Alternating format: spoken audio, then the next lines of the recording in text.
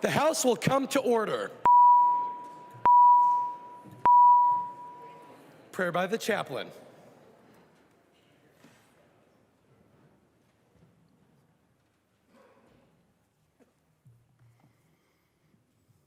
Good afternoon.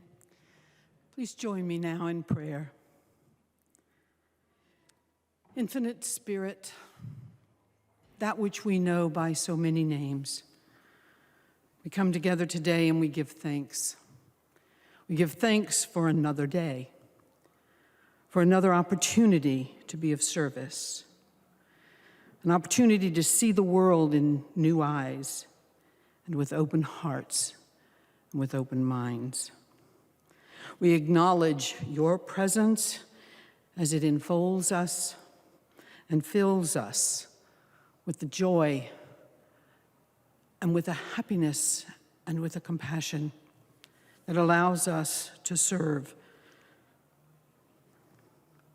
May each individual who serves here in this house do so on behalf of peace and mercy and justice and love and compassion. May they also serve from a place of mutual respect for the diversity of ideas, beliefs, and needs within this body and within those that they represent. May the spirit of love and grace and compassion fill each one of us so that all that is done here and at home and in our world is done in service to the greater good at the work in our world.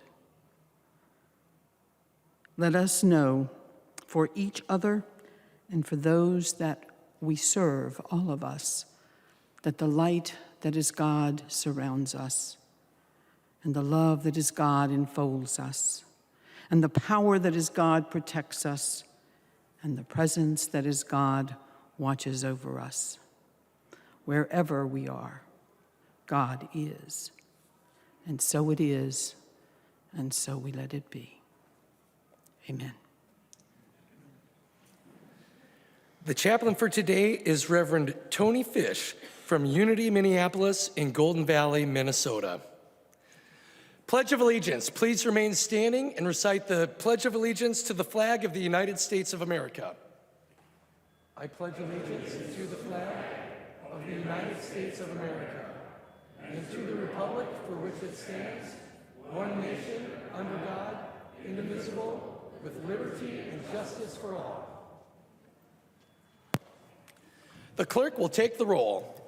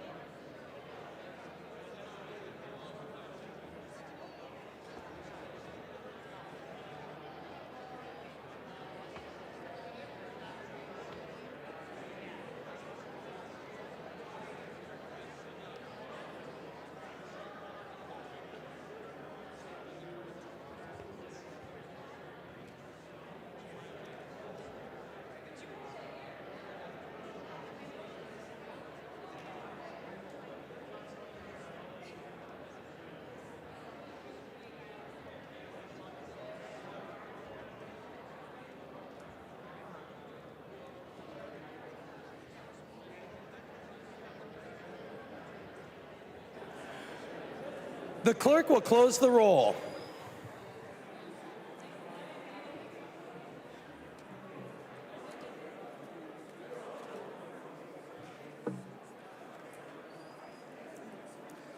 A quorum is present. Members, before I instruct the clerk to read the journal of the preceding day, I am honored to recognize the presence of a former member who is with us here in the House today. Former Representative Raymond Dean, who served in this chamber for 4 terms from 2013 to 2020. Welcome back, former Representative Dean.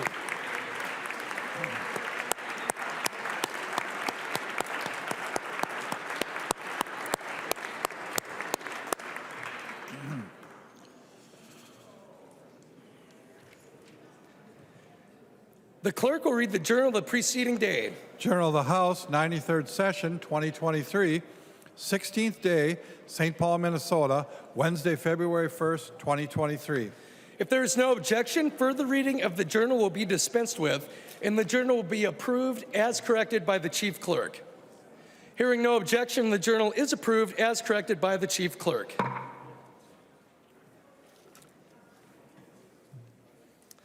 Reports of standing committees and divisions. A copy of this order of business is on your desk, and it's also available online. If there is no objection, the reports will be adopted. Hearing no objection, the reports are adopted. Second reading of House files. Second reading, House File number 16. Second reading. Second reading, House File number 745. Second reading.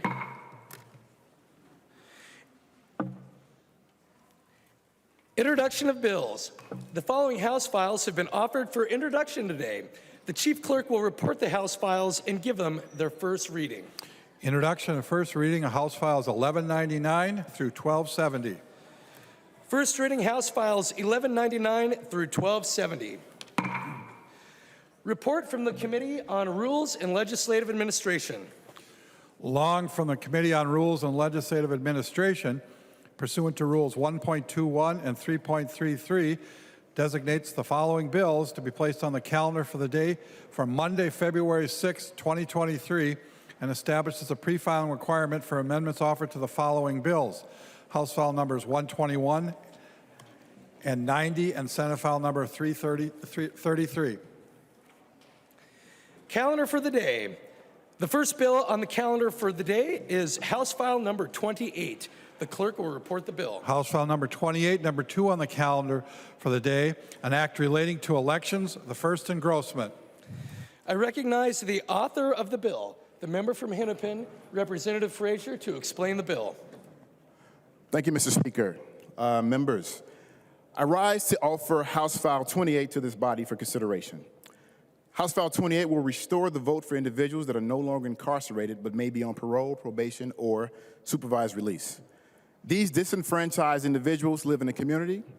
They are our neighbors, our friends, our daughters, our sons, our cousins, our mothers, our fathers. They have jobs. They help take care of their families. They pay taxes. They are subject to the laws and policy decisions that we make in this body. But in our representative government, they are deprived of the foundational right to vote, the right that gives them a voice and allows them to participate in our democracy. These are individuals that have been held accountable for their past decisions, yet they are forced to spend years, in some instances decades, shut out of the democratic process. In a nation built on a rule of law, accountability has its place. But the goal must always be geared toward furthering public safety, rehabilitation, and restoration.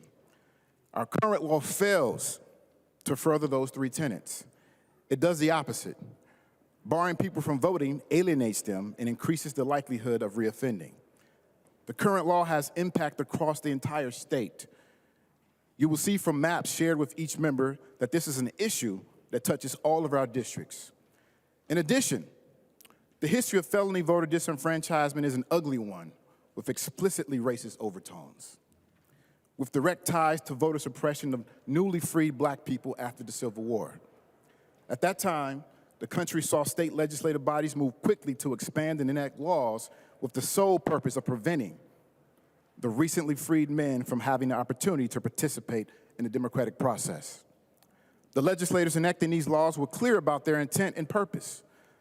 For example, the President of Alabama's Constitutional Convention made the purpose of the new felony provisions proclaiming the need to avert the menace of Negro domination. Another official noted that the crime of wife beating alone would disqualify 60% of Negroes. In 1890, Mississippi followed suit during this Constitutional Convention. The convention expanded the disenfranchisement provision from bribery, perjury, or other infamous crimes to bribery, burglary, theft, arson, obtaining money or goods under false pretenses, perjury, forgery, embezzlement, or bigamy, and those who had not yet paid their taxes. The delegates at the convention made it clear that crimes added to the list were offenses to which its weaker member of society, Negroes, were prone. But Minnesota's provision was unique. The state's disenfranchisement provision did not need to change as it had in other states around the country. Rather, the language was already sufficiently broad so as to allow for a gradual expansion. The word felony could encompass whatever crimes the legislator wanted. While its language may have remained the same, the pervasiveness of disenfranchisement, its widespread application, and its impact on minority communities made Minnesota's provision effectively identical to those in the South. Over 100 years later, we can still see the disparate impact of these racist laws. In a recent brief by the Sentencing Project, it shows that Minnesota's voting laws disproportionately disenfranchise people of color who are overrepresented in the state's criminal justice system. For example, Black Minnesotans make up about 7% of Minnesota's population, but comprise 36% of the state's prison population. Black and white disparities in prison population are twice the national average, with Black Minnesotans in prison at nearly 10 times the rate of white Minnesotans. Racial disparities among people in Minnesota's large community supervision programs are also significant.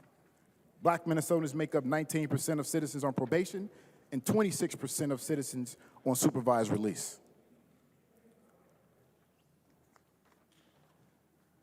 Native Americans make up 6% of people on probation and 10% of people on supervised release.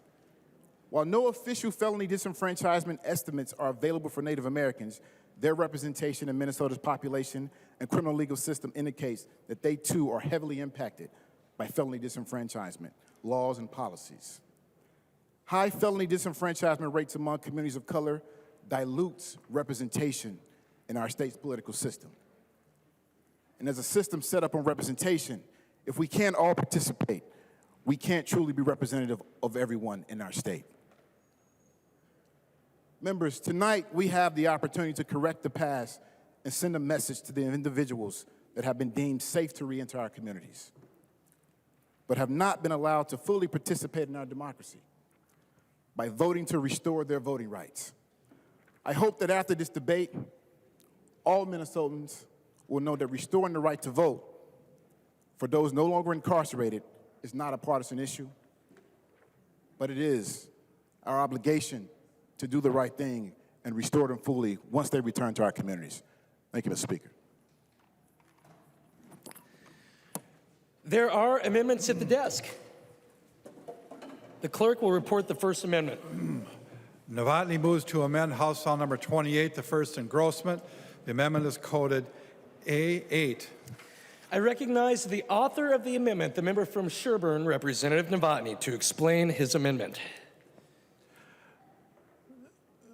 Thank you, Speaker Wogamont. My bill is a simple bill, and it simply wants to change the bill that Mr. Frazier has to uphold the beliefs that we have in this society.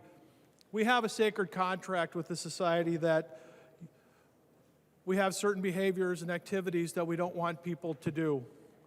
Everyone drove, or except for a couple of people on light rail, drove to the Capitol today. And think of all the social contracts that we have, that we will stay on our side of the road, that we will obey the stoplights, that we will obey speed limits, that we will do our best not to hurt other people. And when that breaks down, and society doesn't hold up those social contracts and make people stay within what we agree is the behavior that we should have, then society starts to break down, and I believe it has. We've seen that lately. One of the agreements that we have as part of the rehabilitation and restoration process is that you take care of your obligations. And my amendment would just ask that as part of the plea agreement or the conviction agreement and sentencing from the judge, that judge will assign either fines or restitution to the victim or anything that the judge has decided that they should pay back as part of their gaining their rights to become part of the society again. So my amendment to the bill would be to have the people pay off their fines, their fees, and penalties, including criminal restitution, ordered by the courts before the restoration of the voting rights. I ask for your vote. Members, there is an amendment to the amendment at the desk. The clerk will report the amendment to the amendment. Frazier moves to amend the Novotny Amendment to House File Number 28, the first engrossment. The amendment to the amendment is coded A17. I recognize the author of the amendment to the amendment, the member from Hennepin, Representative Frazier, to explain the amendment to the amendment. Thank you, Mr. Speaker. Essentially what this amendment does is strike the language requiring full payment of fines, fees, and penalties. Before I close on this amendment, and I would like my members to accept this amendment to the amendment, I just want to say I'm a little disappointed. I thought after giving a brief history of how these voter disenfranchisement laws came to be and what their purpose was, it would give some pause to offer amendments that essentially follow that tragic history that we have in this country. This amendment, essentially, the amendment offered by Representative Novotny, is essentially a poll tax. Poll taxes were found to be unconstitutional. They are, when you look at the individuals that are given fines and fees from our courts, it is usually put upon those that are the poorest, that have the least amount of resources, and often can't afford to pay those fees. So essentially, creating a situation where they would not be able to pay those fees and they would not be able to regain their right to vote. I urge you to accept my amendment to the amendment and strike the language in the Novotny amendment. Thank you. Any further discussion to the amendment to the amendment? I recognize the member from Sherburne, Representative Novotny. Thank you, Speaker Wolgamott. I'd like to reply to the author, Representative Frazier. I'd just like to point out to you that we are talking about the bill that is at hand, and this is about restoring of rights that we are dealing with now in the state of Minnesota. Has there been horrendous civil rights violations in the past? Absolutely. But we're talking about people that have committed felonies in the state of Minnesota and have gone to court and have been given sentences by the courts recently. And I can't change the past, but I hope to make Minnesota a safer future by doing this. Ask for a roll call. Representative Novotny requests a roll call vote. Seeing 15 hands, there will be a roll call vote on the amendment to the amendment. Thank you. That'll be all. Is there any further discussion to the amendment to the amendment? I recognize the member from Wright, Representative Hudson. Thank you, Mr. Speaker. I too want to respond to Representative Frazier's claim that this is an attempt by one of our members to impose a poll tax.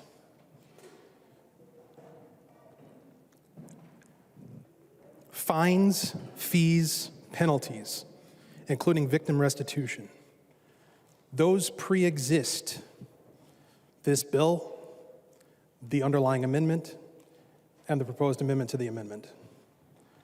Are the fines, fees, penalties, and victim restitution currently due under our existing law a poll tax?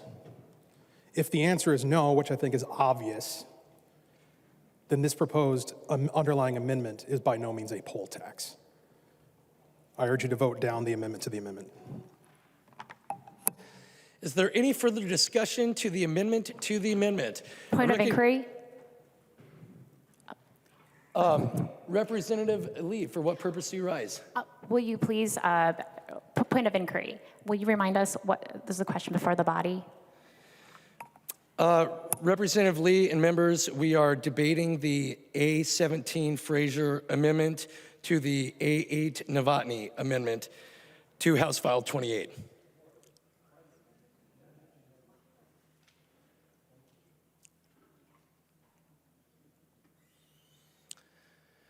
Any further discussion to the amendment to the amendment? I recognize the member from Isanti, Representative Johnson.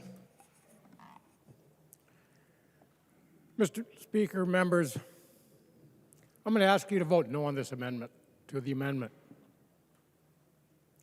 I'm actually one person that never did get the restitution that a suspect I was arresting from the injuries I sustained. That's why the law was finally changed so restitution was paid before fines were paid. We have a lot of people who have not received the restitution due to this day. From individuals who have committed felonies and have done serious injury to people. It's only fair that that restitution should be paid before they vote, because these individuals live with those injuries and those memories the victims do for their entire life. Please vote no on this amendment. Is there any further discussion to the amendment to the amendment? I recognize the member from Hennepin, the Majority Leader, Representative Long. Thank you, Mr. Speaker. So certainly fines and fees and penalties and restitution are all important and should be paid, but I should just point out that this is tying those fines and fees and penalties money to the right to vote, and that's what makes this a poll tax. If you were requiring that an individual pay money in order to have the right to vote, that is plain and simple a poll tax, and so every member in this chamber should vote with Representative Frazier. Thank you. Is there any further discussion?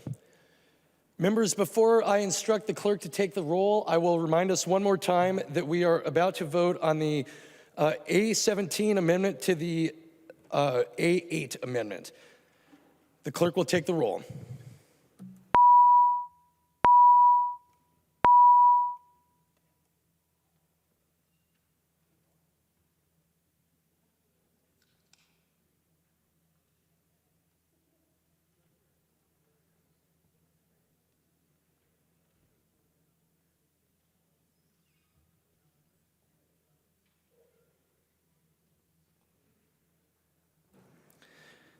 The clerk will close the roll.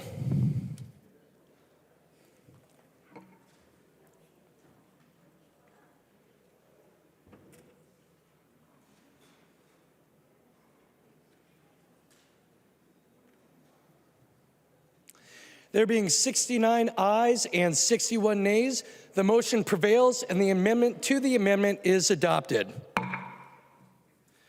Members, we are now under discussion of the A8 amendment as amended. Is there any discussion?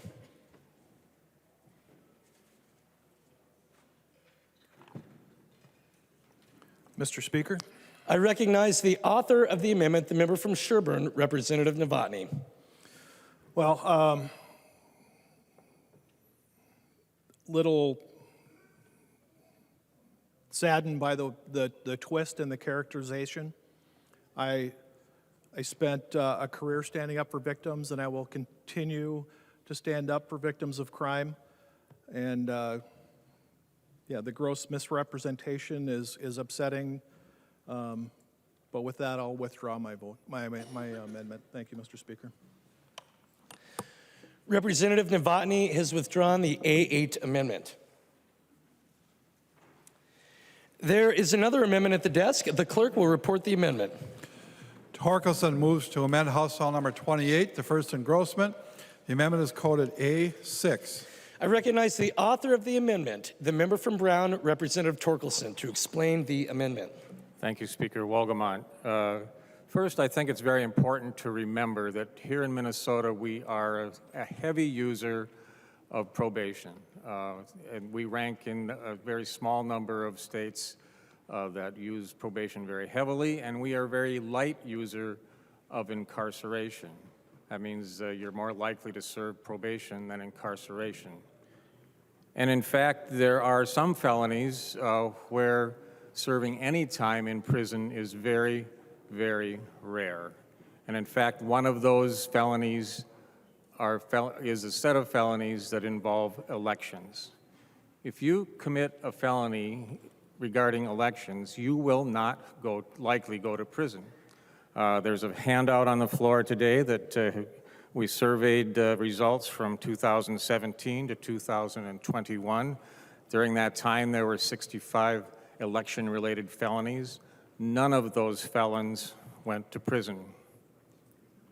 Under this law, a proposed law that we're working on today, if you did commit an election-related felony, you would go right back again and vote in the next election. This hardly seems fair to the rest of the electorate, in my mind. There is a debt to society when you've committed a crime, and there is, in this case, a debt to the election system.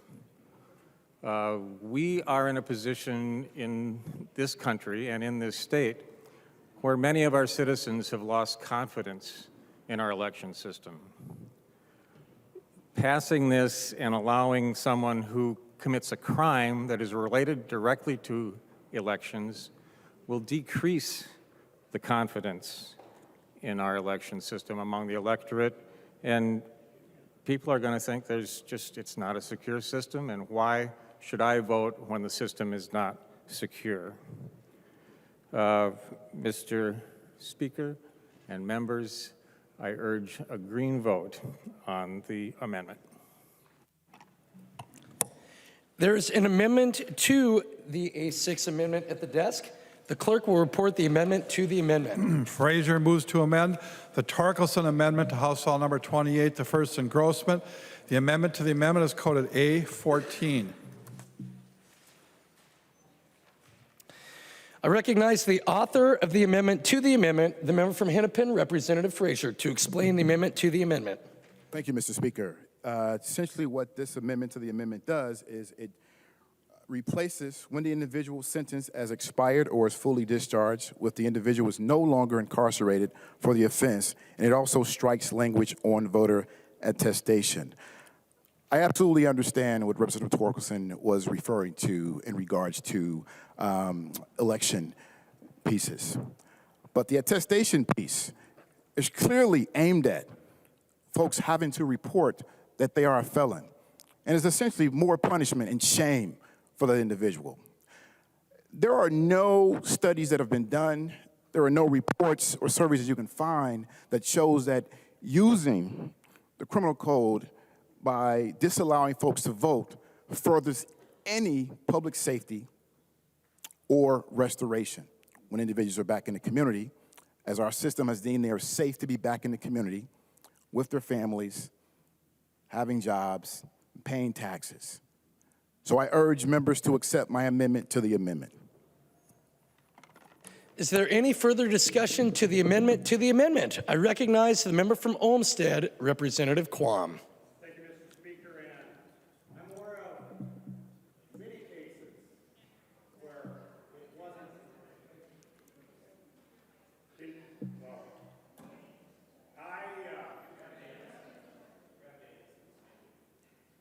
Representative Quam, please use a different member's microphone so that we can hear your contribution to this discussion.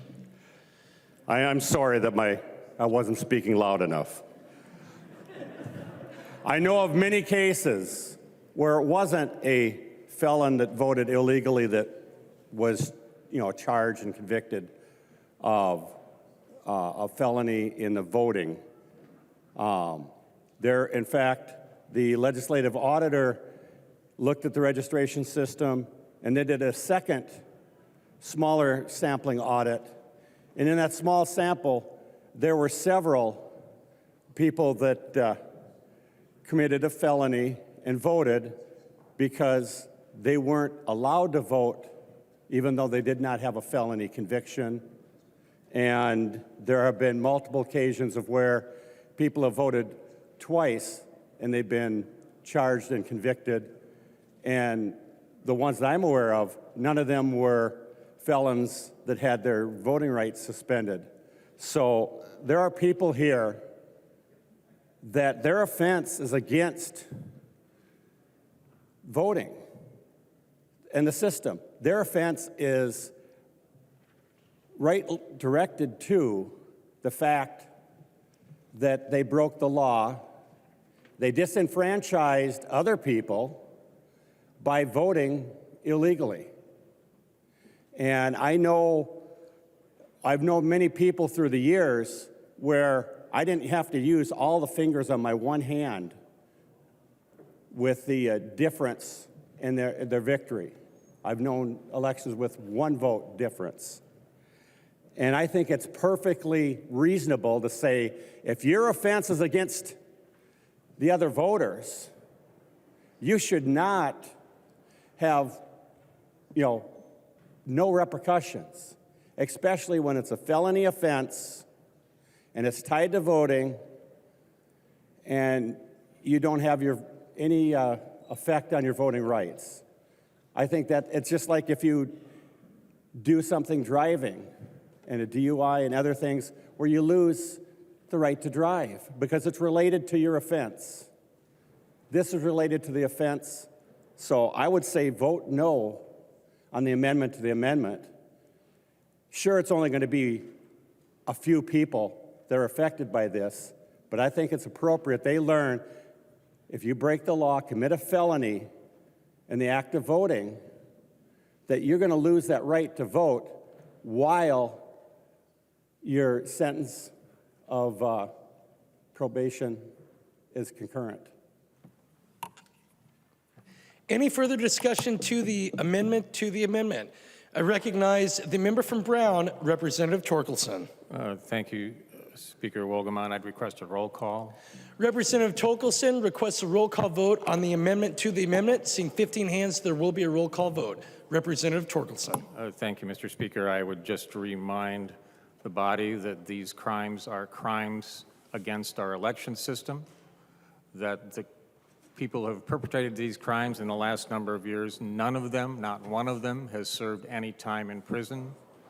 And they, under this law, should it pass, will be able to vote in the next election without any consequences to their voting rights, even temporarily. It just seems to me, and I think it would seem to many others, that this is a situation where you've committed a crime against voters and against the system, that it would be absolutely appropriate that you spend some time thinking about whether you should vote legally or not. Thank you, Mr. Speaker. Is there any further discussion? I recognize the member from Anoka, Representative Scott. Mr. Speaker, I'm wondering if the amendment's author, Representative Torkelson, would yield for question? He will yield, Representative Scott. Thank you, Mr. Speaker. And Representative Torkelson, I know you're the GOP lead on the Elections Committee. Would this bill then, if this amendment would not go on, would this allow not only a person who committed a fraud in a previous election not be held accountable and still be able to vote, but they could, again, commit another felon, not be in prison, and they could continually commit voter fraud and never lose their right to vote if this amendment doesn't go on. Is that the way you see it? I recognize the member from Brown, Representative Torkelson. Thank you, Speaker Wolgamott, and thank you for the question, Representative Scott. That is exactly right. A felon who commits a felony related to elections will, under this bill, be able to continue to vote. And of course, they're taking the chance of getting caught again, but there's nothing to prevent them from voting in the next election and every election moving forward. I recognize the member from Anoka, Representative Scott. Mr. Speaker and Representative Torkelson, thank you for that explanation. That's kind of was my understanding too. And members, that's not okay.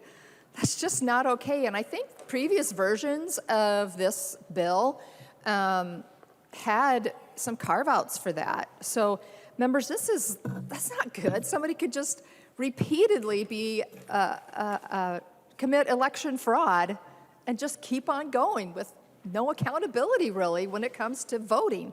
So, members, this is very reasonable. I would ask members' support.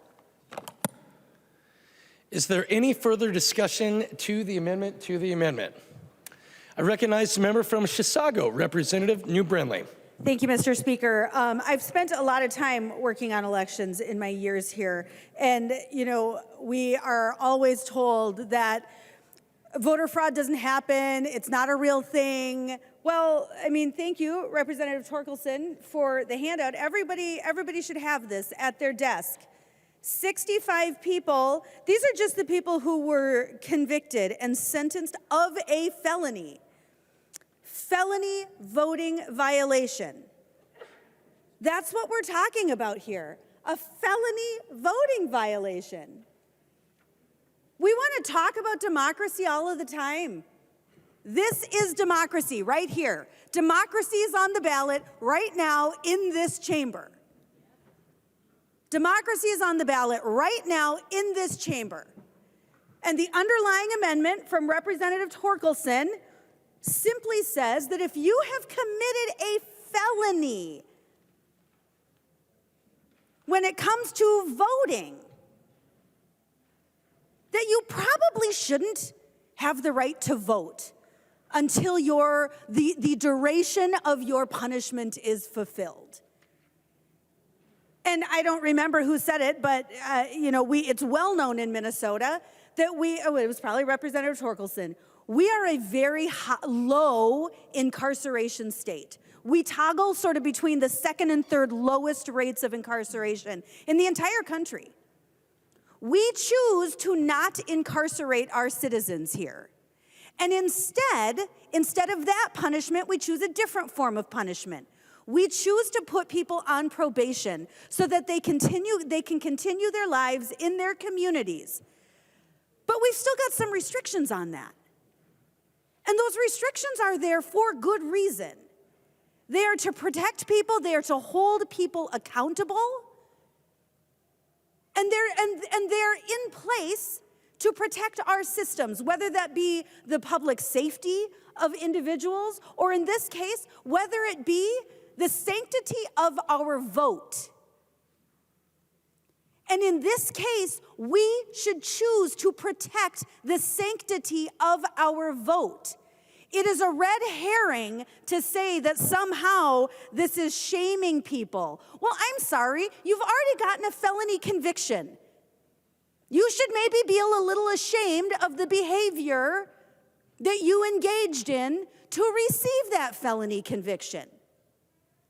This amendment, the underlying amendment, is about protecting democracy. And the amendment to the amendment bastardizes that and takes it away completely. Let's protect democracy today. Let's vote no on the amendment to the amendment. Is there any further discussion? Members, before I instruct the chief clerk to take the roll, I would like to remind us that we will be voting on the A14 amendment to the A6 amendment. The clerk will take the roll.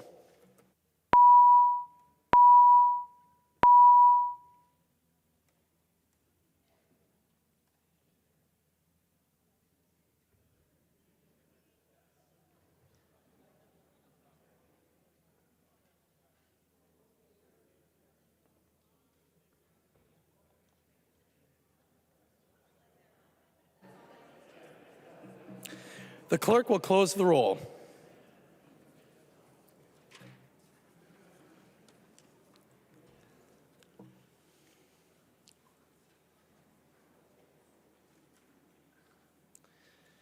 There being 69 ayes and 61 nays, The motion prevails and the amendment to the amendment is adopted. Members, we are now on discussion of the underlying A6 amendment as amended. I recognize the member from Brown, Representative Torkelson. Thank you, Speaker Wolgamott. Well, very disappointing. I'm new to elections. I never served on the committee before until this month. We've heard lots of bills. We've talked about lots of different aspects of elections and access to elections. I think all of us want people to vote. Participation in our election system is a point of pride for the state of Minnesota. And people will take part more vigorously if they have confidence that the system is well run and that those voting are voting legally. This, to me, indicates that we are encouraging them to vote illegally. Speaker Wolgamott, I withdraw the amendment. Representative Torkelson withdraws the A6 amendment. There is an amendment at the desk. The clerk will report the amendment. Ingen moves to amend House Law number 28, the first engrossment. The amendment is coded A9. I recognize the author of the amendment, the member from Anoka, Representative Engen, to explain the amendment. Thank you, Mr. Speaker. And members, simply put, the A9 amendment, it just ensures that our collective democracy is protected from individuals who have sought to diminish the safety, security, and the protected rights of others. This amendment simply excludes convicted persons who've engaged in terroristic threats, stalking, and predatory harassment from engaging in our elections process before their full sentence is served. When we first heard Representative Frazier's bill that we are right now debating in the Public Safety Committee, we had heard testimony from a man who was convicted of rape, harassment of several judges, law enforcement officials, stalked and threatened neighbors, a psychologist, an executive of a nonprofit organization, and even someone who shared his name. We're still talking about the same man, mind you. He also created 400 websites in his victims' names. He repeatedly harassed them online, had restraining orders filed against him by a Hennepin County official, and even made terroristic threats to the family of his rape victim. In his testimony on this bill that we're debating right now, this man said, quote, "I'm the poster boy for this bill."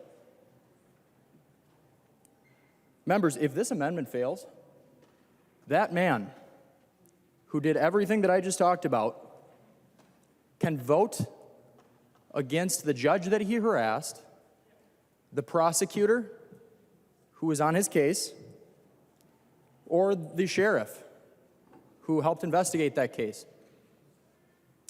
Simply put, this is absurd. It's bad policy, and this amendment simply corrects that. I urge a green vote. There is an amendment to the amendment at the desk. The clerk will report the amendment to the amendment. Frazier moves to amend the Ingen amendment to House Law number 28, the first engrossment. The amendment to the amendment is coded A16. I recognize the author of the amendment to the amendment, the member from Hennepin, Representative Frazier. Thank you, Mr. Speaker. Essentially, this amendment to the amendment will replace when the individual's sentence has expired or is fully discharged. It will replace it with the individual is no longer incarcerated for the offense. Oh, I'm sorry. Let me start over. This amendment will replace when the individual's sentence has expired or is fully discharged with the individual is no longer incarcerated for the offense. Mr. Speaker, let me respond just a bit to Representative England. Thank you for your comments. This is what I was concerned about in this debate. Going into taking one situation from one testifier, and what I will say is this is the amazing thing about our democracy. that we create a public square for individuals to come in and testify and tell their story and to be heard. We heard all the individuals that came to testify on behalf in support of this bill. But I have not heard any of my colleagues on the other side talk about those stories. Now, we still have time, so maybe they will. But to this point, I have not. I have only heard stories with extreme facts to fearmonger and scare folks. And that is not what our democracy is about. And this bill is about restoring, not dividing, not punishing, but about restoring the vote and the voice for individuals in our democracy. I would urge members to accept the amendment to the amendment. Is there any further discussion to the amendment to the amendment? I recognize the member from Anoka, Representative Engen. Thank you, Mr. Speaker. You know, Representative Frazier, I understand what you're saying, but I think that this bill, as you just described it, truly is a one-size-fits-all model for a state that has multiple levels of criminal activity of all different kinds, and that's why this doesn't work. Because under the exact story that I just laid out, which were facts, by the way, that man he had not fully served out his sentencing orders. He was still serving the sentencing for the rape, the terroristic threats, the harassment charges when he continued to do that. So that's why, simply put, members, we have to vote down this amendment to the amendment. Thank you. Is there any further discussion to the amendment to the amendment? I recognize the member from Anoka, Representative Scott. Mr. Speaker, and Representative Frazier, we talked about this in judiciary, and I'm assuming it was probably talked about in public safety and other committees as well, and you were afraid, you stated that you were afraid that when this got to the House floor, that we would just give these, you know, one-off situations, these extreme situations. You're darn tootin'. We tried to talk about let's make some exceptions for rape, for murder, for those sorts of things, and because the members on the other side of the aisle do not want to change anything that they're doing in a significant way on their bills, this is where we are. There are members of your body that are prosecutors that have looked after victims' rights. And I heard in the testimony from the domestic violence organizations and whatever that the victims are for this. I would like to know what data they used to say that. Did they interview all the victims? What about the dead victims? They aren't getting a voice in this. The members of this side of the aisle are all for second chances, but with limits. Give somebody, if they've been incarcerated and they get out, give them a year. If they are good, upstanding citizens, they don't violate the conditions of their probation, then this bill would be great. But right now, like Representative, my fellow representative from Anoka County said, this is a one-size-fits-all, and it shouldn't be that way. The individual that he described should not be allowed to vote. Not for the things that he's done. Vote no on the amendment to the amendment. Further discussion to the amendment to the amendment. I recognize the member from Isanti, Representative Johnson. Mr. Speaker, members, Representative Frazier, what Representative Engen talked about is not a one-off. I don't know who follows Minneapolis Crime Watch on Twitter, but I do. It's horrifying, some of the things that you see and what's going on, because our press don't report it. They don't want the people to know what's actually happening. Now, yesterday I went back and through their Twitter feed for the last two days. So all this information is 3 days old, and what's happened in those 3 days. Down in Rochester, Muhammad was convicted of sexually assaulting 2 girls, ages 4 and 8, multiple times. He was sentenced to 180 days. Yes, he got quite a few years probation, but the bill here that we're trying to fix would keep him from voting until he's done with probation, finished his sentence.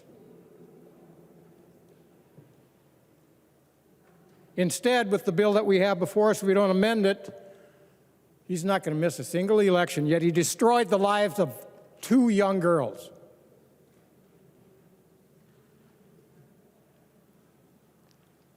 Another incident. Izell was recently released from the Department of Corrections after serving 11 of the 17-year sentence he received for first-degree criminal sexual assault 2 times, 2 separate charges plus kidnapping. He was released 2023. He's already been picked up on a DOC hold for a major violation, not a technical violation, a real violation of his probation.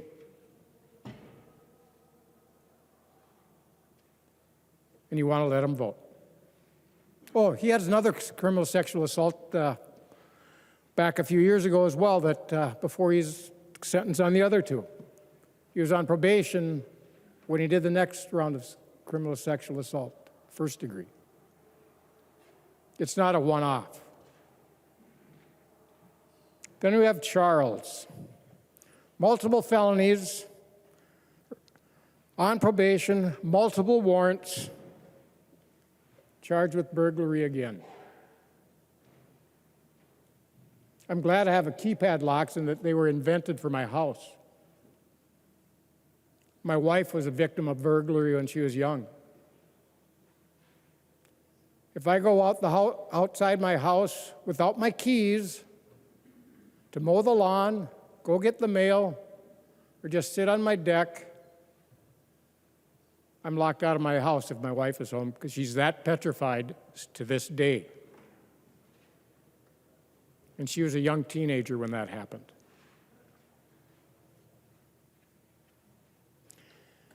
Then we have Patrick, Mankato area.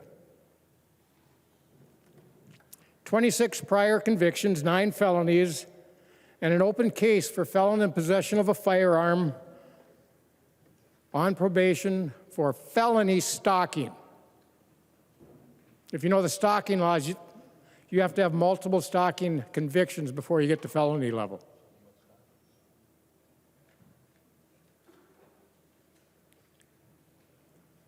This person was just picked up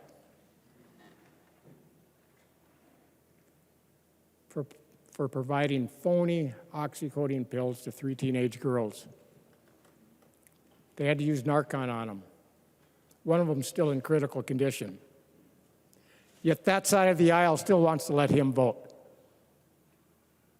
This stuff just happened this week, and there's a lot more of it.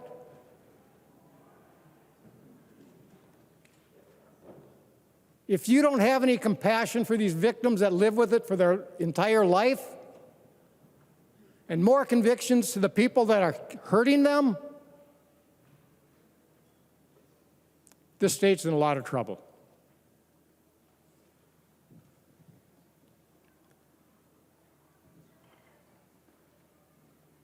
Please vote against the Frazier amendment. Mr. Speaker, I recognize Representative Dowd. rise to a point of order, Mr. Speaker. Representative Dowd, state your point of order. Thank you, Mr. Speaker. I rise to a point of order under Mason Section 410, Part 3, which states that a motion to strike out words in one place and to insert words in a different effect in another place is not in order because it constitutes 2 amendments that should be submitted separately. This particular amendment and actually the previous 2 are both violations of that particular rule in Mason's.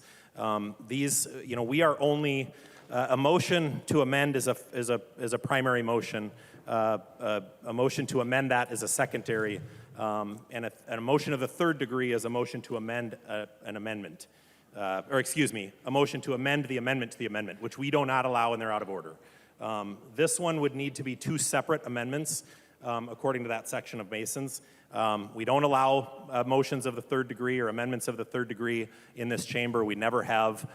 This one is a motion that clearly is in violation of Masons and should have been submitted as two separate motions. And I can read that for you again if you like, Mr. Speaker. Members, is there any advice to Representative Dowd's point of order?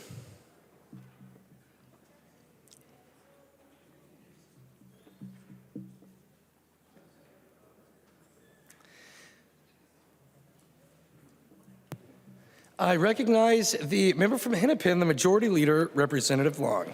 Thank you, Mr. Speaker. Yes, I advise you to find the point of order not well taken. There is not a striking out different words in another place. We are striking words and inserting it in the same place. So you should find the point of order not well taken. Mr. Speaker, Further advice, Representative Dowd. Thank you, Mr. Speaker. I will point to the actual amendment to the amendment. It is coded A16. It is an amendment to the Engen Amendment, coded A9. If you'll look at line 1.3, page 1, line 2, delete everything after A. So that's one place in the bill. That's on page 1, line 2. That's in one place. And then in a separate place, you'll note that we're inserting language on page 1, line 6. So page 1, line 2 is a different place than page 1, line 6. So we're very obviously deleting language on page 1, line 2 in this amendment to the amendment. And then in the same amendment to the amendment, we're inserting language page 1, line 6. So I don't know how the Majority Leader believes those are in the same place in this amendment, but obviously this is a violation of our Masons Manual. Are there any other members wishing to offer advice on the Dowd point of order? I recognize the member from Brown, Representative Torkelson. Well, thank you, Mr. Speaker. It's very clear. If you read Masons and compare the rule to the amendment to the amendment, there's very little doubt that this member Dowd has identified a violation of Masons. Thank you. Members, I have reviewed the amendment to the amendment and the underlying amendment and the previous amendments to the amendment and amendments. I have considered advice from Representative Dowd, Representative Long, Representative Torkelson. I have reviewed the rule, and I find that Representative Dowd's point of order is not well taken. Mr. Speaker. Representative Dowd, for what purpose do you rise? Mr. Speaker, I move to overturn the ruling of the Speaker, and I request a roll call vote. Representative Dowd moves to overturn the ruling of the Speaker and requests a roll call vote. Are there 15 hands? Seeing 15 hands, there will be a roll call vote. Representative Dowd, discussion to the appeal. Thank you, Mr. Speaker and members. I know this is a rule that we probably haven't talked about here on the floor, but always good advice to get yourself a copy of Mason's Manual and read it. Mason's is the manual of legislative procedure that has been published by the National Conference of State Legislatures. It is in our precedence of consideration as one of the tools that we use to judge the orderly operation of this chamber. I will draw your attention to section 410, an amendment by inserting words, part 3. And that clearly reads, a motion to strike out words in one place and to insert words into a different, to insert words to a different effect in another place is not in order because it constitutes two amendments that should be submitted separately. This is very clear. If you read the amendment to the amendment, and I just went through it for the Speaker, but I'm happy for those that weren't in the chamber or not paying attention to review it again for you. In this amendment to the amendment, and I'm looking at the amendment to the amendment, it's the pink sheets, A16, coded A16. It is an amendment to the Engen Amendment, coded A9. On line 1.3, that reads page 1, line 2, delete everything after A. So if you go back to the amendment, page 1, line 2, delete everything after A. So we're deleting things on line 2, and then we're inserting different language to a different effect in a different place in the bill, which is what it says in Mason's that you cannot do. A motion to strike out words in one place and to insert words into a different effect in another place is not in order because it constitutes two amendments that should be submitted separately. So members, this is something that we very obviously need to make sure that we're conducting our body and our chamber according to rules of order here. Mason's Manual is something that we use, and this is something that we've gotten a little astray of here in the chamber by allowing amendments that basically rewrite a whole underlying amendment all in one amendment. This is clearly out of order. This isn't something that we should do. You certainly can do this if you want, but you have to do it in two separate amendments. And that's pretty clear under Mason's Manual. So members, I would just request that you brush up on your Mason's Manual, read the amendment, read the underlying amendment, and isn't it fun that we actually legislate here on the fly? So please vote with me. I think it's pretty obvious that this is out of order. I would ask you to vote red, which will overrule the ruling of the Speaker. Thank you. Any further discussion to the appeal? I recognize the member from Hennepin, the Majority Leader, Representative Long. Thank you, Mr. Speaker. I would ask members to uphold your ruling. Is there any further discussion to the appeal? Seeing none, I recognize the member from Chisago, Representative New Brindley. Thank you, Mr. Speaker. I would just say, come on, thank you, Representative Dowd, and thank you for being so clear in citing to us the rule in Mason's Manual. And I'm sorry, thank you for the advice to the body, the very clear advice to the body on why we should vote against the ruling of the Speaker. And frankly, if the majority party is going to disagree with that, they can at least make an argument. They can at least try to convince us. What a farce that all you do is stand up and say, just vote with the Speaker. Come on, what is happening?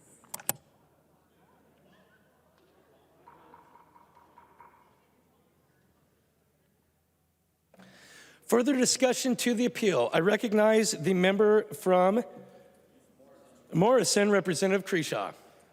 Thank you, Mr. Speaker, and thank you, members and Representative Dowd and Representative New. Absolutely agree.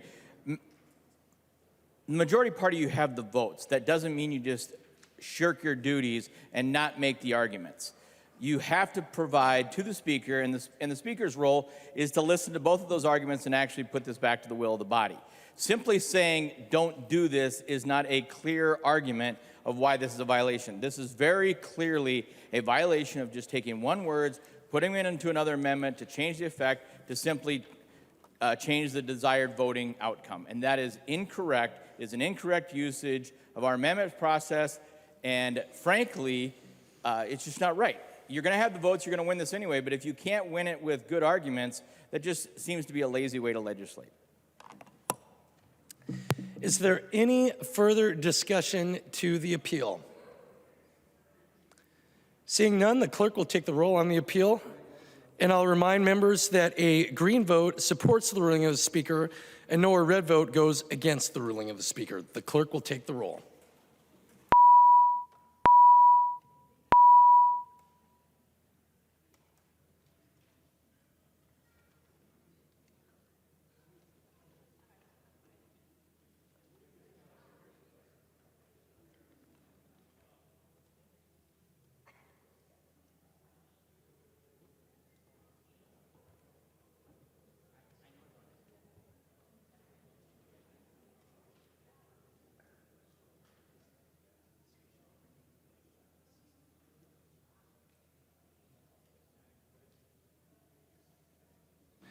The clerk will close the roll.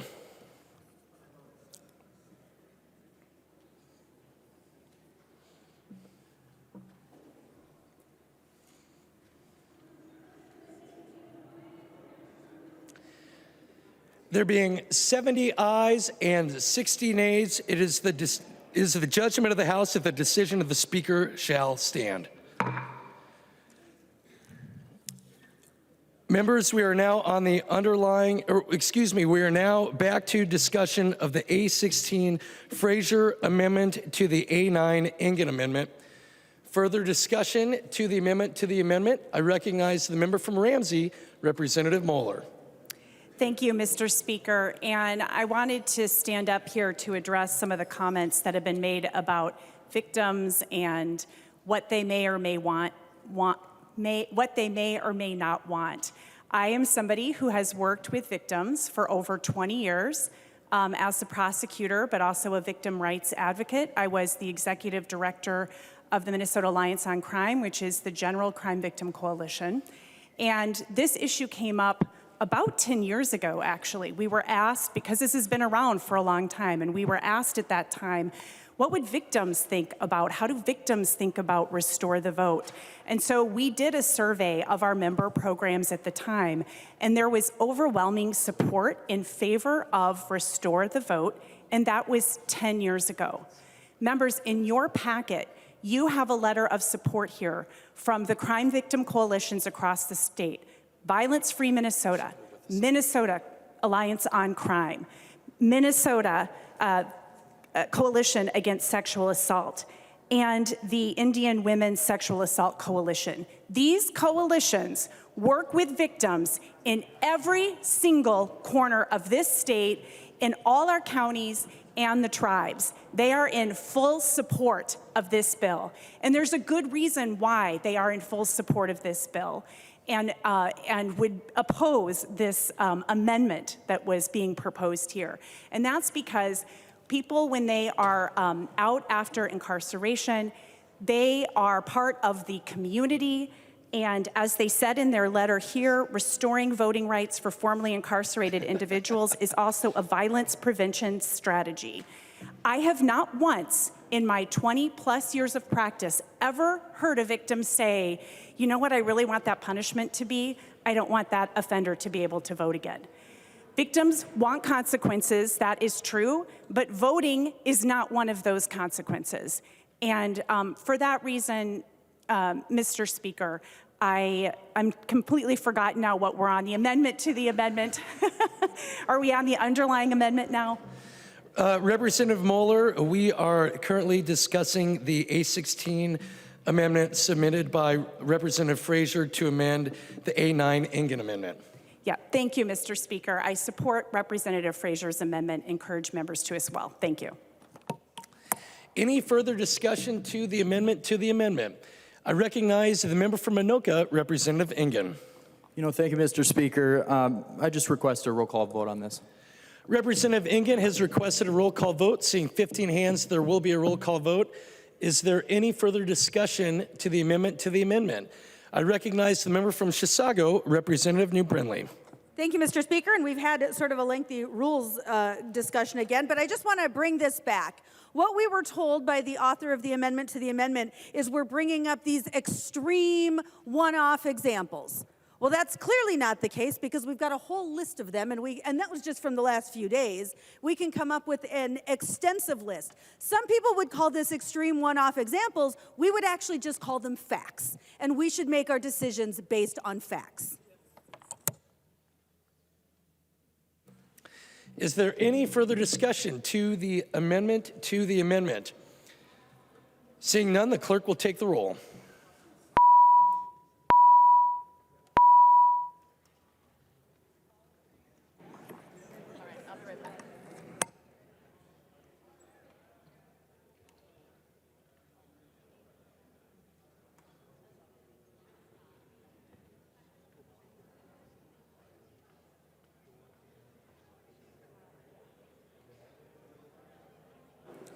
The clerk will close the roll.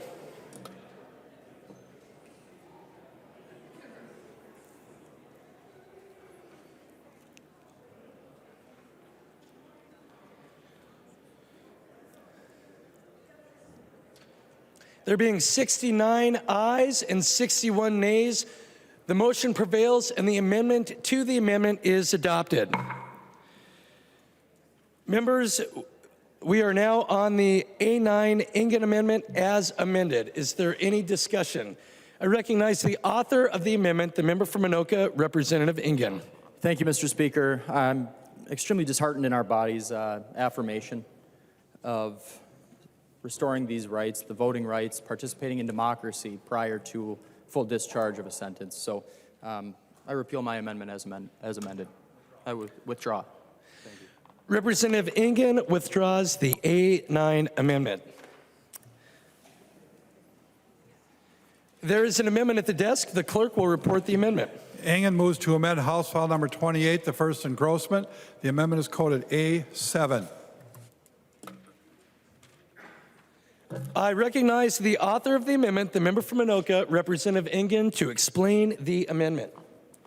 Thank you, Mr. Speaker. Members, the A7 amendment ensures that we as a body give a voice to the voiceless, that we protect the thousands of Minnesotans who are victims of the most heinous crimes in our state. These are our brothers, these are sisters, these are our neighbors, constituents who had their voice taken from them. For victims of sexual assault and murder, we must unequivocally say that we stand with you, that we will not allow your voice to be forever silenced, yet uplift the voice of the assailant even before full sentence served. This amendment simply disqualifies convicted murderers and rapists from stealing the dignity of their victims while continuing to have their own in our democratic process. I ask for a roll call vote on this. Representative Engen requests a roll call vote. Seeing 15 hands, there will be a roll call vote. There is an amendment to the amendment at the desk. The clerk will report the amendment to the amendment. Frazier moves to amend the Engen amendment to House File Number 28, the first engrossment. The amendment to the amendment is coded A15. I recognize the author of the amendment to the amendment, the member from Hennepin, Representative Frazier. Thank you, Mr. Speaker. Simply for this amendment to the amendment, we'll strike the language and then add language that says the individual is no longer incarcerated for the offense. They will be allowed to vote. Let me just restate. Again, taking the most egregious situations and using those to divide and fearmonger. We have a criminal justice system. Individuals are held accountable. And then that system says, you are now deemed safe to go back into the community, be with your family, get a job, pay taxes, abide by the laws that we make in here. But currently that system says you cannot participate in your democracy, a representative democracy. And I just heard someone in this body said they're disappointed that we want to give the right to vote to individuals. They're disappointed that we want to give a voice to individuals in our democracy. That is the opposite of what we should be doing here. I urge you to vote on my amendment to the amendment in the affirmative. Further discussion to the amendment to the amendment. I recognize the member from Hennepin, Representative Robbins.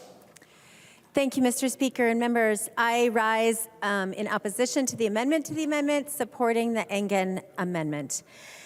It has been said multiple times so far this evening that we are pointing out things that are egregious.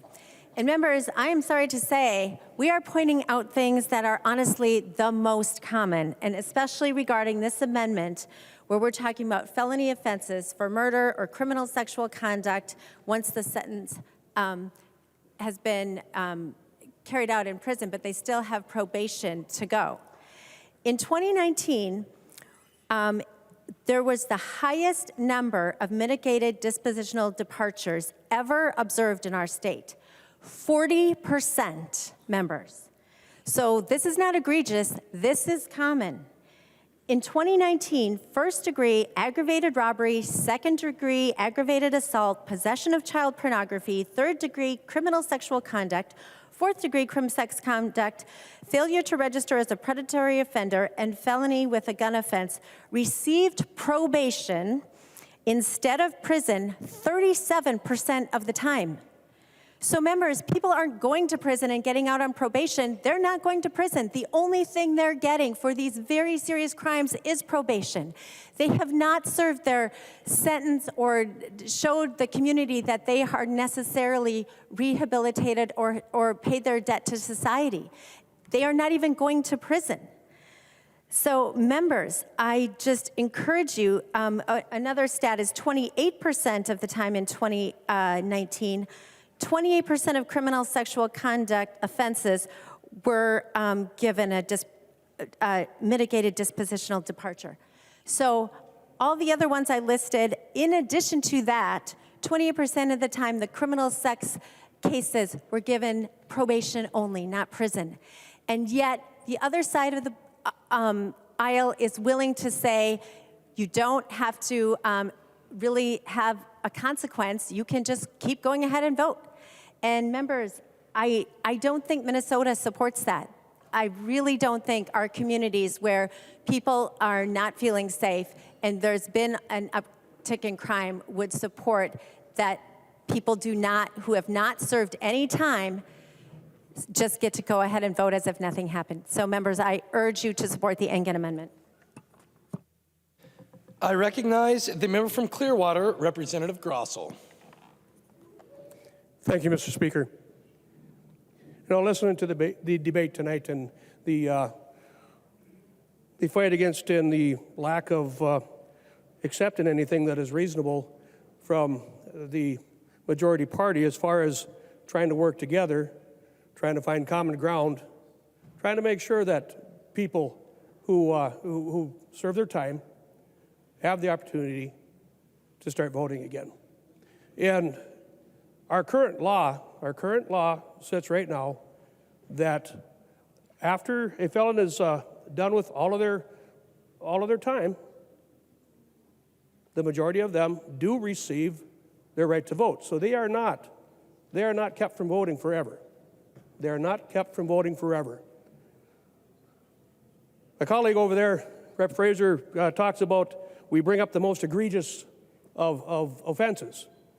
Well, folks, they are some of the most egregious offenses, and they do happen all too often. They do happen all too often. Now, we have a cap on probation. We have a cap on probation. And I just heard my colleague up there, Representative Robbins, talk about the number of cases recently that have been stayed sentences. So with a stayed sentence, it is my understanding that with a stayed sentence, the probation cap comes into play, and that is 5 years. That is 5 years. So these folks who have committed these crimes of violence against other people, and some of which these victims, their voice has been silenced forever, they don't get to vote anymore. They don't get to have a say. They don't get to have a say in our voting system anymore, in this democracy. I think it's only fitting, and with Minnesota, again, being a very low incarceration state, with Minnesota, again, having probation caps on stayed sentences, I think Minnesota is doing pretty good as far as trying to work people back into society, trying to help them to come back along and show that, yes, I've done my time. I've paid my debt to society. I think we can all agree that is something that we would like to see happen. But there are those who, because of the egregious crime that they have committed against your neighbors and mine, that time should be extended to a degree. I've heard my colleague over there, Representative Frazier, talk about this is not having the right to vote is cause for some of them to reoffend. That should raise a little bit of alarm in all of us. That if that's all it takes for someone to want to commit another egregious felony crime against another human being, I would say we should probably pump the brakes on this one, folks. We have offered and tried to work together, and we continue to offer and try to work together. Representative Frazier says he wants accountability. So do I. None of us disagree on that. But to open the door and say, hey, come on and vote. And the last I checked, you know, so many of these victims, there's a lot of victims in a lot of these areas who are people of color who have suffered this. And that was one of the things that my colleague said, that this is disproportionate as far as those who have committed these crimes, as far as not being allowed to vote. Well, what about those victims? What about their victims? It's disproportionate to not take into consideration their lives lost, their families' pain and suffering.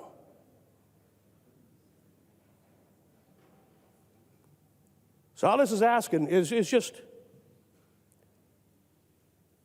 listen. And let's find some good working ground to allow to get people back into society. I say vote no on the underlying amendment to the amendment from Representative Frazier. Thank you, Mr. Speaker. Is there any further discussion to the amendment to the amendment? I recognize the member from Anoka, Representative Engen. Thank you, Mr. Speaker. You know, guys, members, we are voting right now on whether someone can murder another, permanently denying their rights and their voice for forever, yet restoring the voting rights of their murderer before full discharge of their sentence. Members, I urge you to vote no on the amendment to the amendment, and I request a roll call. Representative Engen requests a roll call vote. Seeing 15 hands, there will be a roll call vote. Is there any further discussion to the amendment to the amendment? Seeing none, the clerk will take the roll.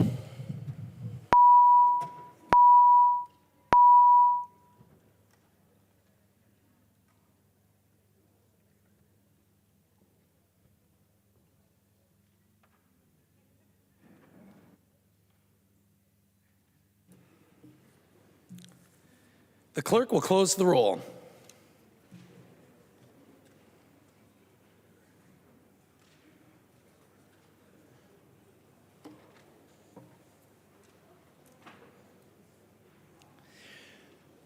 There being 69 ayes and 61 nays, the motion prevails and the amendment to the amendment is adopted.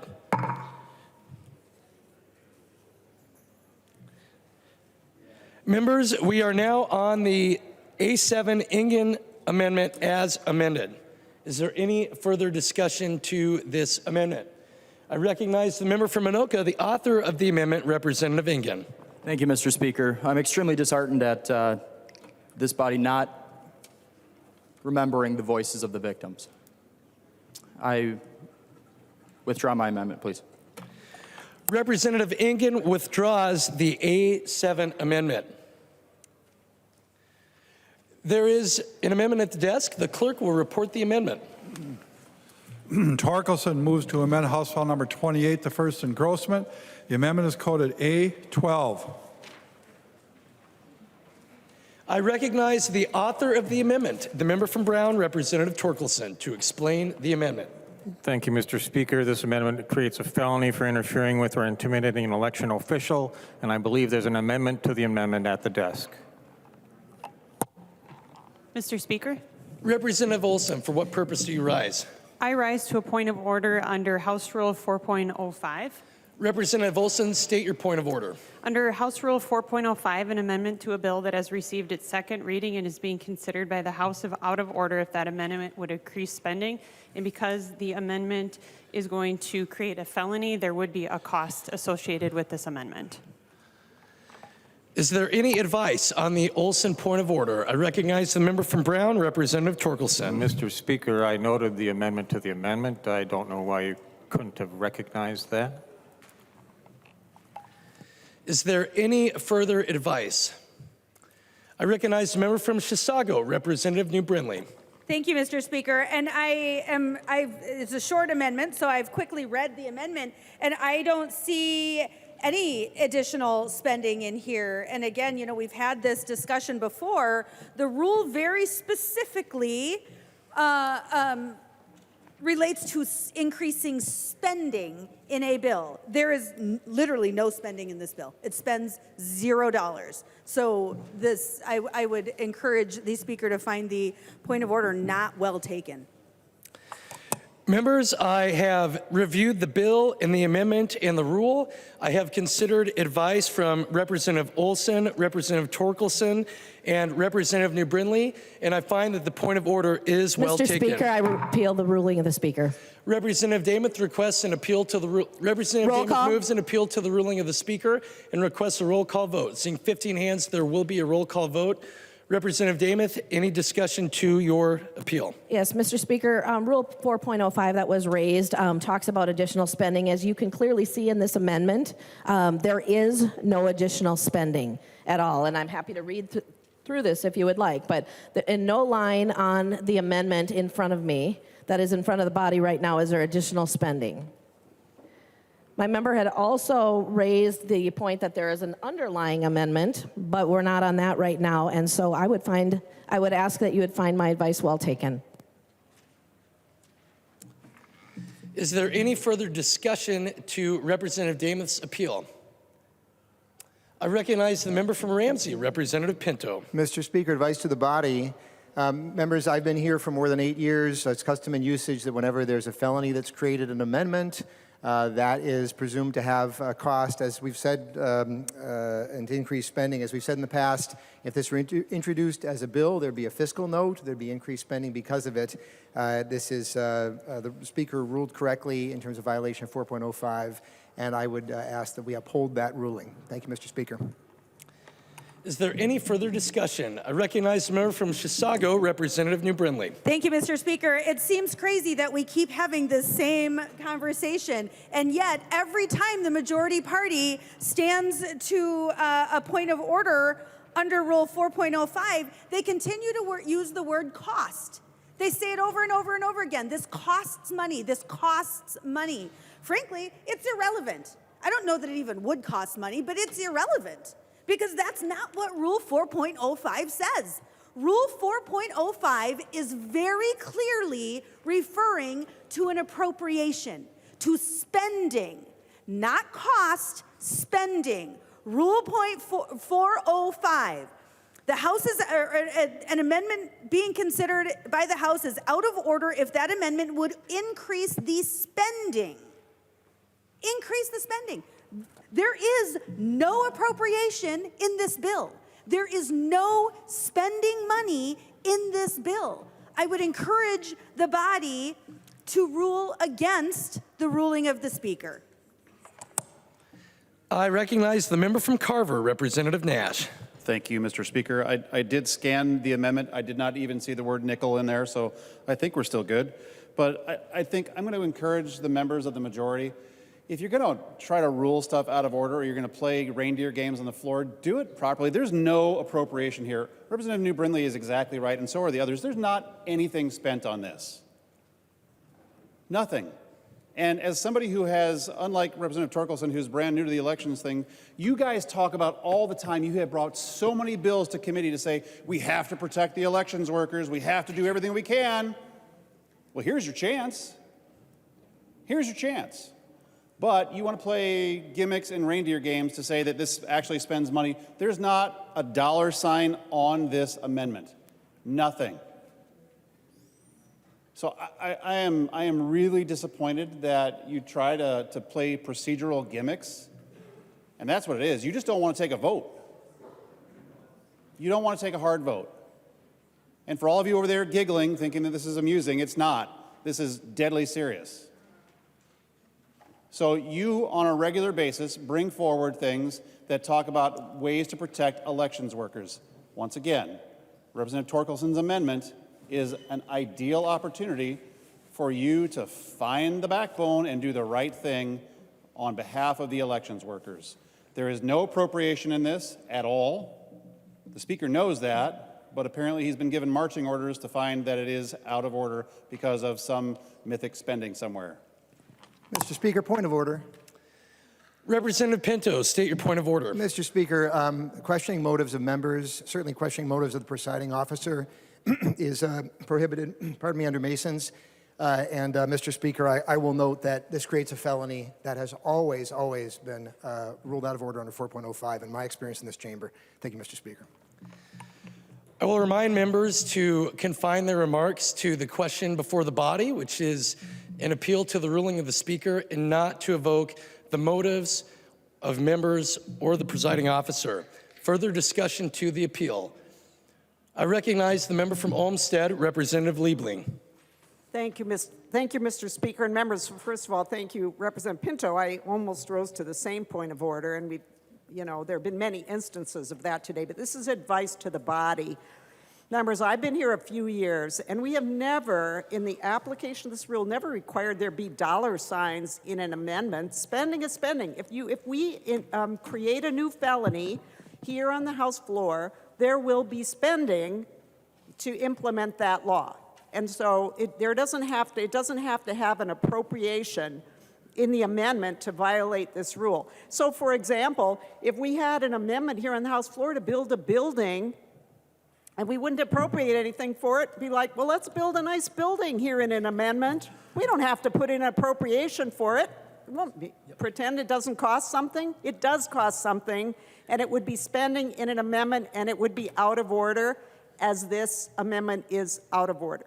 Thank you, Mr. Speaker. Further discussion to the appeal. I recognize the member from Anoka, Representative Niska.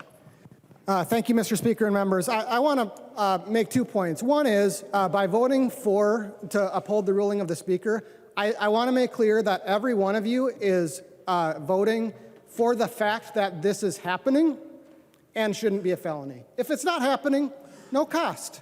No cost to calling something a felony if it's not happening. So if you think it's out of order because of the cost, then what you're saying is it's happening, but it shouldn't be a felony, or we shouldn't have the opportunity to make it a felony. Second, I haven't been here as long as some other members for sure, but I do want to caution the entire body not to play fast and loose with the distinction between cost and appropriation when it suits one party's interest and not the other. And I want to return us to the debate we had a week ago.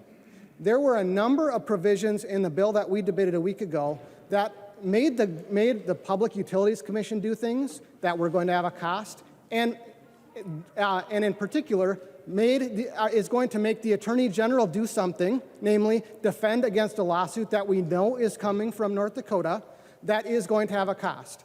That bill never went to the Ways and Means Committee because it didn't have any appropriations in it. So we need to be very, very careful. Our rules do distinguish between costs and appropriations. When things have costs, they need to go through Ways and Means. That didn't go through Ways and Means because it didn't have appropriations, even though it did have costs. So we are setting a very bad precedent in this body, members, if we distinguish between costs and appropriations in a way that is purely partisan. So please, I urge you to overturn the ruling of the Speaker. I recognize the member from Isanti, Representative Dowd. Thank you, Mr. Speaker and members. Appreciate the input on this. It's actually just easy enough to read the rule. And it's pretty obvious if you read the rule what it says. It even talks about the appropriation, increasing the base and the appropriation. And I think it's funny to hear a member of the other side of the aisle tell me that this body never passes anything that's not covered with an appropriation. We do it all the time.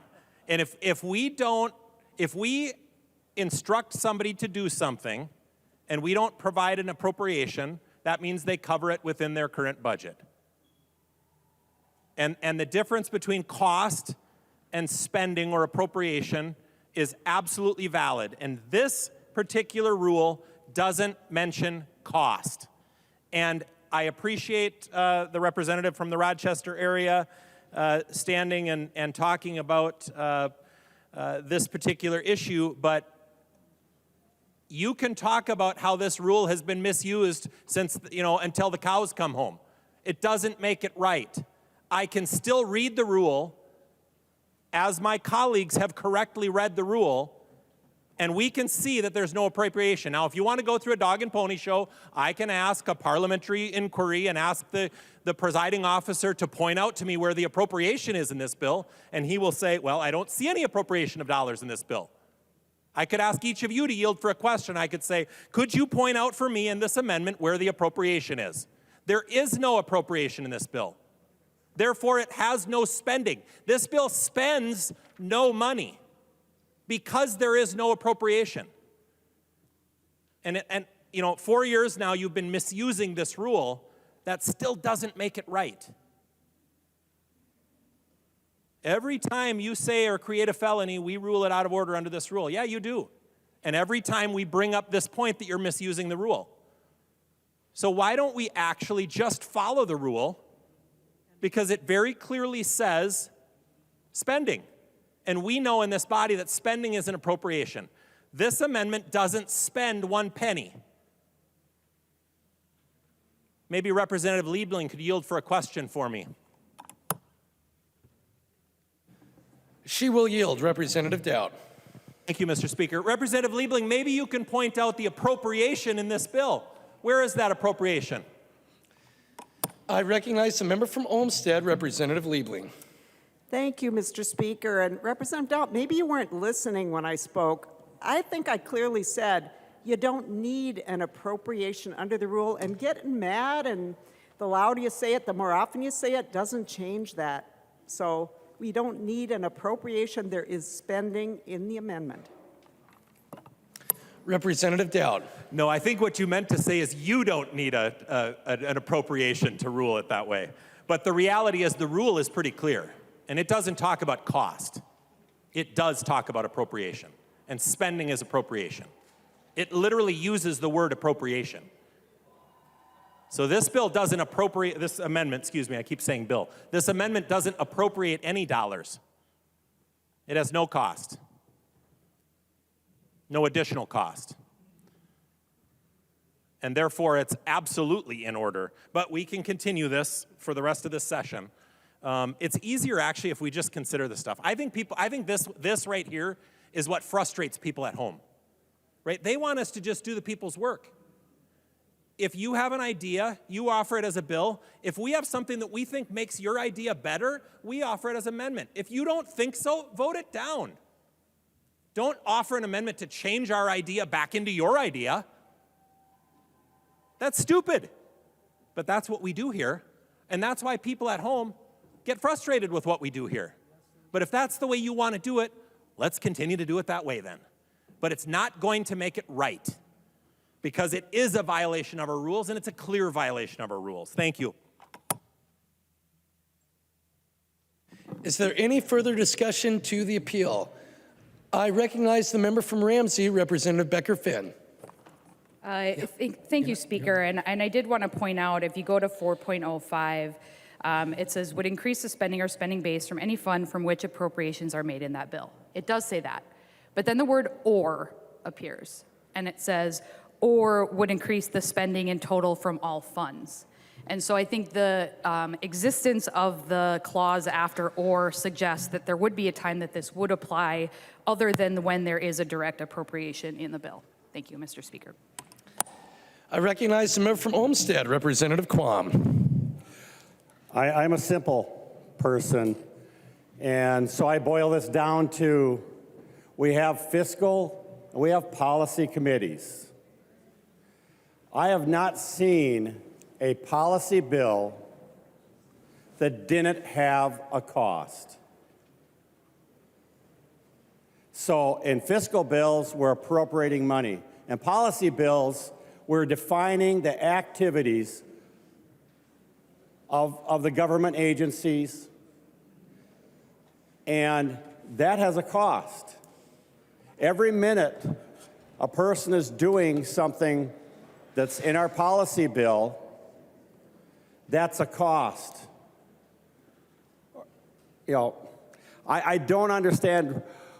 You're pushing the idea in such a fashion that you want the SOP to be any bill that has a cost would have to be treated like a fiscal bill. And frankly, that's wrong. It's pretty simple and straightforward. Policy, fiscal. But I guess I'm just a simple person looking at the rules. You will vote how you wish to vote. I just don't understand it. Is there any further discussion to the appeal? I recognize the member from Wright, Representative Hudson. Thank you, Mr. Speaker. Would Representative Becker-Fenn yield to a question? She will yield, Representative Hudson. Thank you, Mr. Speaker. Representative Becker-Fenn, I'm just trying to understand the point you just made clearly. Are you suggesting that this body, through a bill, can increase overall spending without an appropriation? I recognize the member from Ramsey, Representative Becker-Fenn. No, I am not. Representative Hudson. Thank you, Mr. Speaker. Thank you, Representative Becker-Fenn.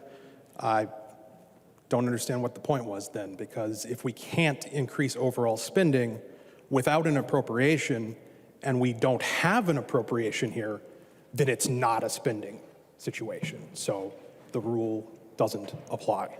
Thank you. Is there any further discussion to the appeal?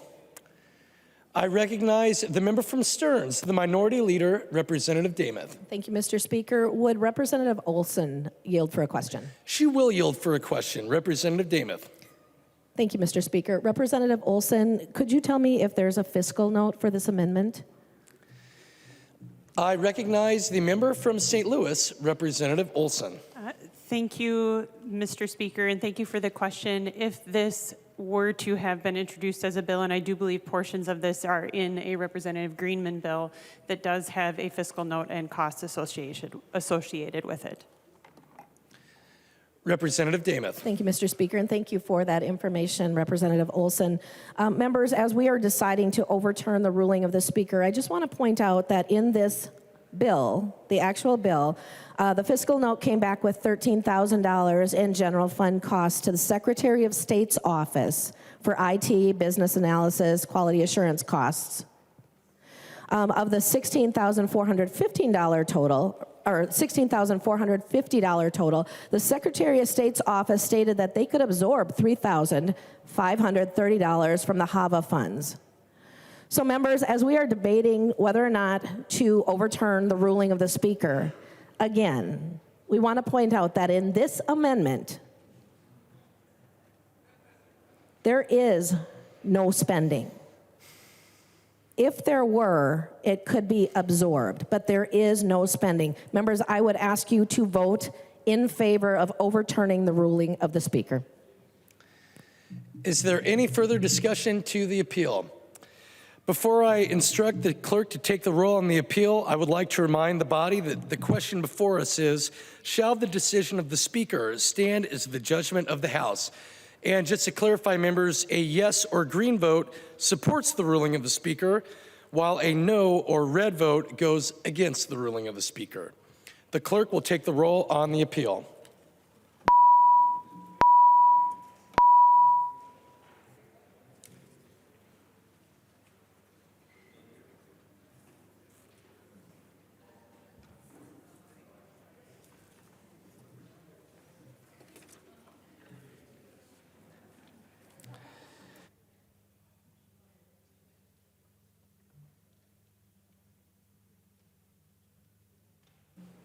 The clerk will close the roll.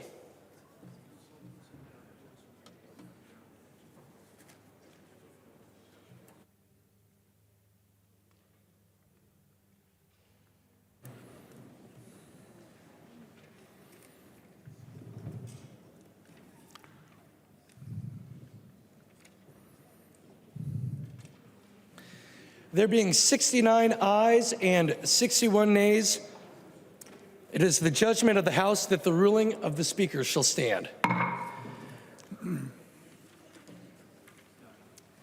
There are no further amendments at the desk. The clerk will give the bill its third reading. Third reading, House File Number 28. Third reading.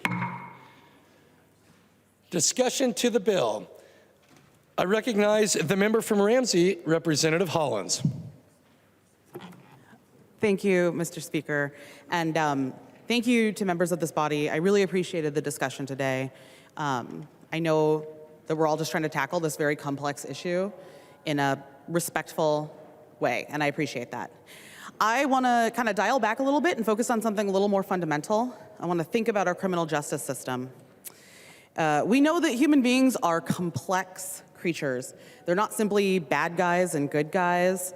Even comic book movies nowadays recognize that we're more complicated than that.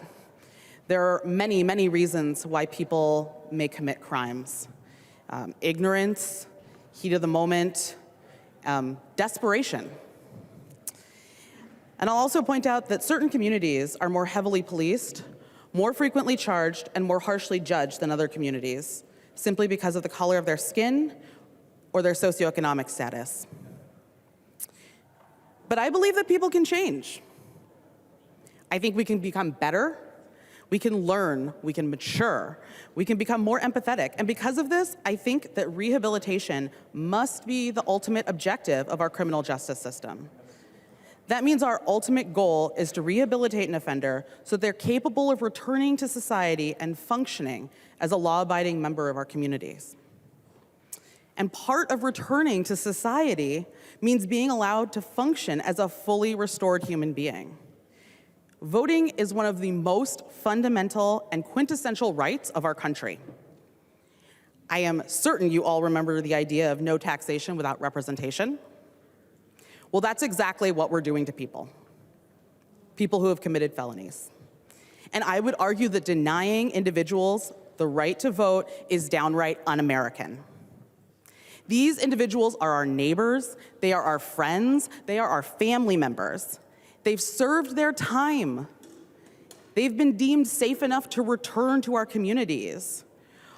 Former felons are productive members of our societies. They are contributing to our communities, and they are paying taxes. They deserve the right to vote. Please vote green. Thank you. I recognize the member from Olmsted, Representative Quam. Thank you, Mr. Speaker and members. We've repeatedly heard how a huge portion of the people convicted of felonies, some very serious crimes, are serving probation. And that we don't have a large portionality of people incarcerated. So who are they incarcerated? Disproportionately, the poor and the unconnected. While the rich that can afford great lawyers or the connected get probation. This disparity is injustice. And this bill might feel good, but it increases the injustice of the system. So instead of doing something, it feels good, it feels right, we're delaying the fixing of the system, the core reason of the injustice in the sentencing. If people are serving incarceration and they are there because they didn't have or could not afford the lawyer that could have gotten a sweetheart deal, it's injustice to increase that disparity by saying the rich connected people that got the sweetheart deal, you get your right to vote back, even though your sentence hasn't been completed. But the poor person sitting in prison doesn't, because their sentence is all here incarcerated. The people that serve not one day in prison, out on probation, their sentence is probation, they're out, and they get the right to vote back because they're special. I think instead of focusing on this, we should focus on the core issue with the sentencing and the justice system and fix the injustice, not expand the injustice with this bill. I like the intent. I like the enthusiasm. But it should be focused on the core issue. Because too many times we fix something in a Band-Aid and we don't realize that it actually makes it worse. And I've already talked to the author, and we're going to get together and see what we can do on the core issue. But I personally cannot vote for this because it expands that unfair disparity in treatment. And I refuse to do that.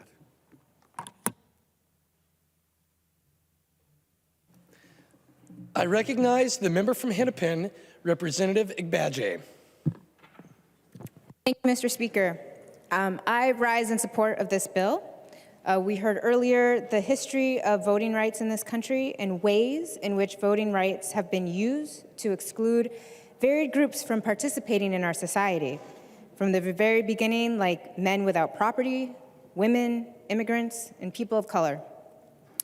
Today, we have an opportunity to restore the right to vote to people who were formerly incarcerated, who reside in all of our communities.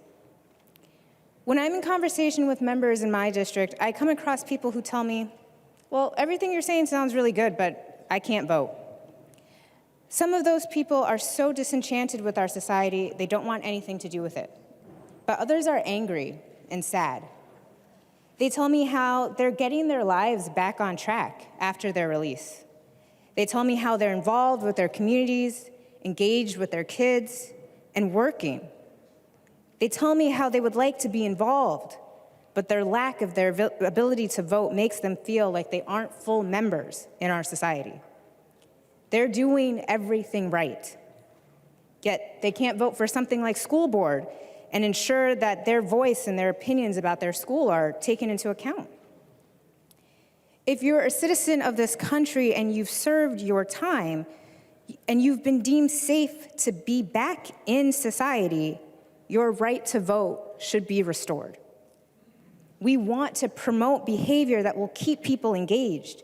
And one way that people do that is by having a voice in their community through their vote. So I'm very glad to lend my support to this bill. And one thing I want to make sure that we're recognizing is that people who commit a crime have made a mistake. And when they're released, that mistake should not live with them forever. If you have served your time and are back living among us, you should not have that stigma and shame because of something you did in your past. You should have the second chance to rebuild your life and participate in your community in a similar way that others around you do. Your right to vote should be restored once you have been returned to society. So I want to end by thanking all the community members and legislators who have worked on this bill, especially here today, former Representative Ray Dean, and of course, Representative Cedric Frazier for carrying this bill tonight. Thank you for your commitment to our citizens and ensuring that they can fully reintegrate into our society. Members, I urge you to vote green. The member from Hennepin, Representative Finke. Sorry, the member from Ramsey, Representative Finke. Thank you. It's my first time, so I'm glad that we got it correct on the record. Thank you, Madam Speaker and members. In a recent committee hearing, Representative Frederick told one of our testifiers that stories can change the world, so I just thought I would share a story here tonight. I wanted to take a moment and tell a story about my friend Cecily. I met Cecily last winter at Warby Parker. She sold me these glasses. During that time, we chatted, and I told her that I was a candidate for office, which intrigued her. She had done election work a decade earlier, quite a lot of it actually, and she wanted to know what my race was all about. So we met, she got involved, and I learned very quickly that this is a brilliant woman that I was so lucky to have had a chance encounter with at the Warby Parker in Minneapolis. I could tell she had so much to teach me, and she really has.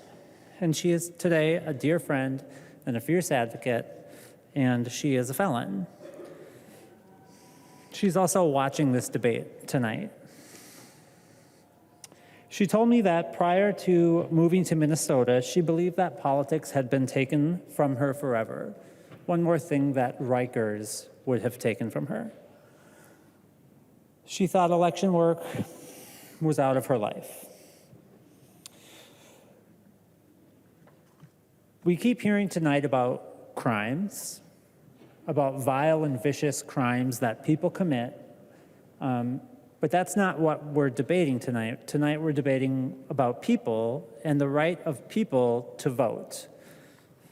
That is a fundamental right of our citizens. It is not something that can be taken away by a crime. A person is not a crime. This is about people like my friend Cecily, who deserves to have her right to vote. So thank you, Representative Frederick, for bringing this, and I urge you to vote green.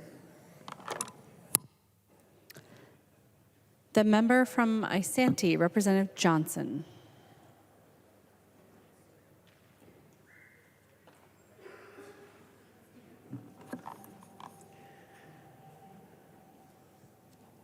Madam Speaker, members, I rise and oppose this bill. Now, I don't want to be in the same category as Representative Erdahl, but I'm going to give a little history lesson on probation. Minnesota became a state in 1858, and we did not have probation when our Constitution was written. Right around 1900, we started probation for juveniles, giving them an opportunity to turn their lives around. Some couldn't get the right dates, but we believe it was somewhere between the 1940s and 1950s, we started probation for adults. The entire state had 37 probation agents in the late 60s. Since that time, Minnesota has now become tied for the second lowest incarceration rate in the country. Most of our incarceration is not in prisons or county jails. For those of you that work in the law enforcement world, we call it on paper. It means you're on probation.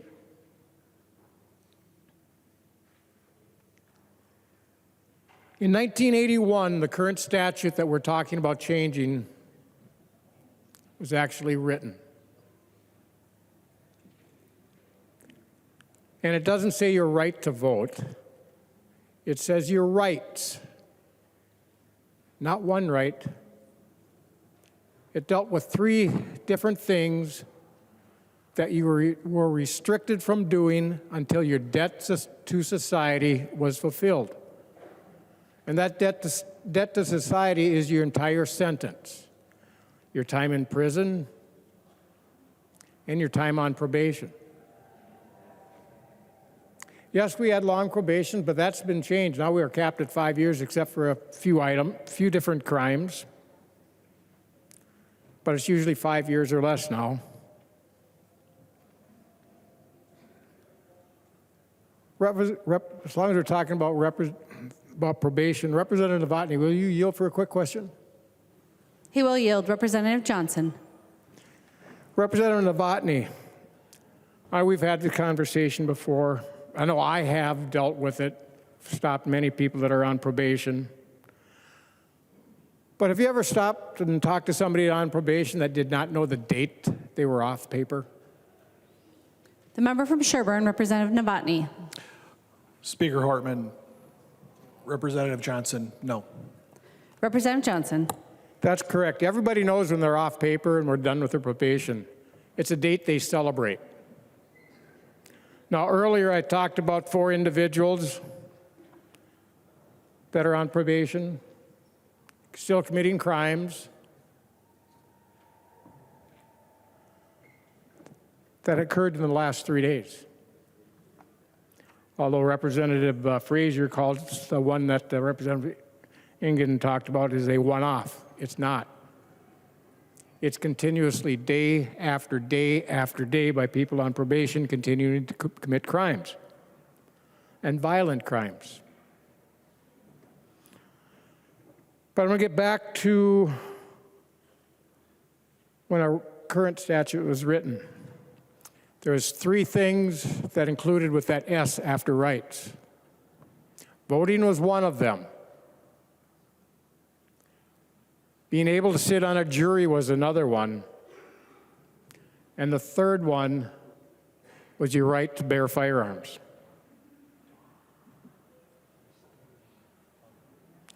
We're changing that now. You do no longer have to fulfill and complete your debt to society if you commit a felony. I have problems with that. I know we have these groups that say they support the victims and they support this bill. How about talk to the victims to find out what's going on? Maybe talk to the parents of the 3 girls in Mankato. They might have a different story, especially when they find out the person had multiple convictions and multiple felonies, was on probation, giving those girls fentanyl. Representative Hollins, I agree with you. I want every community to be safe. But just because they can supposedly vote doesn't make them safe.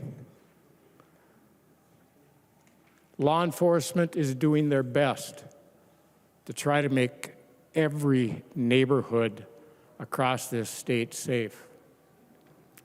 But unfortunately, the attack on law enforcement over the last 5 years, they're no longer proactively trying to stop crime before it occurs. They are now responding after the crime happens. And it's only going to get worse.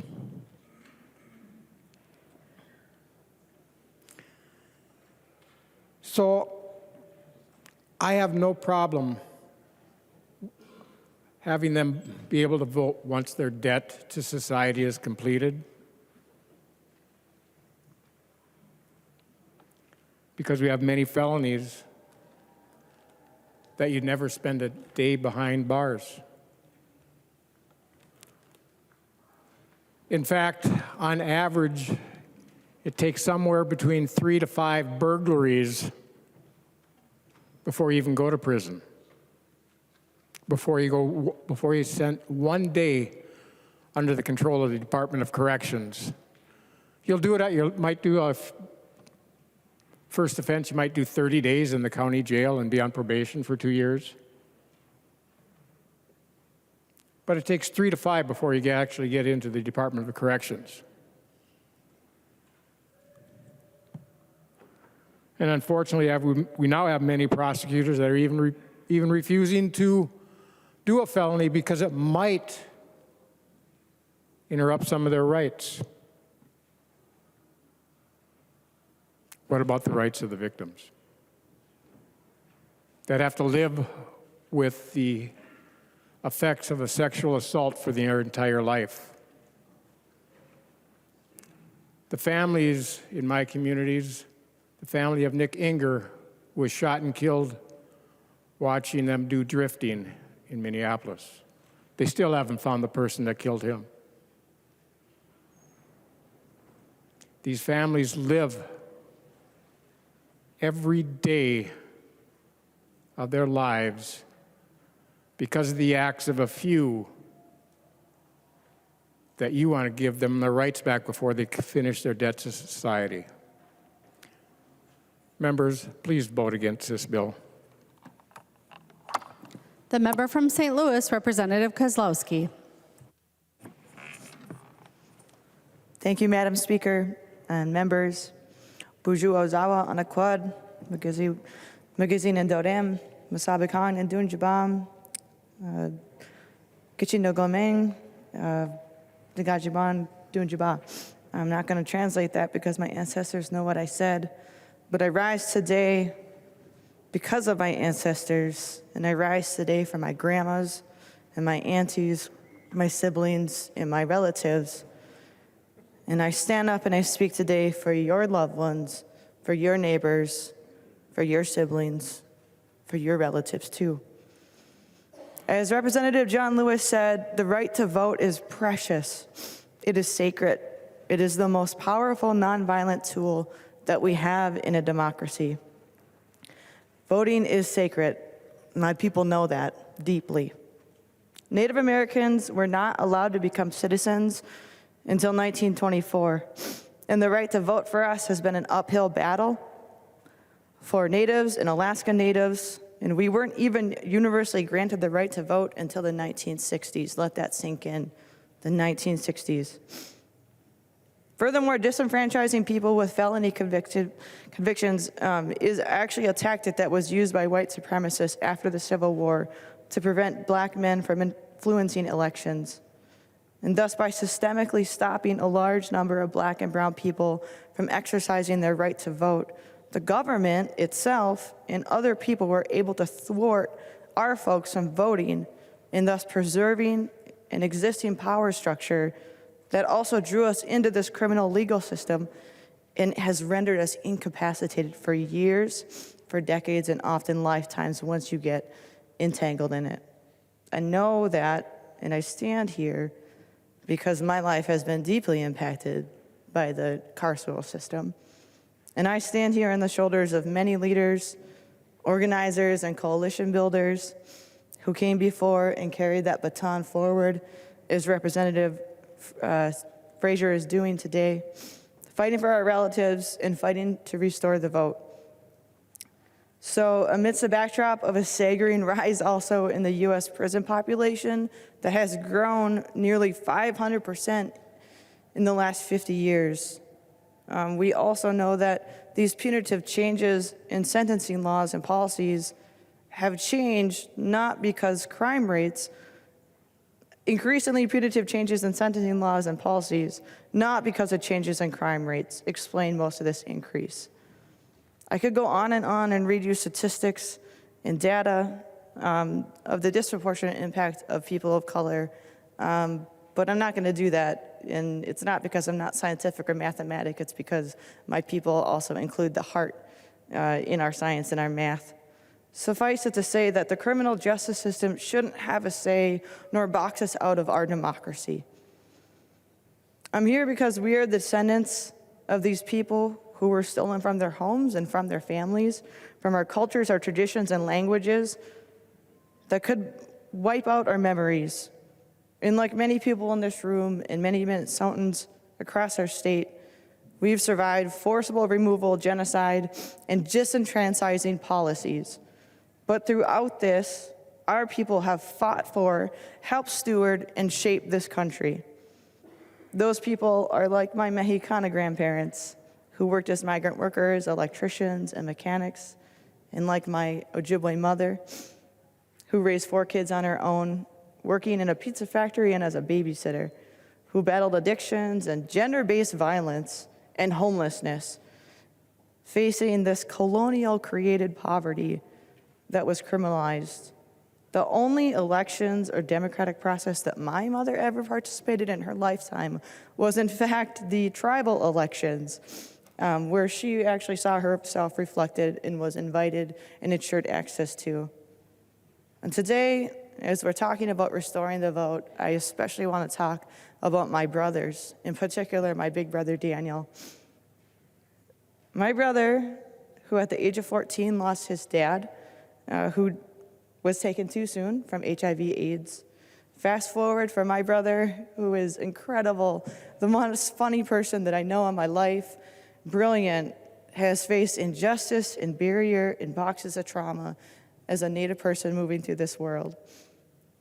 My brother has winded up in and out of treatment and addictions with mental health challenges, and yes, he did land in prison. And I called my brother today, and I asked him and told him what it is that we're doing, because my family are people who have never been in these spaces. They're people who have never voted, who have never registered to vote, who have never even participated in local or statewide and national democracy. And I told him what it is we're doing, and I asked him, what would it mean to you for us to restore your vote? And he said, I'm not a bad person. Being able to vote would mean that I could have a say in my kids' future and get it right for them, because it wasn't right for me. And what I want to say today is that people like my brother who have been incarcerated and people like my family who have been deeply impacted by the carceral system face consequence after consequence after consequence. My family, and as you see in your communities, face every barrier to secure housing because of their felony record, face every barrier to be able to find a job that they can go to a second chance employer, face every single barrier to healthcare and beyond. And so yes, my brother is paying his debt. But the thing is that I also ask you, stop scaring people. As a survivor of both violence in all of its forms, and someone who has endured years and years of fighting for justice and healing for myself from this violence in the court system, do not speak for survivors. And I say, as a survivor, restore the vote. And I also want to say that while my family member comes from decades and generations of people who have faced disenfranchisement, that we're born survivors and we were born victors. We are funny as heck and we laugh really hard.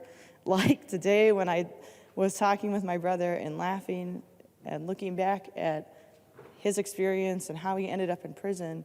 And my mom was in and out of jail, in and out of treatment centers, but she was an entrepreneur at heart.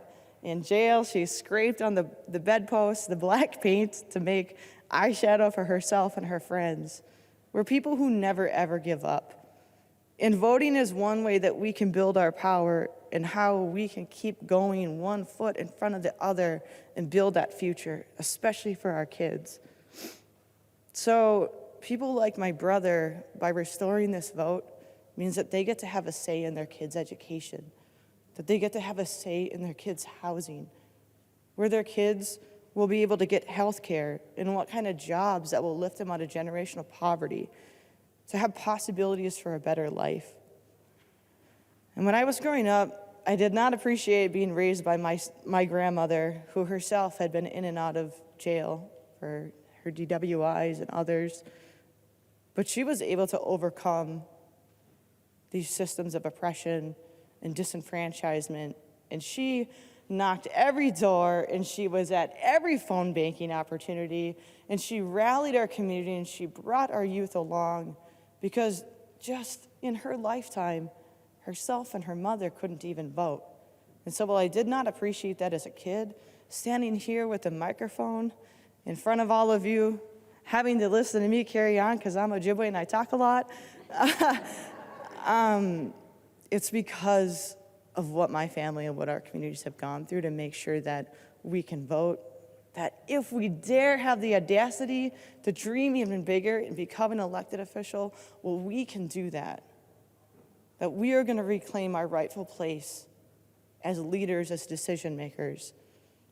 But for people like my brother, success is going to look different, but he won't be successful unless we have his back, unless people who have been put up against a corner and boxed out of our communities and left behind prison bars know that we are there when they get out and that we're going to restore their vote to have a say in their future.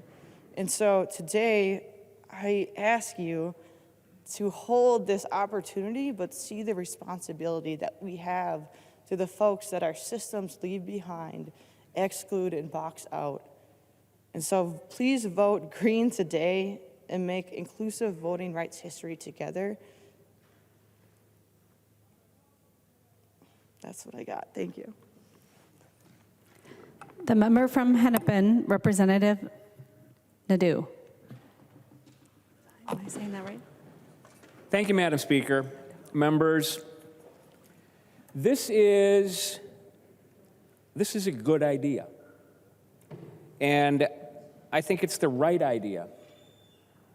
I don't think it's a great bill. I think it gets the job done. It does it super clumsy. It lacks that balance that I think that we're supposed to find in this body. It restores a civil right to an offender, any offender, but it fails to recognize victims. And I'm not going to argue, whether that's good or bad or in between here. I do want to point out something that the worst thing about this bill, in my mind, is it's built on the idea that one person, one party, one community, one ideology is the way that we do business. I don't think one person, one party, one community, organization is always right. We could have made this bill a lot better. We could have found that balance between offenders and victims. We could have made sure that restitution was paid. We could have distinguished between homicides and property crimes. We could have answered questions that corrections is going to have as we move forward on this bill about intensive supervised release.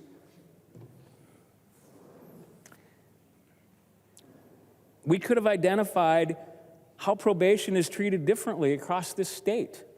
How in rural Minnesota, you have far longer probationary sentences than we do in the metro. We've heard tonight how hard it is to go to prison for a crime.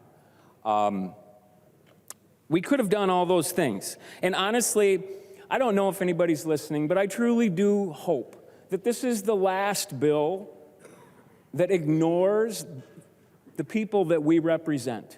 We're not here to poke people in the eye, at least I'm not. We're here to try to contribute to the process. We want to be a part of making these bills work for everyone. There's 2.7 million people that this side of the aisle represents. We want to be able to represent them in a way that might be different than what you think. But disregarding our ideas so that we don't have to argue them, I think is disrespectful, and it's unfortunate. Representative Frazier, I appreciate you bringing this bill forward. We have to start somewhere. I'm going to vote for your bill because I think it's a good start. And I hope that we can continue to work on these things that will bring us closer together. And thank you. Thank you, Madam Speaker. The member from Hennepin, Representative Kraft.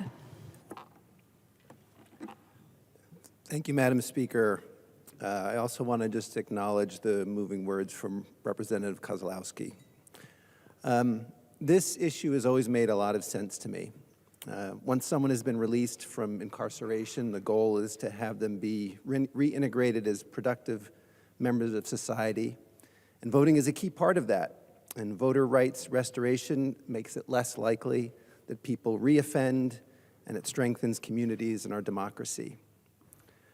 I'll tell a little story about really the most meaningful experience I had during my election campaign, which made this issue much more real and personal.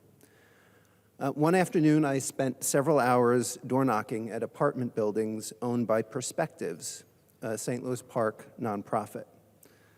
Perspectives is a phenomenal human service program that aims to return single mothers and their children emerging from homelessness and addiction back to the economic and social mainstream.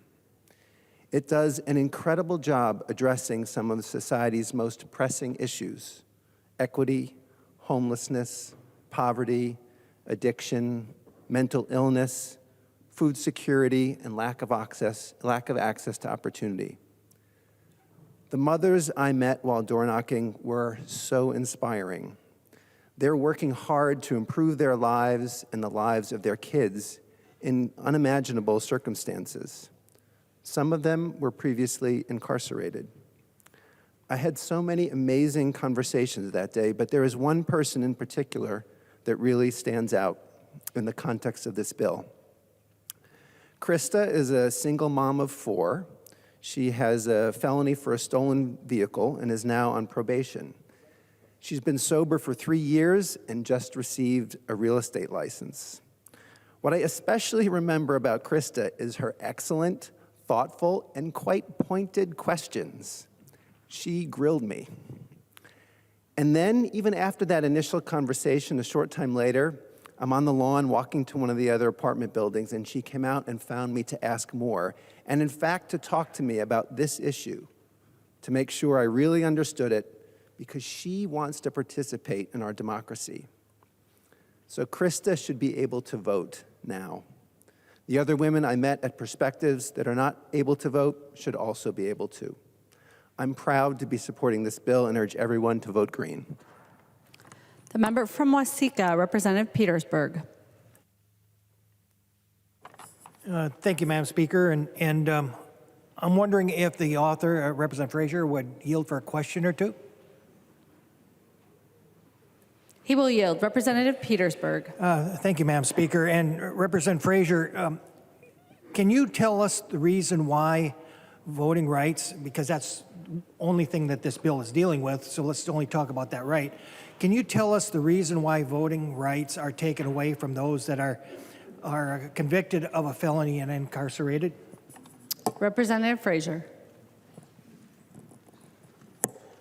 Representative Petersburg, in my opening comments, I talked about the history of disenfranchisement. Unfortunately, because of the egregious past that this country has in terms of how it's treated certain individuals, stealing the land from indigenous folks, bringing over and enslaving people from Africa, preventing them from having access to all things within this country. That is the history of disenfranchisement. That is the history of this law. Facts. Facts.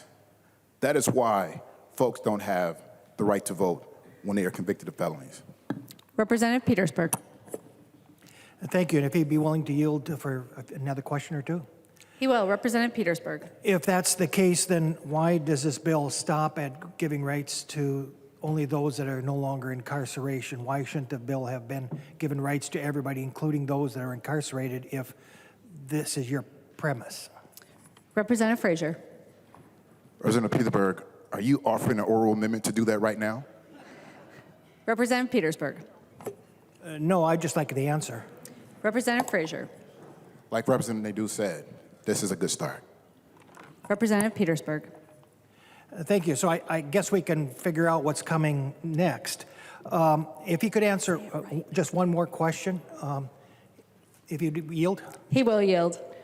Representative Petersburg.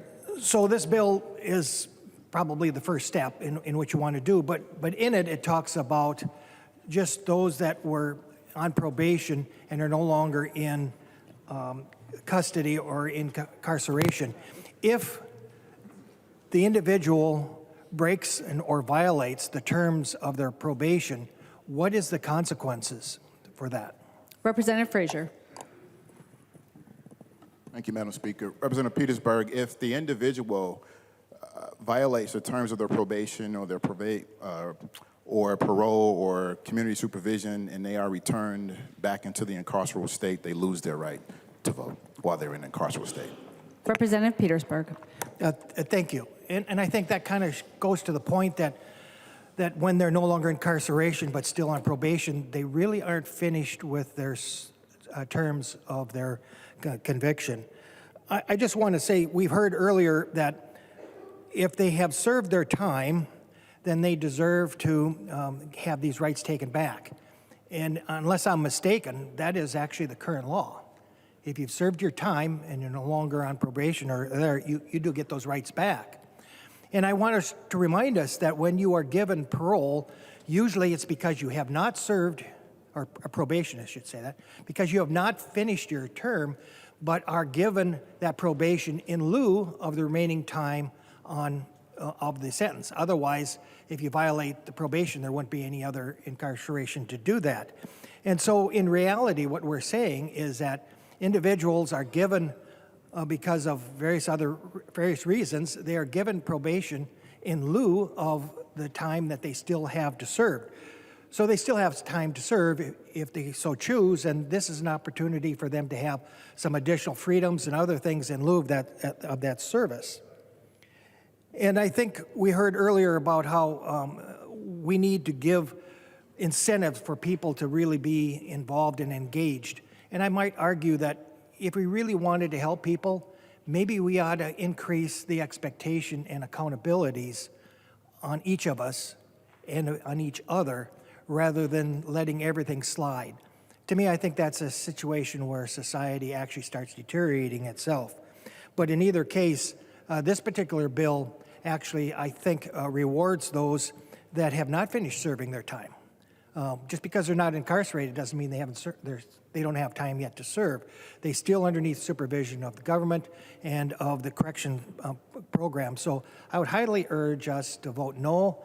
This is the wrong time, the wrong place till we get the rest of it corrected. Thank you.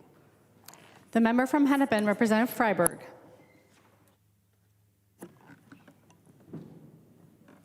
Thank you, Madam Speaker. This was the first bill we heard in the Elections Committee, and I was proud to support it there, and I'll be proud to support it again tonight. It's been around for many years. It's great to see my classmate and predecessor as Elections Committee Chair, former Representative Ray Dean here. He championed this bill tirelessly, drawing on his compelling personal story. And stories are so important to this bill. I hope you listened to Representative Kozlowski's story of their brother. It was a powerful example of how this bill will make a transformational change in people's lives. I don't know that I have as compelling of a personal story, but I can cite some statistics. House File 28 would follow the clear trend in other states. In the last 3 years, Nevada, Colorado, New Jersey, Connecticut, New York, and Washington restored voting rights to citizens on parole. In total, 21 states automatically restore voting rights after incarceration ends, including red states like North Dakota and blue states like Illinois.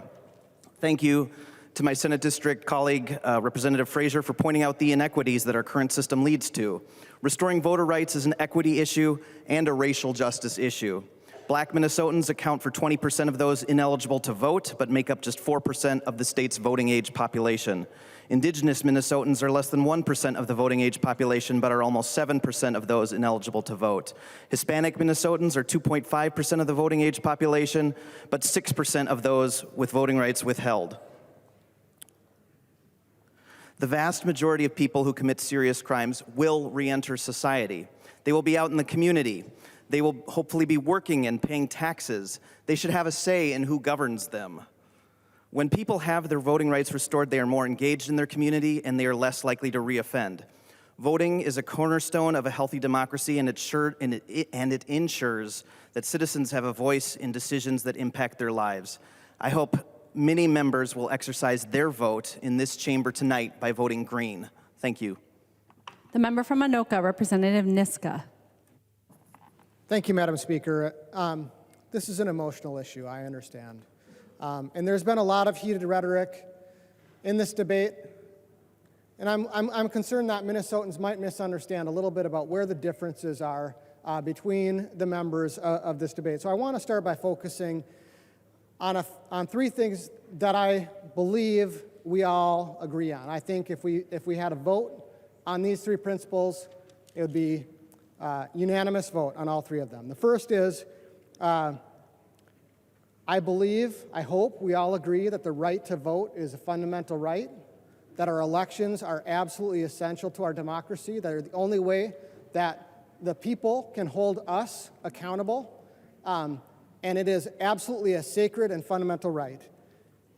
Second, I believe we all agree, I hope we all agree, that crimes against society have levels of accountability and necessary just levels of accountability that require, in certain circumstances, losing certain rights. That's why we incarcerate people. So they lose their freedom because of certain things they have done that we as a society say are morally wrong. They're not just mistakes. Hopefully we are not criminalizing mistakes. If we are criminalizing mistakes, we're doing it wrong. There are morally wrong things that people do that harm society, that harm other people, that are violent to other people, that require, as a matter of justice, certain just consequences. Sometimes that includes losing other freedoms as well as the freedom of free movement by being incarcerated. Sometimes you lose your right to keep and bear arms protected by the Second Amendment. Sometimes you lose your right to be a member of a jury, as Representative Petersburg mentioned. And sometimes, yes, you lose your right to vote. Third, I believe we all agree, I certainly agree, I believe everyone on this side of the aisle agrees, that second chances are important, that rehabilitation is important, and that rehabilitation is a beautiful thing. It is absolutely core to who we are as human beings and core to our criminal justice system, that we create opportunities for those who have done something wrong to find some way to be restored for it. And I believe that is an important goal in our criminal justice system. So we've heard a lot about when your debt has been paid, when the price has been paid, then you should get your rights back. If we wanted to vote on that principle, that would be a unanimous vote. Where this body disagrees is what it means to have paid your debt back to society. What is the price that has to be paid? And the fact of the matter is, the way Minnesota's criminal justice system is set up right now, there is no way to understand a lot of criminal sentences without considering probation or supervised release to be an essential part of the price that we are asking that person to pay for the morally wrong thing that they have done to society. Now, there is a real problem with some of the ways that Minnesota has historically dealt with supervised release. And I talked to Representative Frazier about this in the Judiciary Committee, and that is a real thing that we should solve.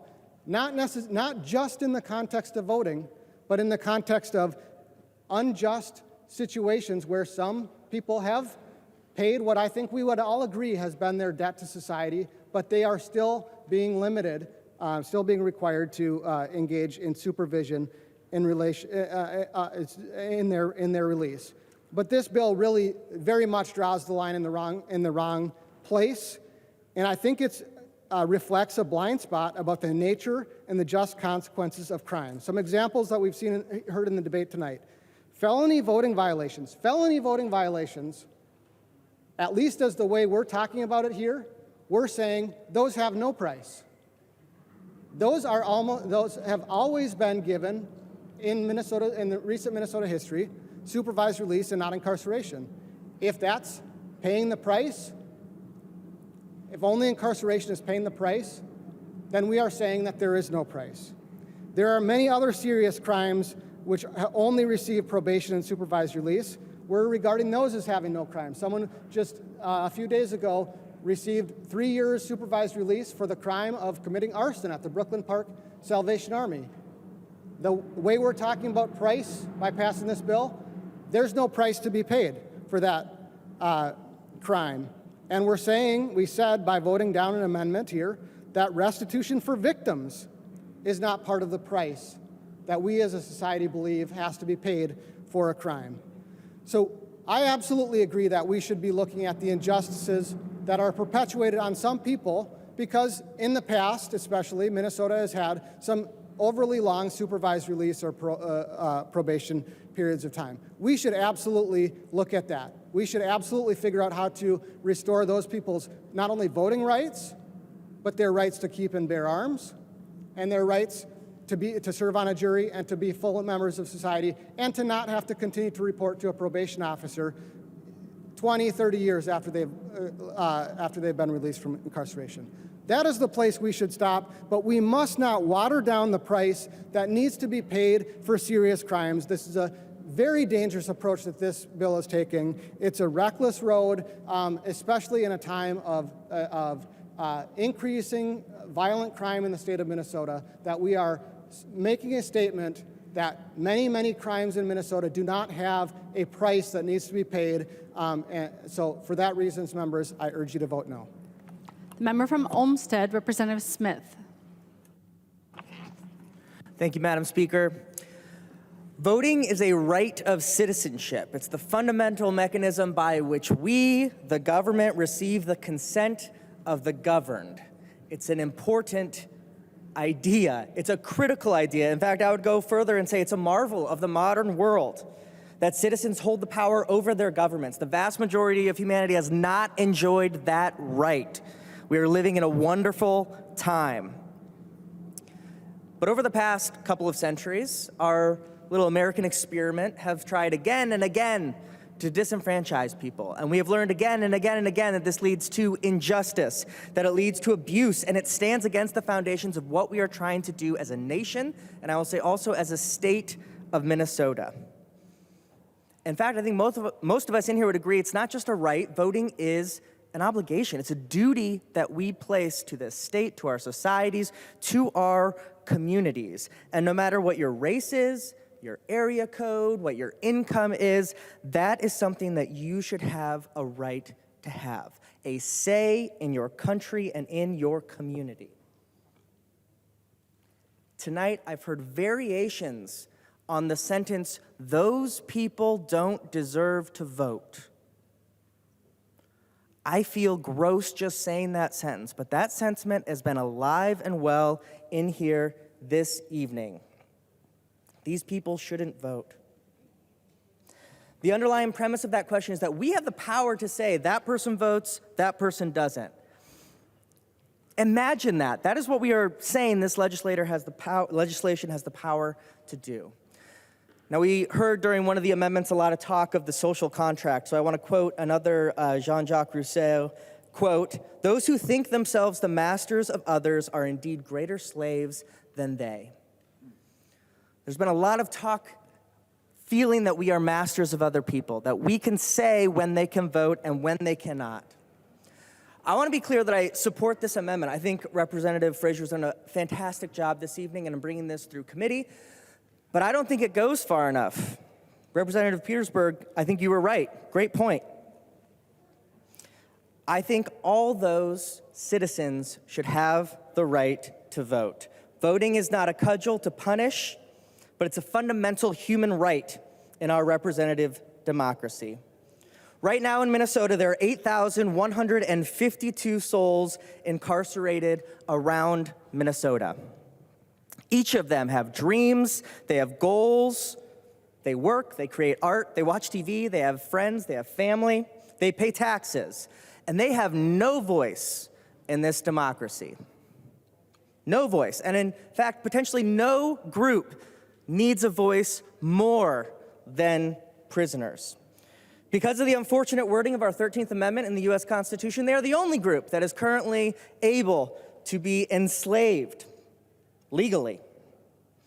They are not paid a living wage. According to recent studies, they can be paid anywhere between 25 cents and $2 an hour for their labor that all of us enjoy. And on top of that, I don't know if you've visited a prison complex recently, most prisoners have to pay for things like toilet paper and soap out of those lousy wages that probably most of them want to either send back to their families or save up so they can be members of society when they re-enter our society. You also might not know that prisoners are still counted in our census. So the power of their bodies is represented here, but not their voice. We might call that a modern 3/5 compromise that we are happily living with right now in this state and in this country. And I've heard tonight a lot of you are very nervous about public safety, and that's great. I have good news for you. Giving voting to those who are incarcerated actually helps public safety. People feel connected to their communities. They continue that tie. So when they get back out into society, they don't reoffend. They feel the closeness of being in society. They are not, and this is a technical term we use for this, civically deceased. They are real people that we recognize. Furthermore, granting suffrage to incarcerated individuals will not lead to any sort of rise of crime or bad laws. 2 states in our union, Maine and Vermont, have never, in the history of their state, taken away voting rights for inmates. There's not been a rise in killing. There hasn't been, I don't know. People don't commit more crimes because they're like, oh, we're going to keep our voting. They still keep the law. And on that score, tonight there's been several discussions as if the law doesn't exist. The law does exist, folks. There's penalties when you break the law. People aren't not committing theft because they're nervous about their voting rights getting taken away. There's real penalties. And we're all politicians here, so I know many of you might be thinking this is politically unfeasible. So I'm just going to throw out here, and I'm glad to send this information to whoever who wants it. A national poll was conducted by the Sentencing Project, and 56% of likely voters say that they would want to restore voting rights for persons outside of prison and inside of prison. Universal suffrage is a democratic virtue, lowercase d, democratic virtue, that Minnesota should adopt. And I do hope is coming, Representative. And I want to close with a little thought exercise here that applies to this bill, but also hopefully to a bill that will come in the future. I want us to reflect on our country's sad history of disenfranchisement and ask yourself, which, if any, do you think was a good idea? Do you think it was a good idea for the Founding Fathers to give non-land owning individuals, or to not give them the right to vote? Do you think it was a good idea for Black Americans, Indigenous peoples, other ethnic and racial minorities, and religious minorities not to be able to vote? Was that a good idea? Was it right to ask 18 and 21-year-olds to go to Vietnam, risk their life for this country, and not have a voice in its political system? Was it right to deny the vote to half of humanity, all those with a gender identity of woman cannot vote? I think all of us, these are rhetorical questions, because all of us in here would say these are embarrassing moments in our history, in this country, in this state's history. And we're glad that they have been corrected. But let us not move past the point that at all of those points in history, lawmakers, some in this very chamber, thought that all of those things were justified. They thought those people can't vote. And they thought they had justification for it. And we look back on that, and we recognize that those legislators were wrong. And it was a grievous error, as we've heard from many stories. And people had to organize and fight and bleed and die to restore those rights. So tonight, Madam Speaker, point of order. State your point of order. Point of inquiry. Did the member just suggest that there are members of this body right here who support slavery? No, Representative New Brindley, he was referring to history. Literally said people Representative, in this chamber. And I would ask that, Madam Speaker, that on a you point are of order, out of order. It is inappropriate to interrupt a person's Madam speech Speaker, because point of you don't order. like what they're saying. Representative New Brindley. Point of order, I would encourage the body to remember to not bring personalities and motives into debate. Representative Smith, you have the floor. Thank you. I was considering history. It's a very good thing to consider history. And I'm almost done here, so I'm just going to say I want you guys to think about those moments in history when people were justified in wanting to take the vote from other people. They were wrong. You don't want to be wrong on this. Voting is a key part of who we are. I'm done. Thank you, Madam Speaker. The member from Isanti, Representative Doubt. Thank you, Madam Speaker and members. Appreciate the debate on the floor today. Obviously, there's a difference of opinion here, but I'll tell you where there is no difference of opinion. I think everybody in this chamber, I know at least the people on my side of the aisle, absolutely want felons to have the right to vote when they have paid their debt to society. I think we all want felons to have the right to vote. but I probably couldn't say it better than Representative Niska did earlier. The question here is, when have they paid their debt to society? Do we do it differently than they do in other states? Maybe we do. I want every person who has been convicted of a felony and either incarcerated or placed on probation to have the opportunity at a second chance, to have the opportunity to repent and receive forgiveness. And I think that every one of them should gain the right to vote back. But what this bill fails to do is have any sort of, I don't know what the right word is, kind of ability to decipher between somebody who has made the decision that what they did was wrong and commit to a life of not doing that again, and somebody who thinks, boy, did I skate by. I didn't get put in jail. I'm just on probation now. But in their heart, they still feel the same, and they'll continue to commit crimes. We all know that the rate of recidivism is high amongst folks that have been convicted of crimes. And I do understand, and I'm actually going to question your motives, that I think you're going to agree with me. I think your heart's in the right place. I think you want to see the good in those people. So I think you want to believe that those people are good at heart and aren't going to commit those crimes again. I think that's honorable. But I don't think we get to make that decision. We have a justice system that decides that. And we have probation officers that work with those people who get to make those decisions and recommendations to the court on shortening those kinds of sentences. I think it's interesting. For me, that's always been the question. I have sympathy to seeing that these people get to have all of their rights restored and return to a life enjoying all of the rights of a citizen of this country. So I have sympathy to what you're trying to accomplish here. Representative Hollins at the very beginning, I think she was the first person to speak after third reading, said she was excited, or not excited, I'm adding that this bill would give these people their rights fully restored. Their rights fully restored. That's the part that I wrote down. This doesn't fully restore their rights. It picks and chooses. It picks and chooses the right that you want to restore. These people aren't going to have their right to serve on a jury restored. They're not going to have their right to a firearm restored. It's just that you want them to have the right to vote.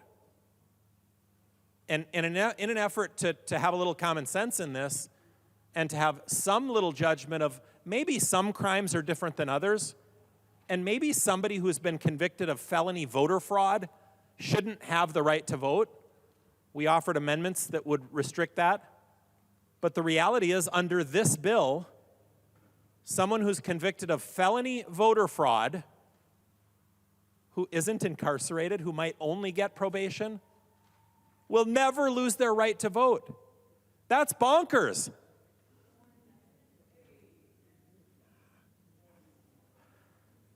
But it's true. In this bill, if somebody is not incarcerated, they will not lose their right to vote. And they may have been convicted of felony voter fraud. So this bill doesn't have any ability to decipher who's good at heart and who's not, or which crime might this be applicable to and which crime might it not.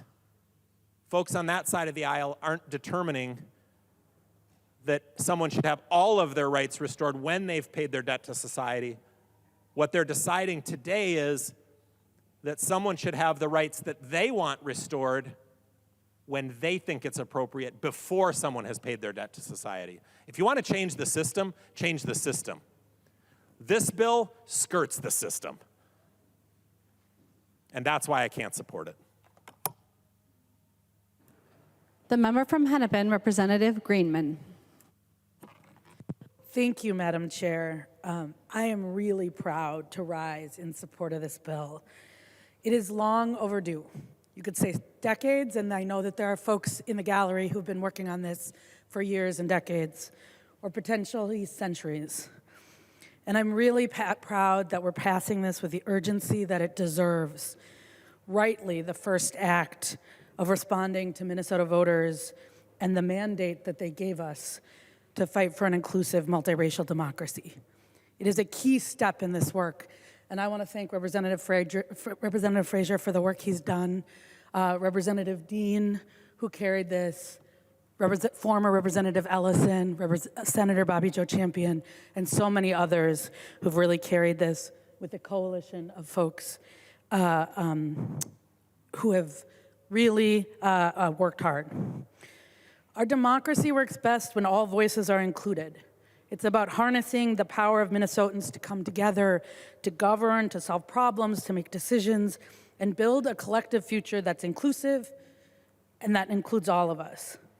Our democracy has not been perfect, far from it.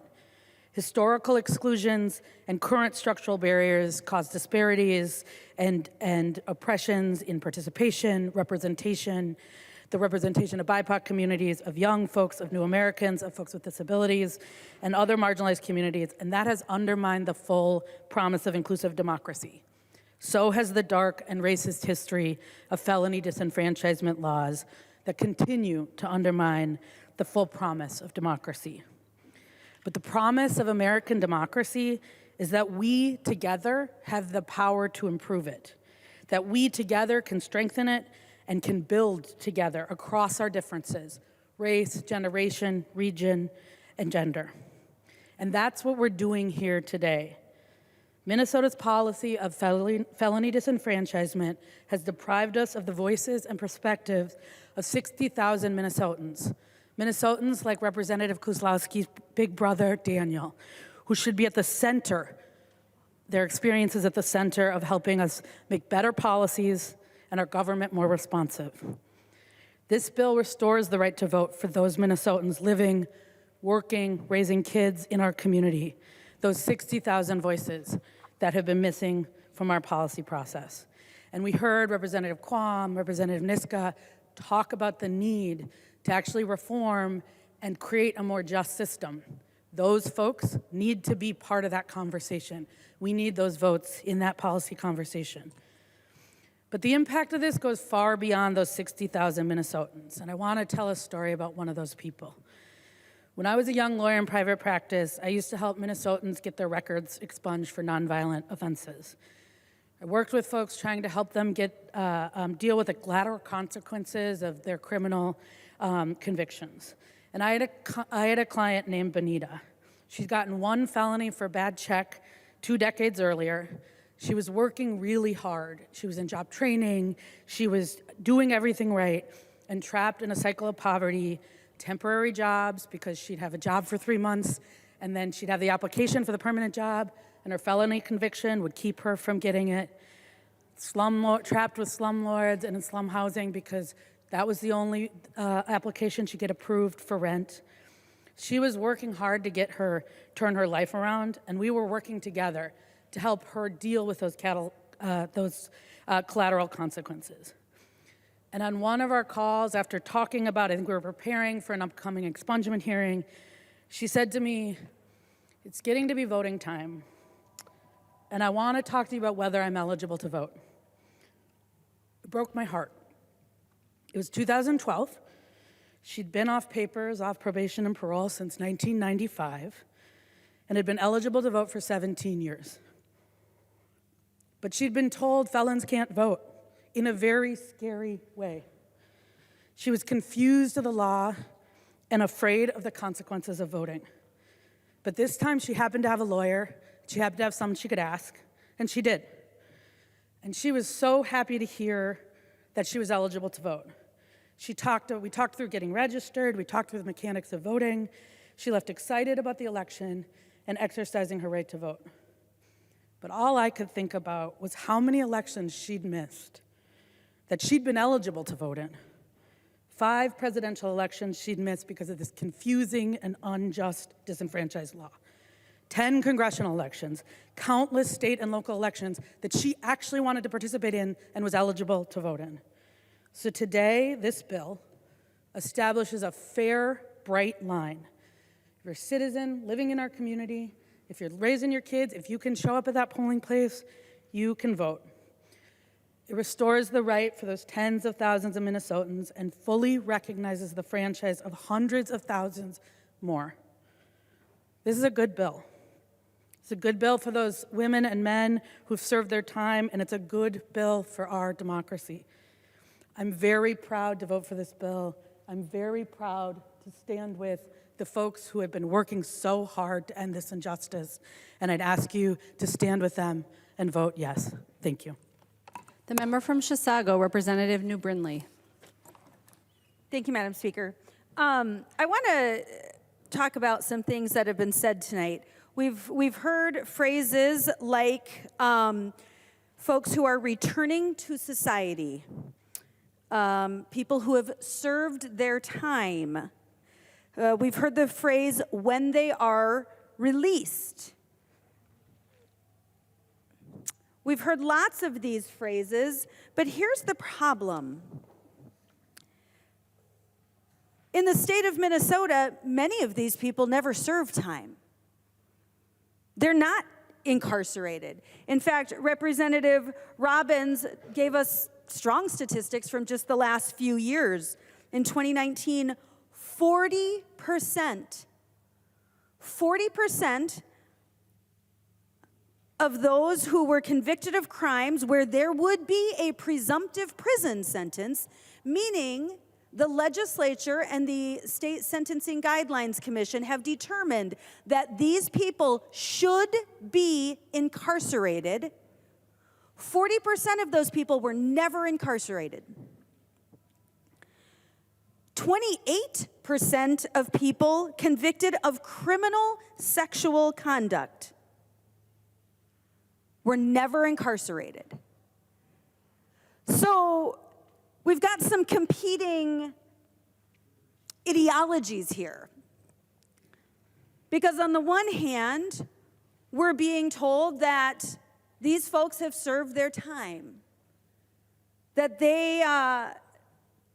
that now that they have fulfilled their punishments, they should be allowed to vote. But here's the problem. They haven't served any time.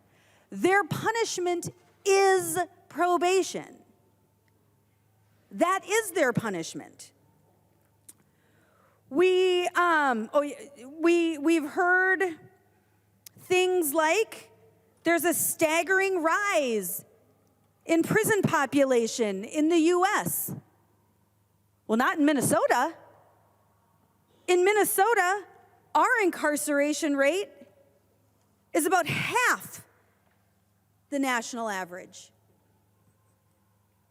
And that's according to the National Institute of Corrections. Like, these are not my statistics. I'm not making this up. I'm not pulling this out of thin air. The National Institute of Corrections shows that Minnesota incarcerates people at half the rate, not half the population, half the rate of the national average. In the state of Minnesota, we choose to use probation as a punishment instead of incarceration. And I would think that the majority party would think that that's a good thing. Because they're certainly not trying to change that. So when we talk about the staggering rise in prison population in the US, it's a red herring. Does not apply here in Minnesota, and I'm not real sure that it applies anywhere. We've heard the phrase that these are folks who are doing everything right. They're doing everything right. Well, clearly not. They have been convicted of a felony. They didn't trip and fall into a felony. They were convicted of their own behavior committing a felony. But frankly, if they're doing everything right, then I'm not sure why we don't apply this across the board. These convicted felons, they're doing everything right. So why are we doing background checks? Are we holding these folks to that standard? That they should still have background checks? That they should still be disqualified from maybe working in a child care center? A school, a nursing home? Or should we just abandon that too? Because, hey, they're doing everything right. But I don't believe that's what you mean. I don't believe that that's what you think here. We've also been told that this is the most powerful tool in democracy, and I agree with that. Voting is a sacred right in this country. Yet when we had an opportunity to protect democracy earlier tonight, we chose not to do that. We chose not to do that. You know, I want to point out that this bill is the very first bill the Democrats have brought to the floor regarding crime this year. This is the very first bill that the Democrats have brought to the floor having anything to do with crime. They did not bring forward some accountability for prosecutors who are giving these downward departures and not recommending people be incarcerated as the guidelines suggest. They didn't bring forward a bill for transparency in the judicial system so that the public can know why people are not being incarcerated when they should.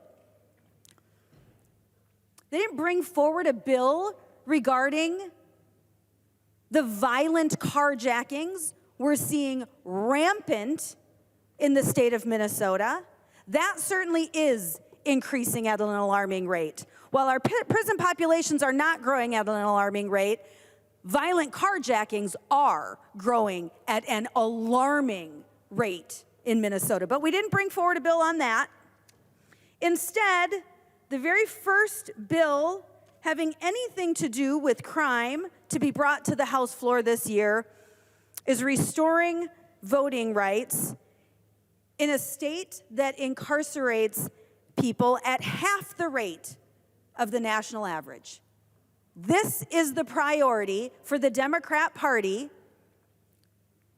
having anything to do with crime in the state of Minnesota. We're bringing forward a bill to restore voting rights for violent offenders who have not discharged their sentences.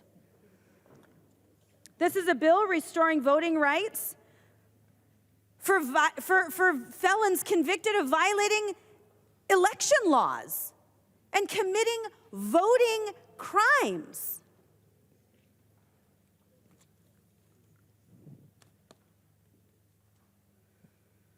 You know, we've been told that a lot of the things that we are bringing up are extreme, egregious. We're bringing up these crazy examples. And you know what? I kind of agree. They are crazy. They are egregious. They are extreme. Like the 20-year-old man who just Monday, a few days ago, 20-year-old man in the Rochester area was convicted of raping a 4-year-old and a 9-year-old. Raping a 4-year-old and a 9-year-old. He was given a sentence of 180 days. But guess what? He already served that in jail, so he's not going back.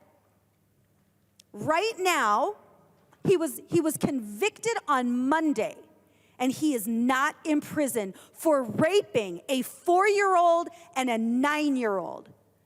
So you're right. I do think that's extreme. I do think that's egregious. And I do think it is reasonable that we restrict his rights. I think it is reasonable that we say that you have committed crimes against people that are frankly unforgivable. And it's reasonable to say that maybe you should lose some voting rights for a while. And in fact, in his case, he's got probation for 30 years. He's not going to spend a day in prison. 30 years probation. But let's not restrict his rights. Let's not restrict his rights. How about that 4-year-old and that 9-year-old? But heaven forbid we restrict his rights. We have a theme in this chamber right now. Just close your eyes and plow through. Good policy be damned.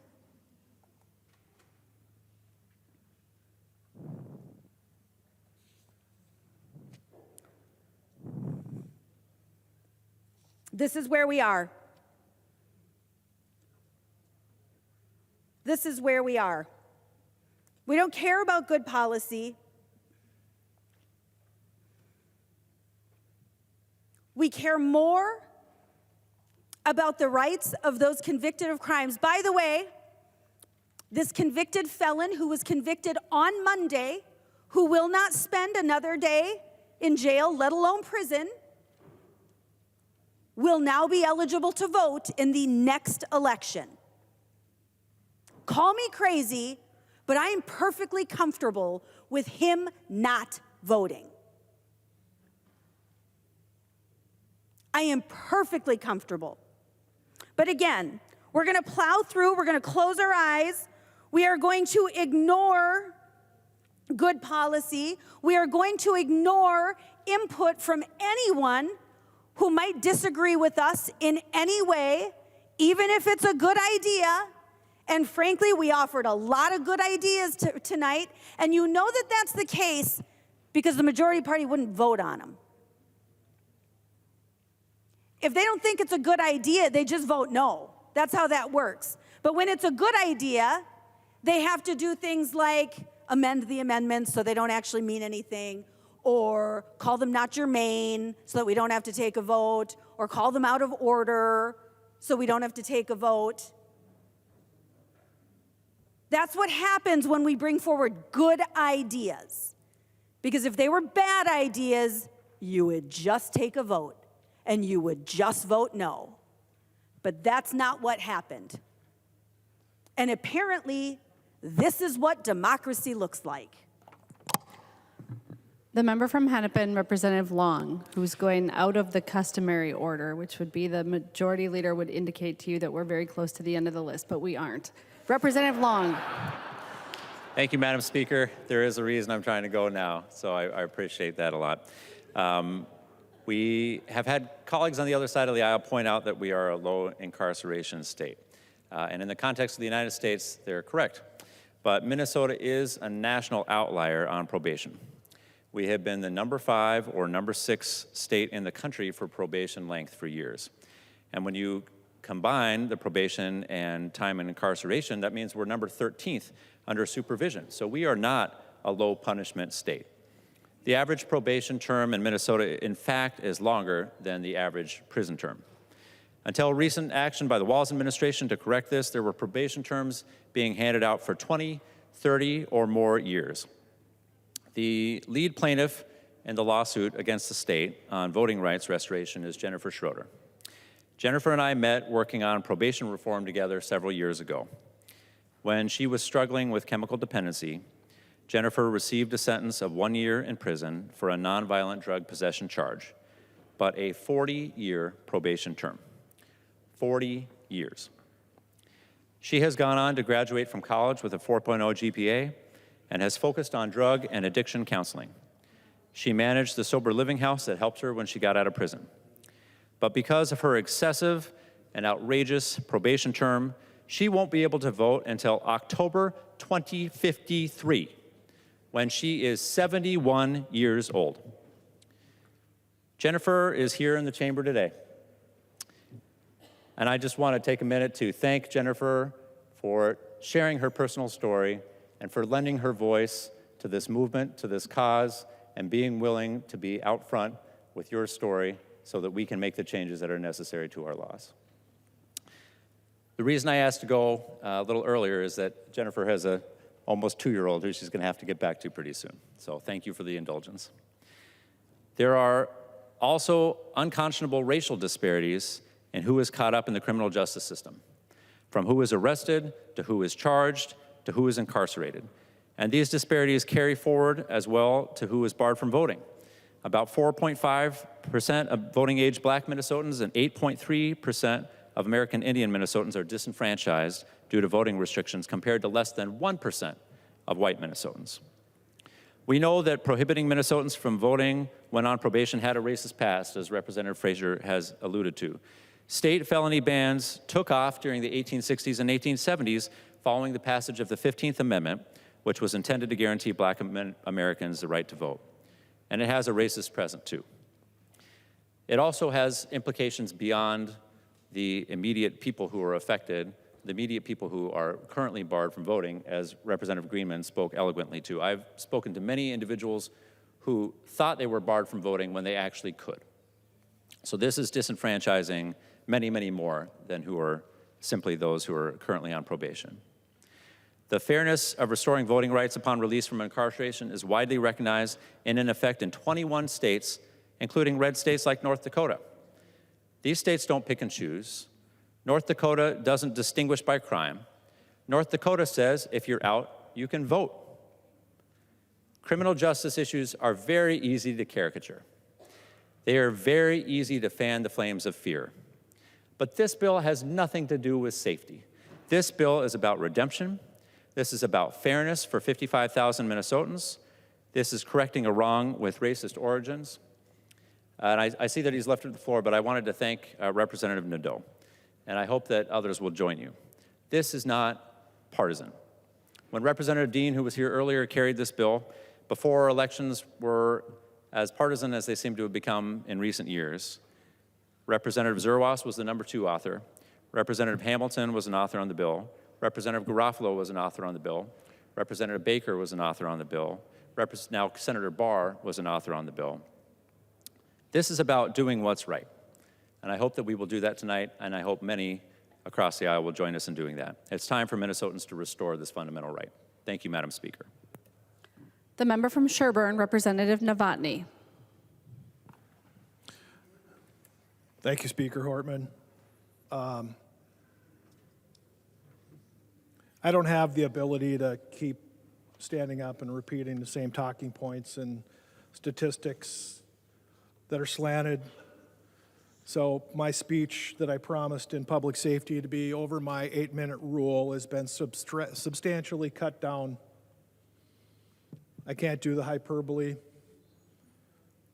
But I will say one thing. 2 days ago, Violence Free Minnesota had a memorial for the victims of intimate partner homicide.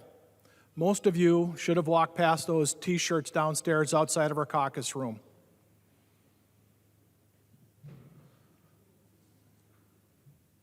Representative Frazier and the others keep bringing up the racial disparities of the people in custody.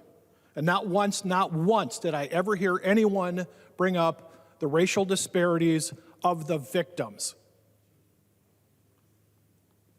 I can sit and show the statistics that show if you're a Native American female, you have a 7 times higher rate of dying.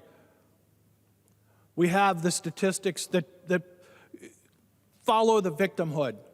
Don't worry about the race of the perpetrator or the suspect. Honor the victims. There were over 100 murders in Minneapolis and St. Paul last year alone. Over 100. Every one of those persons had a family that's missing their loved ones. Remember them.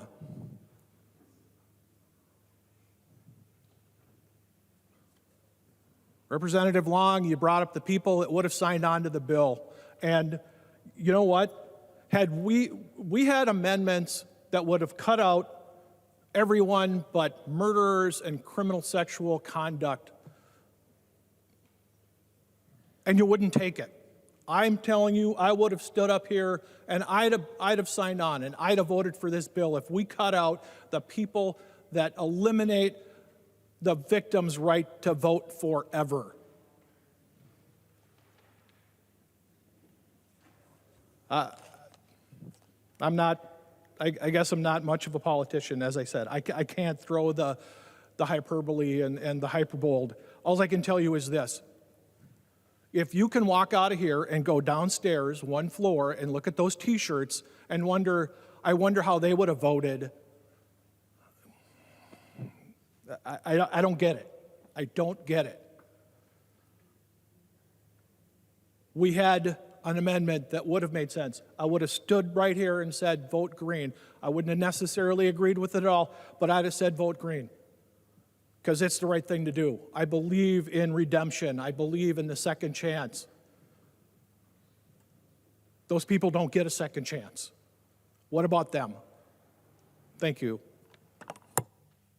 The member from Ramsey, Representative Becker-Finn. Thank you, Madam Speaker. And my eyes are open, and I did know that I'm at higher risk to be a victim of a crime because I have been a victim of a crime. And as we heard from Representative Kozlowski, and we've heard in the past from other legislators, we know that. We don't need to be told that. We already know because we live that life. One thing I wanted to point out is this letter. So there's been a lot of talk about victims and where their voices in this, and somehow in the talking points and the rhetoric, we have diminished this letter that we all got on our desks. And this letter is a joint letter from the Minnesota Indian Women's Sexual Assault Coalition, Minnesota Coalition Against Sexual Assault, Violence Free Minnesota, and the Minnesota Alliance on Crime. Collectively, these organizations represent over 100 programs statewide. And, you know, I don't know if folks maybe just looked at the logos at the top and didn't actually read it, but I think it's really important that we do read it because they talk about this bill as a violence prevention strategy. So if you're wondering what people think, what the people on, the reason the t-shirts are downstairs is because Violence Free Minnesota does that every year to remind us about the voices and about domestic violence victims. And so I think read the letter. I think it's really important that we actually read the letter because these are the organizations that do the work. I mean, who are we as legislators who spend a lot of our time in these two buildings to think that we know better than the people who are on the ground hearing the stories, doing the work every single day? And so I want to lift that up because we've diminished these voices in this letter when we keep talking about victims and not talking about this letter because that is what these organizations do. This is their voice. I also wanted to bring up, there was another piece of paper that we got from the Minnesota Justice Research Center. And although I represent Ramsey County now, I'm a rural Minnesota girl at heart. I grew up on the res. And a couple things that stood out to me, and I'm gonna speak for these folks because I haven't heard anyone else speak for them, but the counties where the highest percentage of folks are disenfranchised right now from voting: Beltrami, Cass, Mahnomen, Mille Lacs. What do those counties have in common? I'm gonna guess, I heard somebody say the word casinos. That's great, but it's actually our people who live there. We're more than casinos. And there's a couple other, so actually Mahnomen, 4.9% of the voting population in Mahnomen County is disenfranchised from voting because of our current laws. It's not Hennepin County, it's not Ramsey County, it's Mahnomen County. It's Coochin County. Those are the counties that are most impacted. Those rural voters are the ones who are disenfranchised right now with our current system. And I think it's important that we look at these numbers because total, there are over 40,000 people, a whole legislative district worth of people are disenfranchised from voting because of the way that we have things set up right now. And the systems that disenfranchise these voters, the blocks that built the system were intentionally put into place by elected officials who those folks didn't get to elect. So when we talk about history, that's what we're talking about. It was intentionally built this way to disenfranchise those voters. It's not a coincidence that those are the voters most impacted. It was done intentionally. That's why history matters. That's why all those other comments really mattered, because it wasn't an accident that Indigenous folks, that Black folks, that poor folks were more impacted by these laws. That was intentional so that they don't even get a say in who decides what the rules are and what the laws are that impact them. And so then it's on us right now as elected officials to right that wrong, to rebuild that system, and that's what we're doing. That's what this is about. This is a civil rights bill. Because the current system blocks those most impacted from having a voice in how we fix it. So that's what we're doing here today, and we've heard a lot of scary words, a lot of rhetoric and talking points, a lot of that stuff, but my eyes are open, and I'm actually here with joy. This is a bill I have wanted to vote on since the day I first came here when I was sworn in 2017. I could not understand why we didn't get to vote on this bill. It didn't even get to move in committee, but we get to do that right now. We have a chance to help re-enfranchise those 40,000 people in Minnesota. So I'm not standing here with fear. I am standing here with hope, because I don't think that folks are defined by the worst thing that they've ever done. I don't think that your life is over after the worst thing that you've ever done. Because I do believe in redemption and I do believe in hope. Hope, that might sound cheesy, but hope is the thing that gets people to make the changes, to do better, to heal. So that's what I'm focused on right now. That is the hope that I bring to this, and I'm going to be pushing that green button with joy, and we all should be able to do that because this is a good thing that we're doing for people across our state. And I am really happy, Vice Chair Frazier, that we finally get to bring this to the floor. Thank you. The member from Brown, Representative Torkelson. Thank you, Speaker Hortman, and thank you, members, for a lively and long debate on this bill.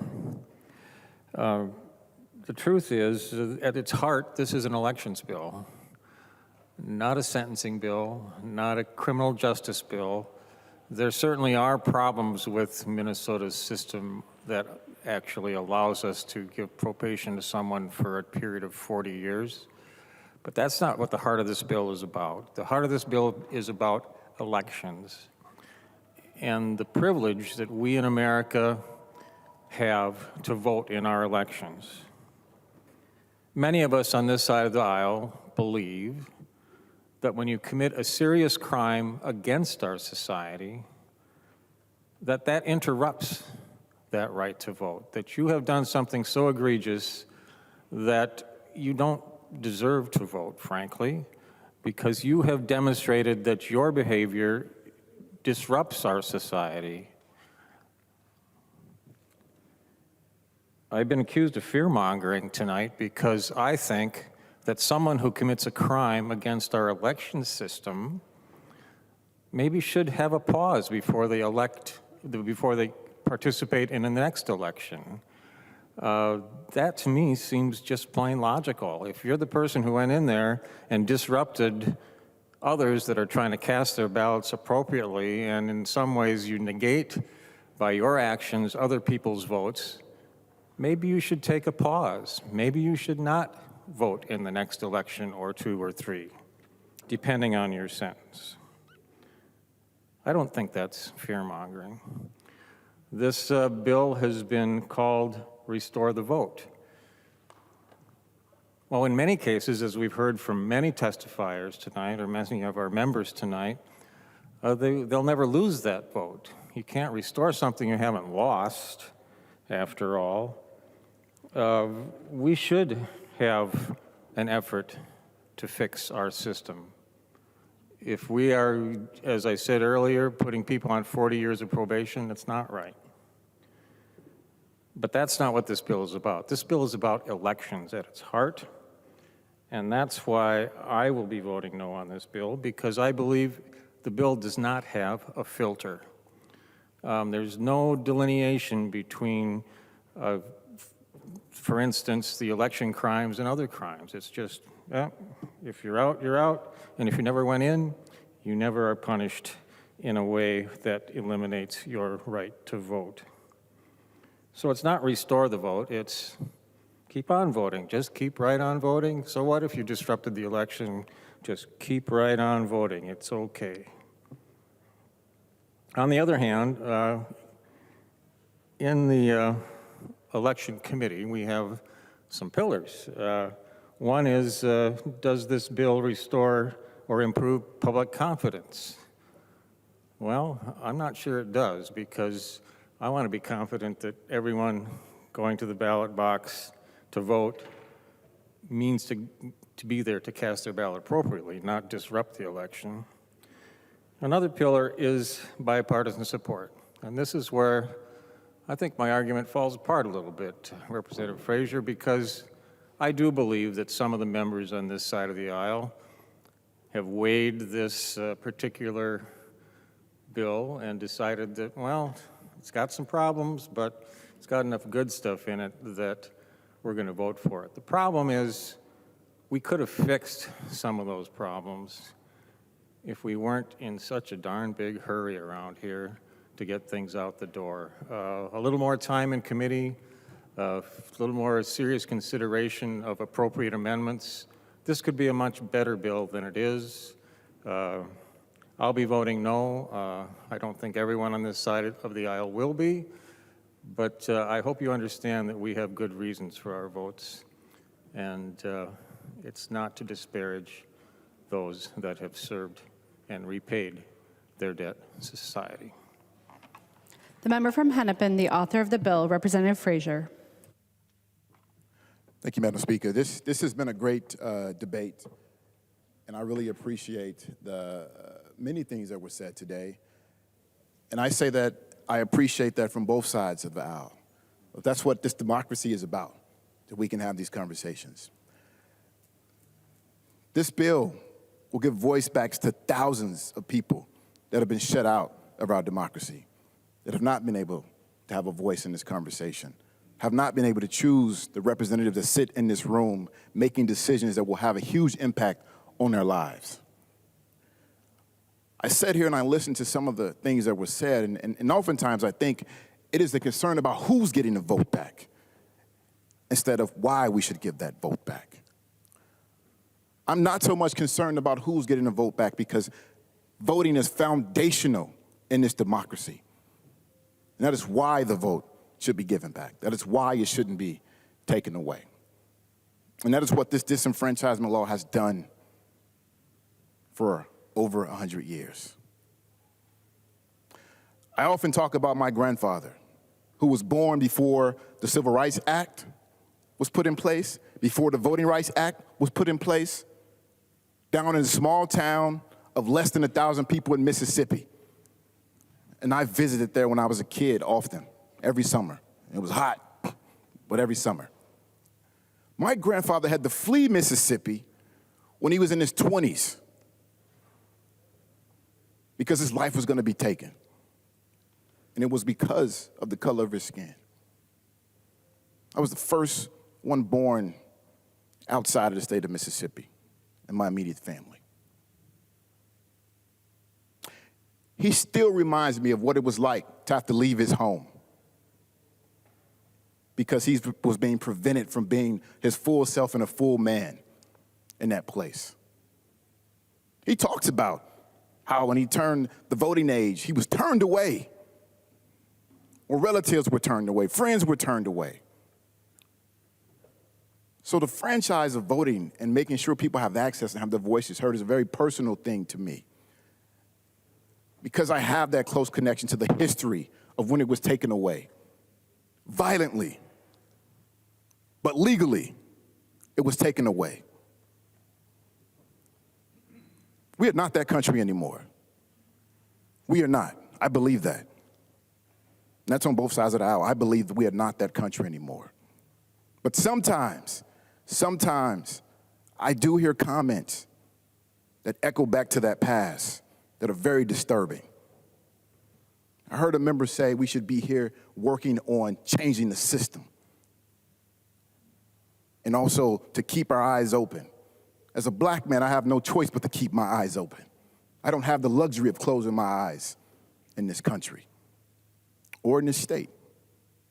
So my eyes are wide open. And I ran because my eyes are wide open. I see things that need to be changed, and I am here to be a part of that change. I'm offering bills to be a part of that change. But what I don't always see is every colleague reaching back to say, let's do it together. And all I'm saying is, let's do it together. If you make a speech about changing the system, join me. Join any of my colleagues. Let's do it together. Rep. Kwam, we're going to talk. And I appreciate everything you said, and I appreciate you continuing to stop me to say, let's work together. And I believe that you want to do that, and we are going to find a way to do that. Representative Dew, thank you for what you said. I do believe you weighed this, and I do believe you're making your decision because you weighed that this is a good start. In my closing, I just want to say we've had a lot of conversations about some things that egregious crimes that have happened and why we should shut those out. But there are people here up there in the rafters that testified on this bill. And I do want to recognize some of those folks. People like Willie Lloyd, who's an educator, a mentor, homeowner, and a respected individual in this community. He's been out of the incarceral state for over a decade, but doesn't have a voice in our electoral process. People like Zeke Caliguri was incarcerated for 22 years. He wrote a book while in prison, organized residents around the prison writing workshop. He's an award-winning author. Came home in April. Since then, he's been organizing around criminal justice reform and encouraging people to be civically engaged. These are the folks that we are saying, we want you to be engaged. We want you to be a part of the systemic change that makes not only Minnesota great and encourages people to come to the state, but will be a catalyst to make our country great. That is what this is about. That is what this is about. People like Kevin Reese, who runs an organization called When We Are All Free. That is what this is about. Folks that have paid their dues, been held accountable, back in the community, giving back the best way they know how. And all we have to do today is vote yes to give them their voice back in our democracy so they can choose who represents them, so they can choose who makes decisions about their lives. That's the power that we have. We should be judicious. We should use it wisely. And I'm encouraging you all, vote yes on this bill. The clerk will take the roll on the bill.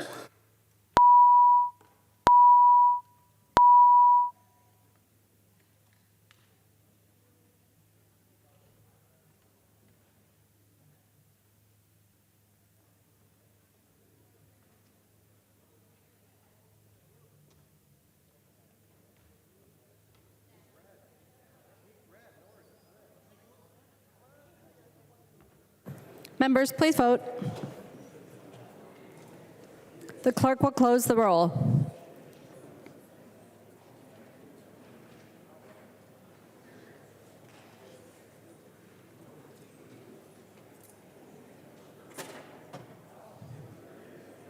There being 71 ayes and 59 nays, the bill is passed and its title agreed to. The next bill on the calendar for the day is Senate File 13. The clerk will report the bill. Senate File number 13, number 1 on the calendar for the day, an act relating to state government.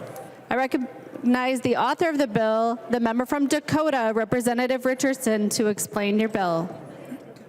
Thank you, Madam Speaker. I'm honored to have the opportunity to present the bill to make Juneteenth an official state holiday in Minnesota. Juneteenth is a combination of the words June and 19th, and it commemorates the day more than 2 years after the Emancipation Proclamation, when enslaved Black Americans in Galveston, Texas were informed of their freedom, and it's now an official federal holiday. Today, I'm standing on the shoulders of a lot of people who helped to get to this point. I'm the great-great-granddaughter of enslaved people. I'm the great-granddaughter of a midwife. I'm the granddaughter of sharecroppers who had their labor exploited. And I'm the daughter of a mother and father whose labor was exploited as they grew up picking cotton in the fields of Mississippi and Alabama. I'm standing on their shoulders today, and I truly am my ancestors' wildest dreams. Today, I'm also standing on the shoulders of advocates that have come to the Capitol over multiple sessions to get to this day. And I also want to take a moment to acknowledge the late former Representative Richard Jefferson, who passed away in 2019 at the age of 90. He began the conversation of recognizing Juneteenth in the House chamber in 1996, decades before federal recognition of the holiday.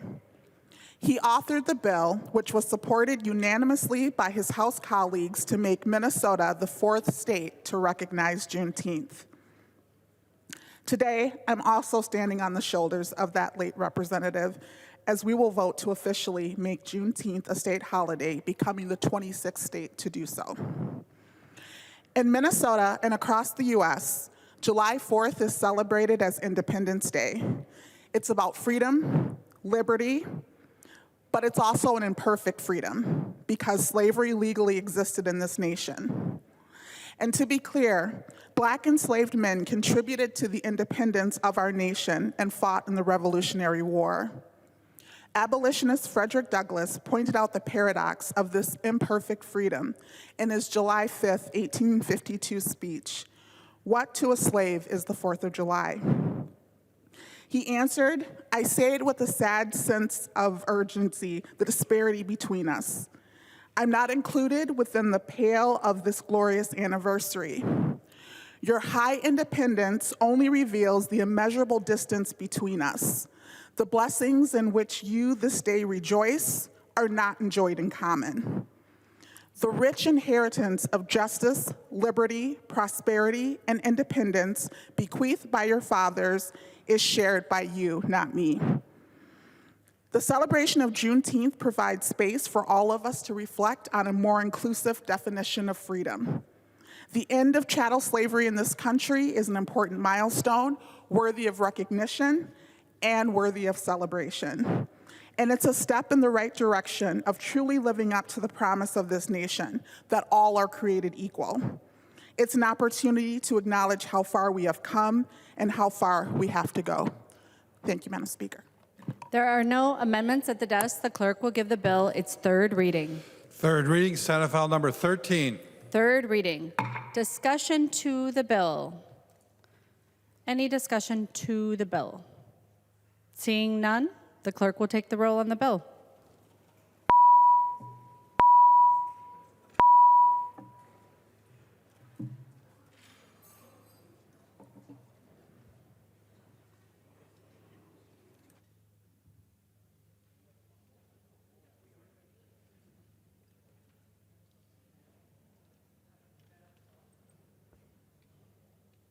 Members, please vote.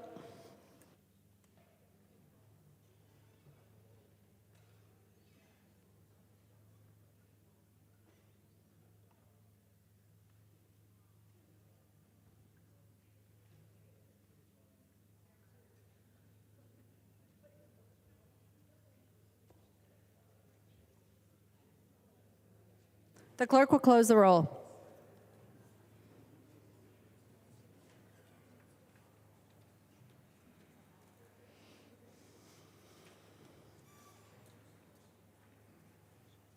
There being 126 ayes and 1 nay, the bill is passed and its title agreed to.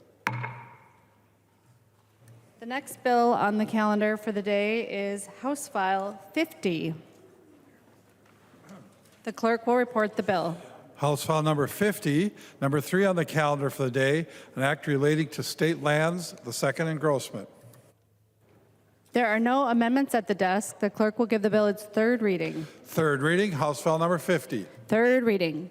I recognize the member from Dakota, the author of the bill, Representative Hansen, to explain the bill. Thank you, Madam Speaker and members. This is the 2022 Lands Bill. I think this bill is a good example of the catch-up and cleanup legislation that we'll be seeing as we return to normalcy. These were routine in the past. I hope it can be routine in the future.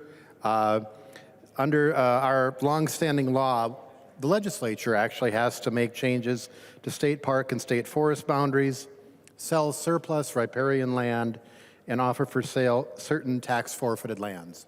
That's what this bill does. It sells some land, makes some policy changes, and changes some definitions. I'd ask for your support. Discussion to the bill. The member from Crow Wing, Representative Hansen.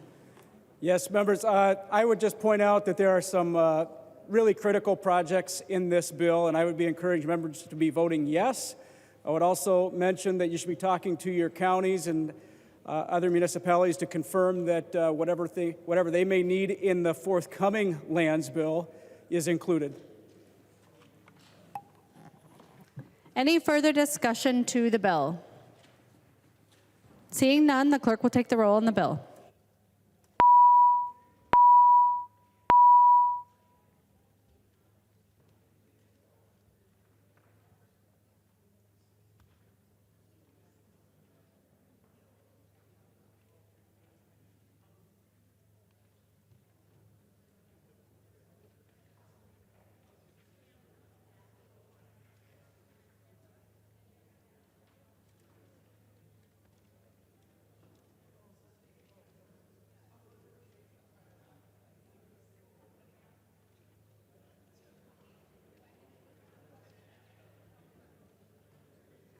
The clerk will close the roll.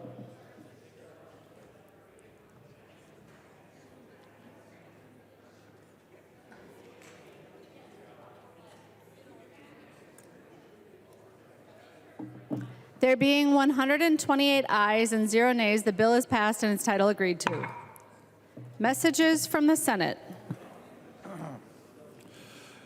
Message from the Senate, Madam Speaker. I hereby announce the passage by the Senate of the following House file herewith returned as amended by the Senate, in which amendments and concurrence of the House is respectfully requested.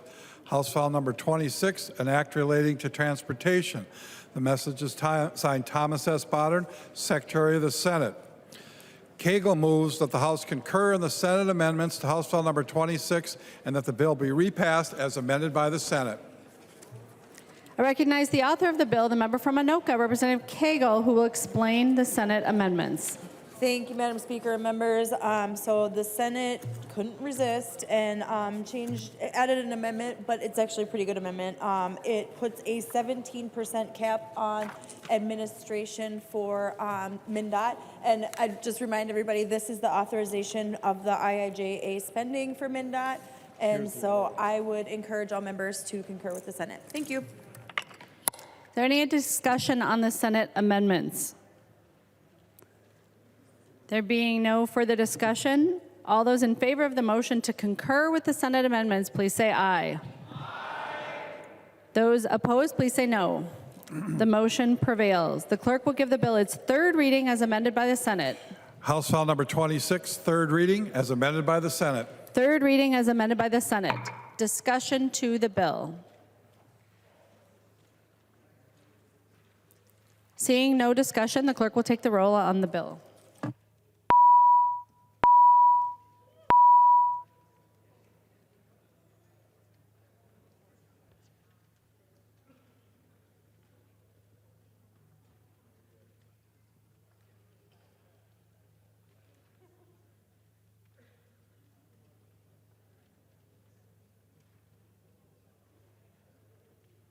Members, please vote.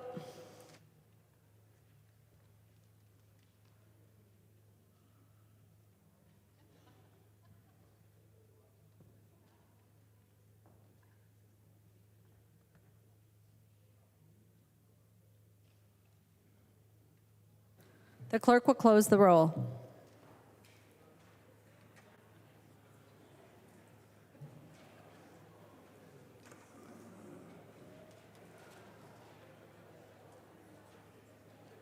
There being 128 ayes and 0 nays, the bill is repassed as amended by the Senate and its title agreed to.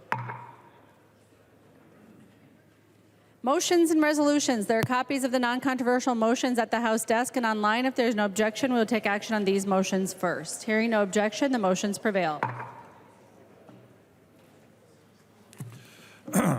Clarity moves that House File number 1058 be recalled from the Committee on Higher Education, Finance, and Policy and be re-referred to the Committee on Education Policy. The member from Dakota, Representative Clardy, to your motion. Madam Speaker, that is my motion. I've spoken with both chairs, and they've agreed that House File 1058 should be heard at Ed Policy first. The bill is about an alternate prep program through the Education Minnesota. Thank you. Thank you, Representative Clardy. Any discussion to the motion? Seeing none, all those in favor, please say aye. Those opposed, please say no. The motion prevails. Lee F. moves that House File Number 1135 be recalled from the Committee on Climate and Energy Finance and Policy and be re-referred to the Committee on Sustainable Infrastructure Policy. The member from Hennepin, Representative Lee. Thank you, Madam Speaker. This bill is a bill to appropriate money for research to integrate weather trends and designing and operating public infrastructure. So the good starting point will be in the Sustainability Committee, and then we'll move it to the Climate Committee. Discussion to the motion. The member from Morrison, Representative Kresha. Thank you. And members, and just to make sure, so this is the motion on House File 1135, is that correct? Yep. So, Yes, it is, Representative Kresha. Thank you, Representative Lee. I also had a similar motion, and in talking to Chair Koegel, agree that we should be doing this motion. What brought my initial idea of bringing this motion is one of the buildings that we're going to be looking at is the $500 million expansion for the state office building. And there hasn't been a whole lot of discussion. When I saw this bill, I got to thinking about this is the exact type of legislation that is going to affect that design. And since we're already doing things in the Rules Committee to increase that from 300 to 200 million without coming to the House, this is an appropriate bill to go through those conversations. So I agree with the motion. Any further discussion?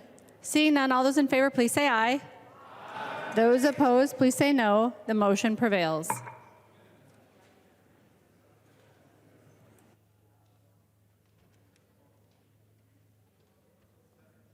Senate Concurrent Resolution Number 1, a Senate Concurrent Resolution relating to the adoption of temporary rules. Long moves that Senate Concurrent Resolution Number 1 be now adopted. Representative Long, to your motion. Thank you, Madam Speaker. This is what would allow us to adopt the temporary joint rules. If members see their green packets that you have in your desks, these are the dated 2009. This was when the permanent joint rules were passed. They have been temporary since then, so we are making no changes to the rules since 2009, and this is what allows for things like conference committees and joint committees and the like.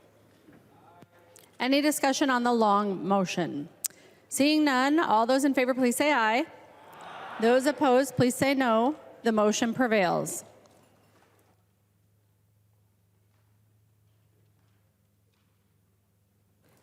Report from the Committee on Rules and Legislative Administration. Long from the Committee on Rules and Legislative Administration, pursuant to Rule 3.33, designates Thursday, February 2nd, 2023 for adoption of the perm rules of the House for the 93rd session and has established a pre-filing requirement for amendments offered to these rules.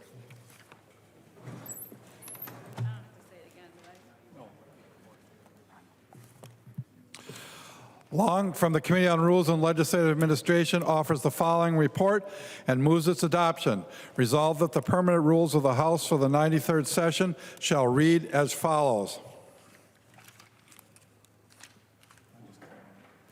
The member from Hennepin, Representative Long.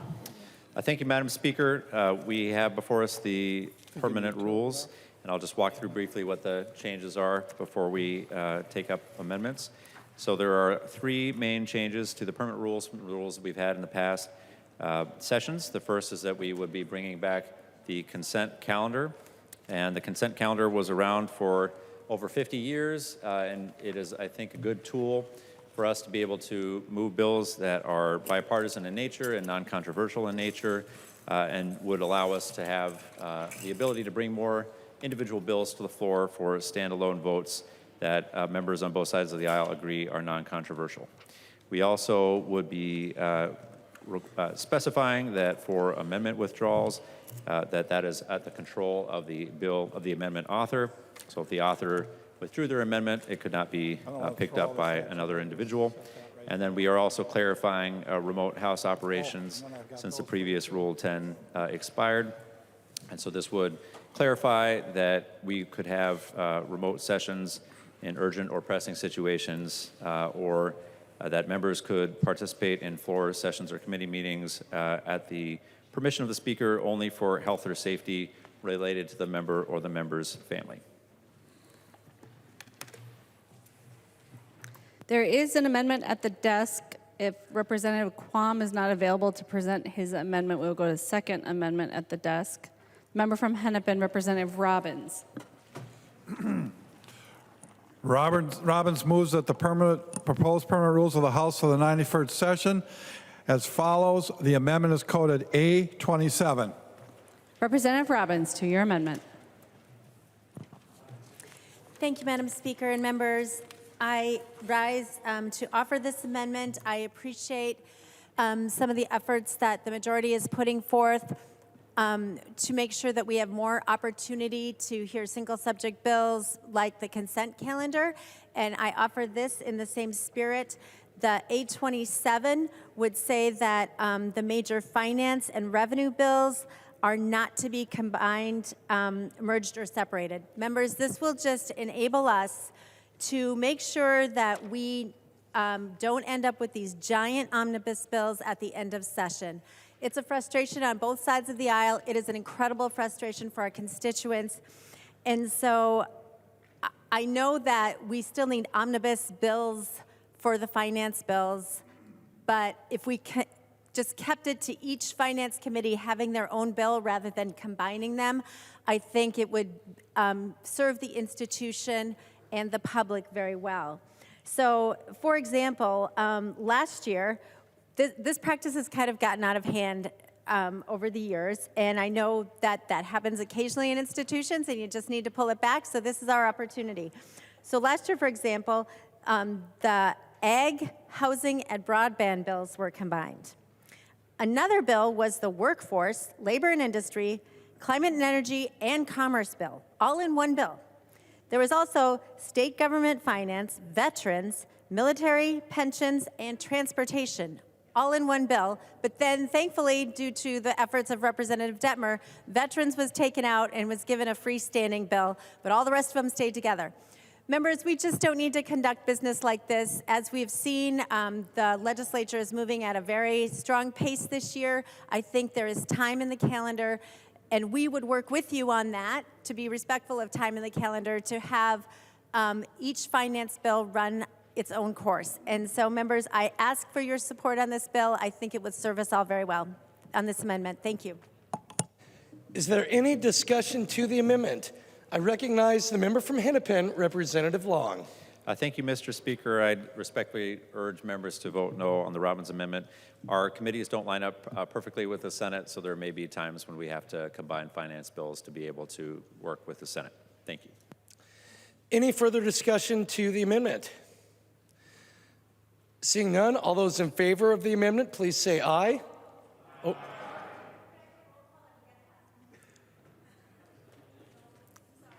Representative Robbins, I will allow your request for a roll call vote. Are there 15 hands? Seeing 15 hands, there will be a roll call vote. Is there any further discussion? Seeing none, the clerk will take the roll on the amendment.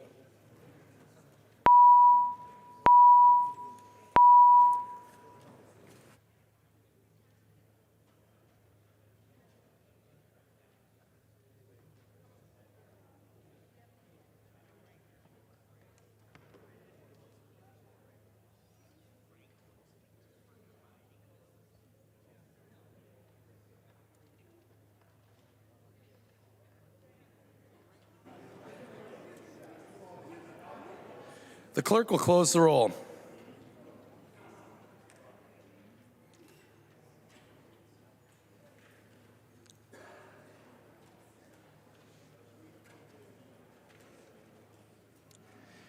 There being 57 ayes and 70 nays, the motion does not prevail and the amendment is not adopted.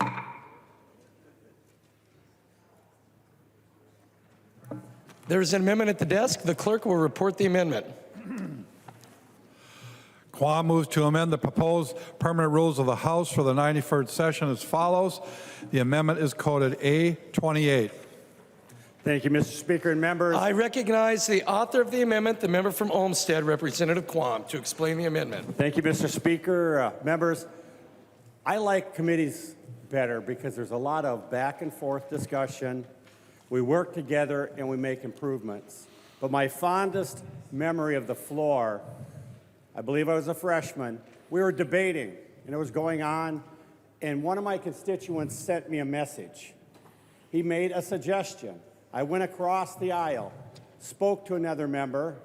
We had an amendment drafted, and we took care of an area that we had a little bit of disagreement across the aisle. And I thought that was my memory of how we should work together, where we hear from our constituents, we go and work together across the aisle and make solutions. However, since then, we can't do that. A few days ago, we had a situation where there's an amendment, and the majority leader even said, you know, if it just was worded a little bit different, you know, it'd be good, but it's not. Well, my amendment is to get rid of the 24-hour rule. That's so that when we're talking back and forth and we listen to each other and we go, aha, how about this? We can go over, talk it out, and solve. So it's less of this, we've got our stances and we're going to make our speeches and we're not making any headway. So I ask that you would support this so we can make it more like committee work, where we cooperate a little bit more and we make improvements, sometimes on the fly, because that's what happens when you listen and talk. And I would ask for a roll call. Representative Quam requests a roll call vote. Seeing 15 hands, there will be a roll call vote. Thank you. Anything else, Representative Quam? I recognize the member from Hennepin, Representative Long. Thank you, Mr. Speaker. I would ask members to oppose the amendment. Before I was a legislator, I worked as a staff member in legislators that both had the 24-hour rule and didn't have pre-filing rules. And I'll tell you that many, many more mistakes were made in the legislatures that did not have pre-filing rule. It is much better to be able to have the discussion ahead of time and not on the fly on the floor. And so that allows, the pre-filing rule allows members to have that engagement ahead of time and to try to work things out before things come to the floor. So I'd ask members to oppose the amendment. Is there any further discussion to the amendment? Seeing none, the clerk will take the roll.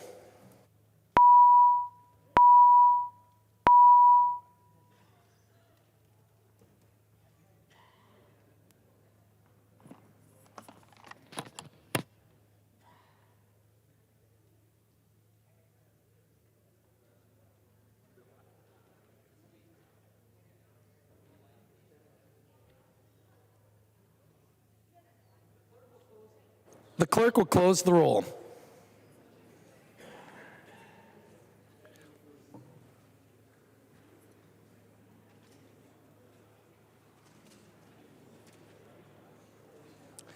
There being 58 ayes and 68 nays, the motion does not prevail and the amendment is not adopted. There's an amendment at the desk. The clerk will report the amendment. Nash moves to amend the proposed permanent rules of the House for the 91st session by adding a rule as follows. The amendment is coded A26. I recognize the author of the amendment, the member from Carver, Representative Nash, to explain the amendment. Thank you, Mr. Speaker. And before everybody starts hating on me for banning TikTok, it actually is a very strong security risk. I'm sure that my IT colleagues would agree, but I have spoken with the majority leader, who I believe is going to take a cue here, that we are going to be working on this with House IT staff because we do agree that the security of the devices that we are issued here at the state and the operations of the House do need to minimize our security risks, and we have agreed to work together on this. And once again, for all of you big TikTokers, Representative Hornstein, I know that you are a well-noted TikToker. It's crazy. It's crazy. But I do appreciate the support to the majority leader and just in minimizing the security risk that we suffer here. So thank you. I'm waiting. Any further discussion to the amendment? I recognize the member from Hennepin, Representative Long. Thank you, Mr. Speaker. Thank you, Representative Nash. This is a legitimate issue. I appreciate you raising it and look forward to working together on it. Mr. Speaker, Representative Nash. I would withdraw the A26. Representative Nash withdraws the A26 amendment. There is an amendment at the desk. The clerk will report the amendment. Damath moves to amend the proposed permanent rules of the House for the 93rd session by adding a rule as follows. The amendment is coded A25. I recognize the author of the amendment, the member from Stearns, the minority leader, Representative Damath, to explain the amendment. Thank you, Mr. Speaker. The A25 is a simple amendment. It just prohibits members from getting their per diem on days when they would be operating remotely. You know, our per diem is meant to cover the extra costs of being here in St. Paul, and if we're working from home, we probably don't need that. I do want to mention, without mentioning, but that the other body has a very similar rule to this, and I think that we wouldn't want to be in worse shape than they are. Any further discussion to the A25 amendment? I recognize the member from Hennepin, Representative Long. Thank you, Mr. Speaker. Thank you, Leader Damath. So we will be having more discussion in the Rules Committee on per diems once we are hearing back from the Legislative Salary Commission. And so we have an opportunity to engage in further dialogue in the Rules Committee. And so as a result, I'll move that the amendment to the proposed permanent rules be referred to the Committee on Rules and Legislative Administration for further discussion. Representative Long moves that the A25 amendment to the proposed permanent rules of the House for the 93rd session will be referred to the Committee on Rules and Legislative Administration. Is there any discussion to the motion? I recognize the member from Stearns, Representative Damath. Thank you, Mr. Speaker, and Majority Leader Long. I appreciate that. I would still request a roll call on this amendment. On the Representative Damath, to clarify, are you requesting a roll call on the motion to refer or on the amendment? On the motion to refer. Representative Damath requests a roll call vote on Representative Long's motion to refer the A25 amendment. Are there 15 hands? Seeing 15 hands, there will be a roll call vote. Is there any further discussion to Representative Long's motion?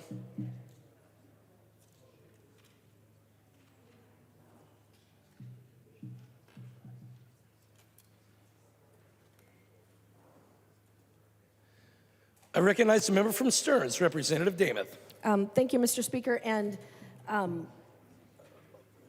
the motion to refer, as much as that's appreciated, I'm not sure what the delay is on it. I think it is important that we take care of this in this matter right now. I know we could still refer it later, whatever changes might needed to be made on the per diem, but I would appreciate if we could take it up now. Again, requesting that roll call on the motion to refer.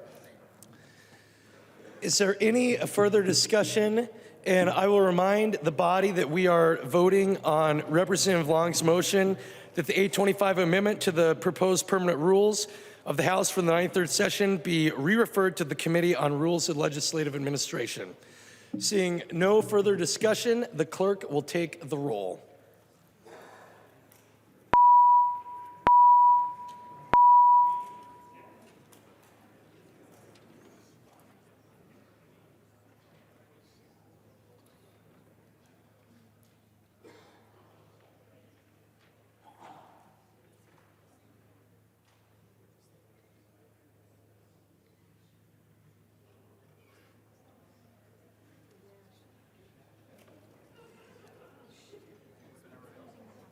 The clerk will close the roll.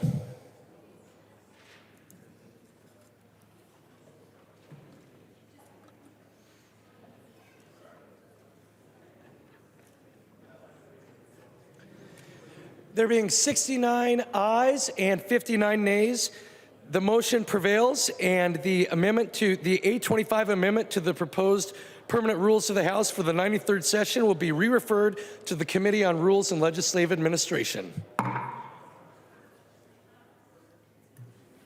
There's an amendment at the desk. The clerk will report the amendment. Damath moves to amend the proposed permanent rules of the House for the 91st session by adding a rule as follows. The amendment is coded A24. I recognize the author of the amendment, the member from Stearns, Representative Demuth, to explain the amendment. Thank you, Mr. Speaker. This, again, members, is a very simple amendment. It would require that if a member is approved to operate remotely, that the House Journal or the committee minutes would reflect the reason why they are operating remotely. This is just for a matter of transparency. We're elected to be in St. Paul here to do our job, and I think our constituents, Minnesotans, need to know what was important or more important that prevented us from being here in this chamber or in our committees. It would also serve as a check on the use of the remote operations.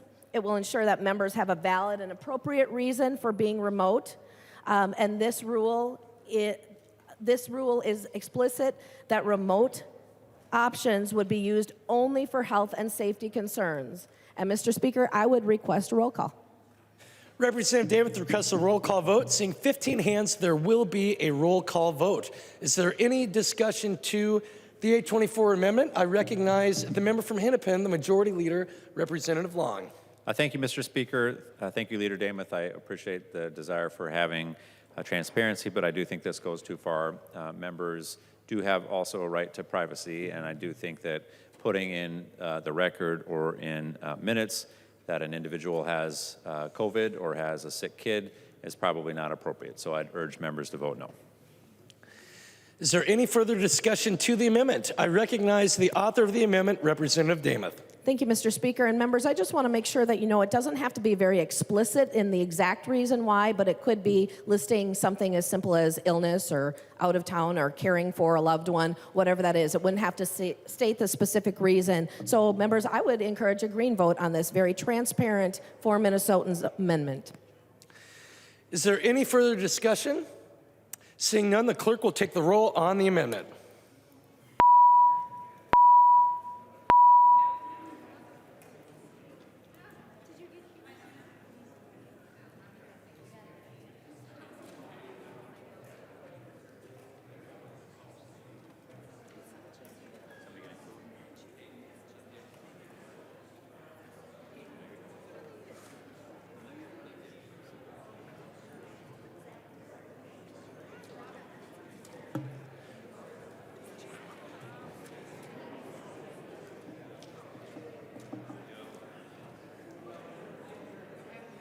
The clerk will close the roll.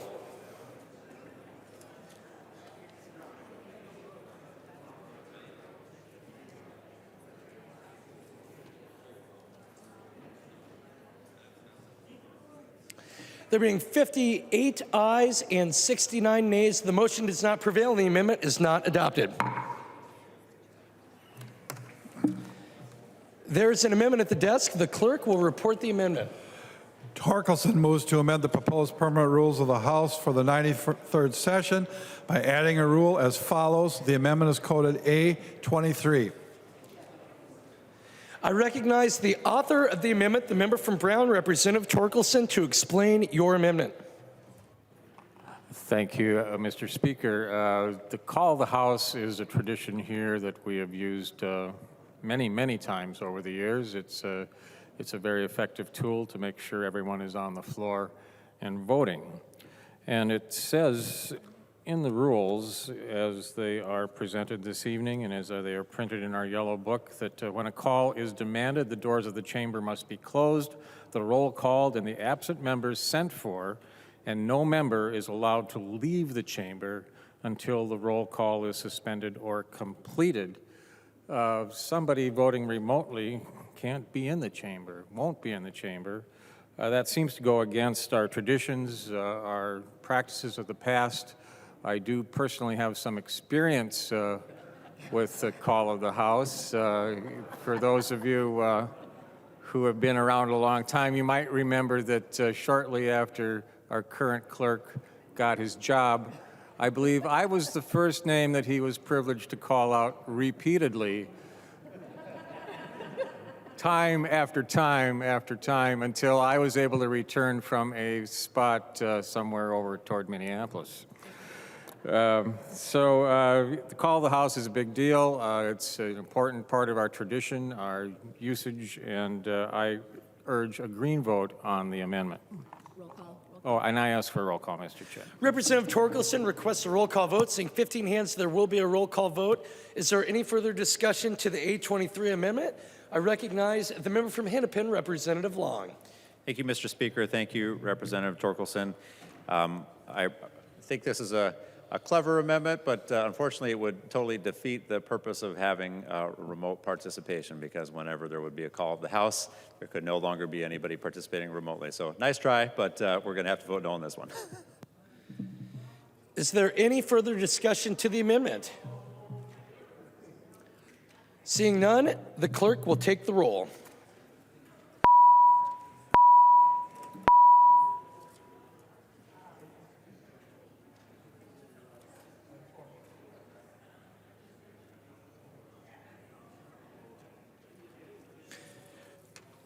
The clerk will close the roll.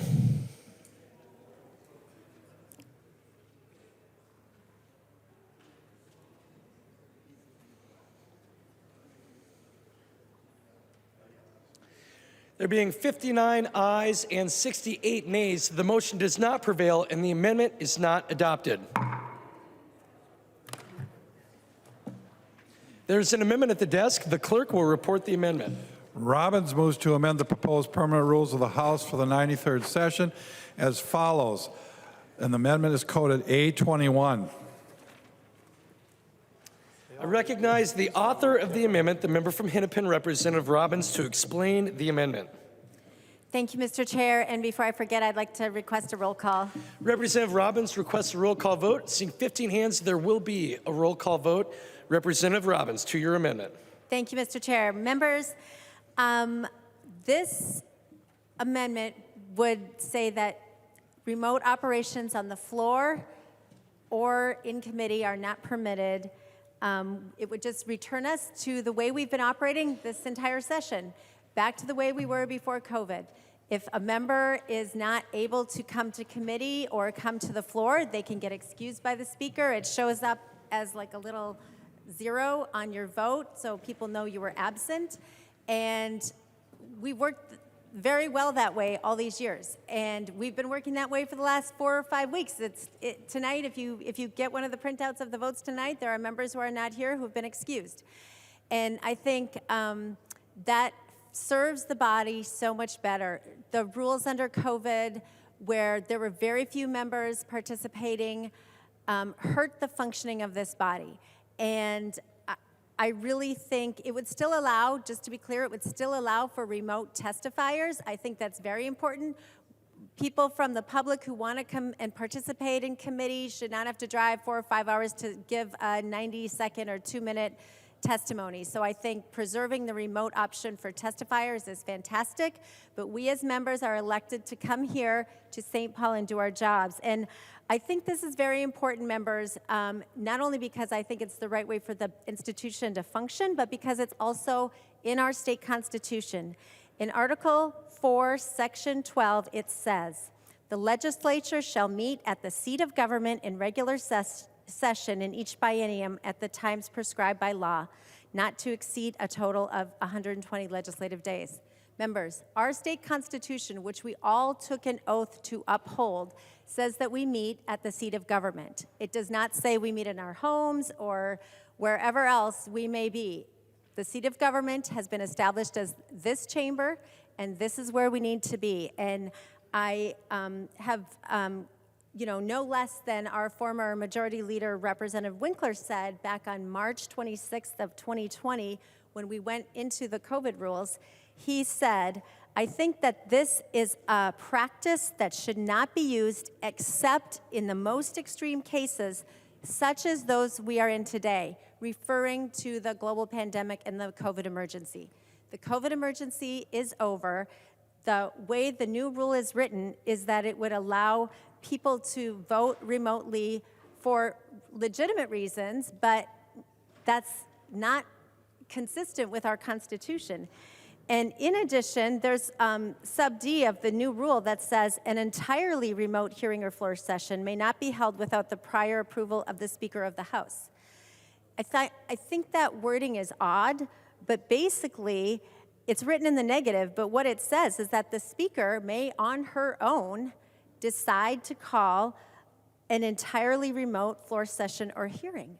And that's never been something that we would allow without at least a vote of this body. When we implemented the COVID rules, that was voted on by this body. So to give the speaker, who I have great respect for, that unilateral power is a flagrant violation of our Constitution. And members, I ask that you support this. We were elected to come here to listen to each other, to engage in debate, and if we are not here in person, that body does not function well. I ask for your support. Is there any further discussion to the A21 amendment? I recognize the member from Morrison, Representative Creeshaw. Thank you, Mr. Speaker. And I'm wondering if Representative New would yield for a question. She will yield to a question. Representative Creeshaw. So, Representative New, I'm not as familiar with the $500 million Senate office building and everything that happened in rules. You were part of that discussion. You were there for that. Is that correct? Representative New Brindley. Thank you, Mr. Speaker. I was there for most of it, yes. Representative Creeshaw. Thank you. And Representative New, I'm wondering if you could help. So here we are, and Representative Robbins, I support her amendment. We're taking remote voting because we had this $500 million outrageous Senate or state office building, and here we are trying to take some of that away. Point of order, Mr. Speaker. Representative Long, state your point of order. Under Mason's 101, the debate must be confined to the question before the body. Representative Creeshaw, please confine your remarks to the question before the body, which is the 821 Robbins Amendment. Representative Creeshaw. Mr. Speaker, is she still yielding? Where are we at in this? She will yield. Representative Creeshaw. So, Representative New, would you please keep your remarks confined to the state office building boondoggle and the remote voting question? How do you think these two would be tied together, and how would this amendment affect that? Representative New Brindley. Thank you, Mr. Speaker, and thank you, Representative Creeshaw, for the question. You know, the issue of the Senate office building funding is an interesting. The state office building, yes, correct. The Senate office building was also, but the state office building is an interesting one. Representative Long, state your point of order. Mason's 101. Please confine remarks to the debate before the body. Parliamentary inquiry. Representative New Brindley, please confine your remarks to the question before us. We are debating an amendment. The Minnesota House of Representatives may allow witnesses to participate in committee hearings via remote means as far as is practicable. Representative Creeshaw. I think I have the floor, Mr. Representative Creeshaw, are you seeking to make a point of parliamentary inquiry? I am, Mr. Speaker. I'm wondering on the point of order that we go back to. Since the state office building happened in rules, we're talking about rules. Where am I missing on this? And if you could give us clarification on why we might be out of line with that. Representative Creeshaw, I did not rule on Representative Long's point of order. I was reminding the body to keep their remarks confined to the question before us, which is the A21. Representative New Brindley. Thank you, Mr. Speaker, and I appreciate that clarification. So in discussing the Senate office building, it's interesting. The state office building, it's interesting, actually. That all came about very quickly. And, you know, we had been for a couple of years under the rules of remote meetings. And during that time, as we all know here in this body, anyone who was here during those COVID years, we know that those remote hearings were really not very effective. It's fun to be back in person now, if for no other reason, but that we're having conversations again. We're engaging with each other again in a real way that folks who were elected during the pandemic really didn't experience. We didn't do good work in committees during the pandemic. Committees were very structured. They were very controlled.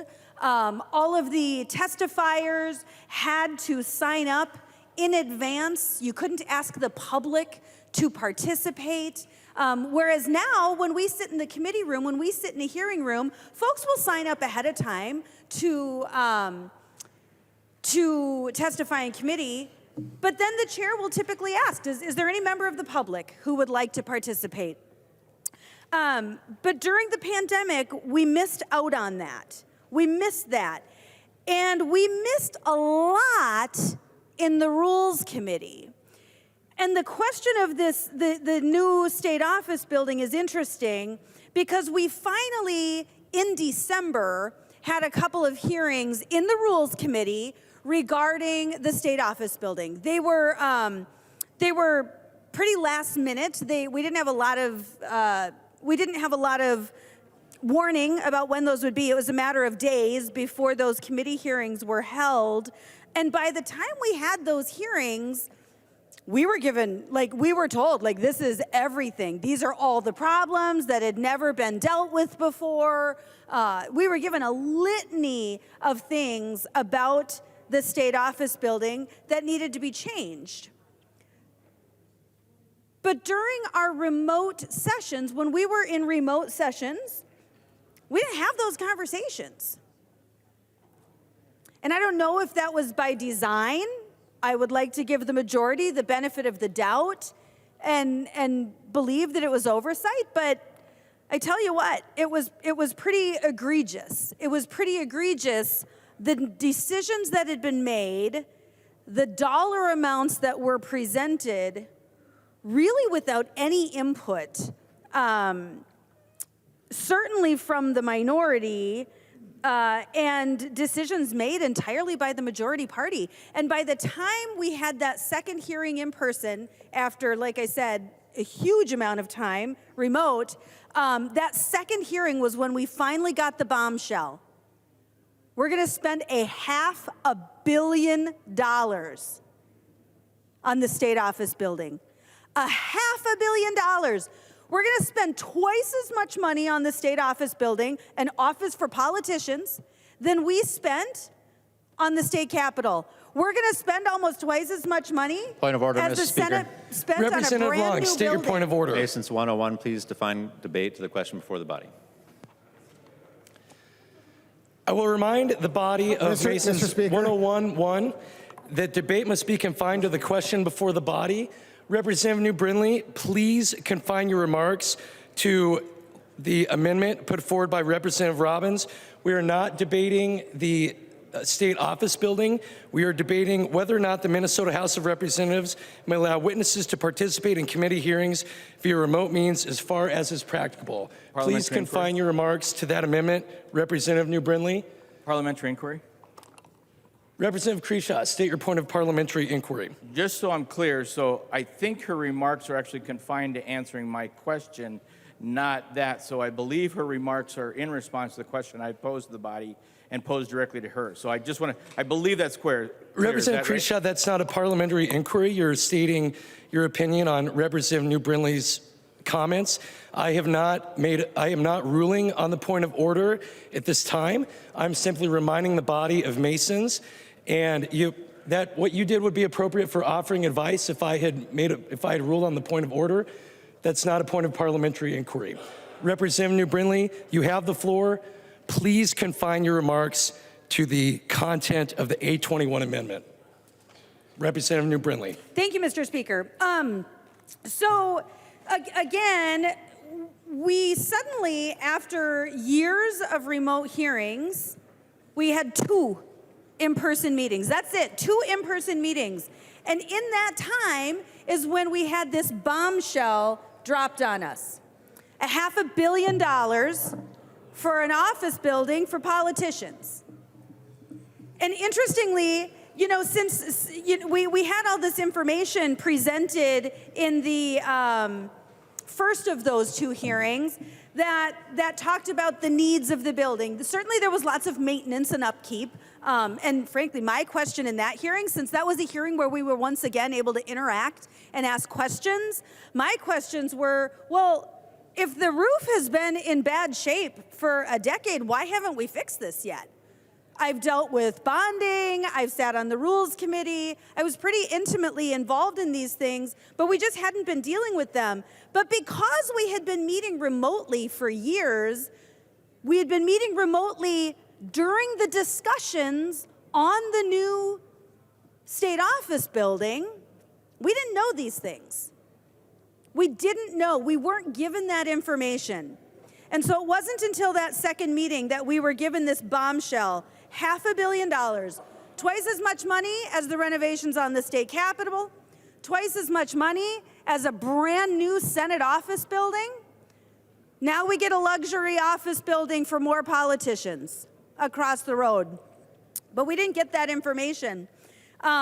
Interestingly, at the time of the last renovation that was made, it was sometime in the 80s, I forget the exact year, but at that time we had actually the same number of state representatives. That has not grown.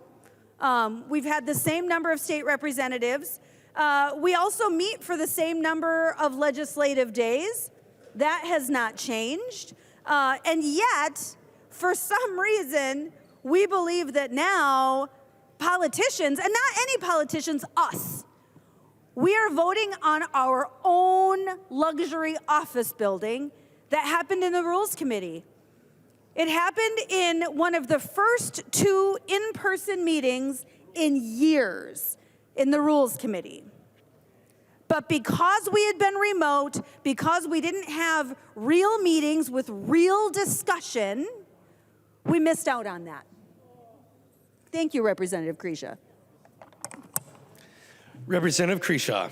And thank you. And Mr. Speaker, I must compliment you. Nice job keeping order on the debate. And I do agree with your answers in those. And Representative New, thank you very much. And again, I come back to supporting the Robbins Amendment because, again, if we're going to have this remote option, I certainly hope we don't add 1 square foot to any office or expand, and we keep it to the size we have, because that would be atrocious. And so, Representative Robbins, I support your amendment, and Representative New, thank you very much for shedding light on that and what happened in Rules Committee. Is there any further discussion to the A21 amendment? I recognize the member from Olmsted, Representative Liebling. Thank you, Mr. Speaker. And I rise to just mention one reason that I oppose the amendment before us. So, members, as much as we might really be enjoying being in person here, I think we have to recognize that around the world, COVID is still a real thing. And in some countries, people are getting very sick. It is possible that this could happen here again. Hopefully, part of what protects us against that happening is individuals being very responsible about staying home when they are ill. And so that's why I'm rising to speak on this amendment. I think it is really a good idea to encourage members when they feel they may be getting sick to stay home to avoid possibly spreading something to other members. And that indeed may help us remain in person and protect us from having to go into some more serious kinds of restrictions. So and by the way, there are still about 500 deaths a day in the United States from COVID. So much as we are enjoying being here, much as all of us really want to be in person, I don't think there's anyone who really doesn't think that it is good for us to be in person in terms of our business and getting things done. Just look at the speed with which we're moving this session. Being in person is helping to facilitate that, but I really am glad that the majority leader is putting this in the rules, because if any of us are not feeling well, I hope we would be courteous to each other and stay home and not have to worry that we would miss a critical vote to do that. So thank you very much, Mr. Speaker. Members, we are discussing the A21 Robbins Amendment. I recognize the member from Anoka, Representative Koegel. Thank you, Mr. Speaker and members. So I just pulled out my Constitution, and it was adopted in 1857, last revised in 2016. I don't know about you, but before 2016, I had no idea what Zoom was.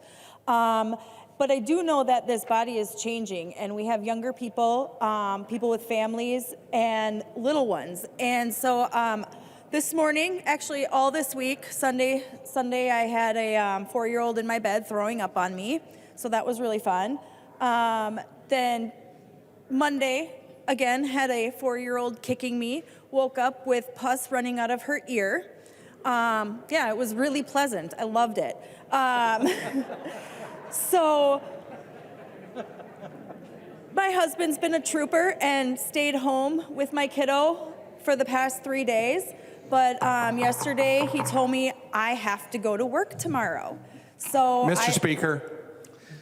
Representative Davids, for what purpose do you rise? Point of order under Mason's 101. Let's keep the discussion to the point at hand, not about pus out of ears and stuff like that. Representative Koegel, you have the floor. Sorry, I didn't mean to disgust Representative Davids, but it's life. So,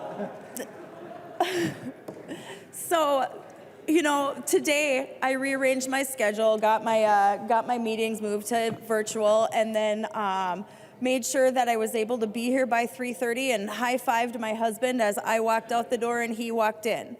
And so I really want us to remember what our state looks like and who we want here representing us. You know, when I first kind of got involved in the legislature, it looked a lot older and a lot less women. And so if we want the representation that our state reflects, if we want to make sure that we reflect our state, we're going to have to make it a little bit easier for us to participate. And so I don't think it's going to be anything that anybody does lightly, saying I want to participate remotely. But again, when our Constitution was made, there was no fingerprint readers. And so I think this is just a really common sense measure that we can take so that I don't have to bring, I'm sorry, Representative Davis, I don't have to bring my kid to the floor when she's got green stuff coming out of her nose. So thank you. Further discussion to the amendment. I recognize the member from Anoka, Representative Niska. Thank you, Mr. Speaker and members. And different parts of the Minnesota Constitution were indeed written at different points in time and enacted at different points in time, some many, many years ago. But every single member of this body on January 3rd, 2023, raised their right hand and swore to uphold the Constitution of the state of Minnesota. So I don't think that we should denigrate or put off concerns about whether our rules and whether our practice under the rules is compliant with our duties under the Constitution of the state of Minnesota, which says that we have to meet at the seat of government. It is true that Minnesota is changing.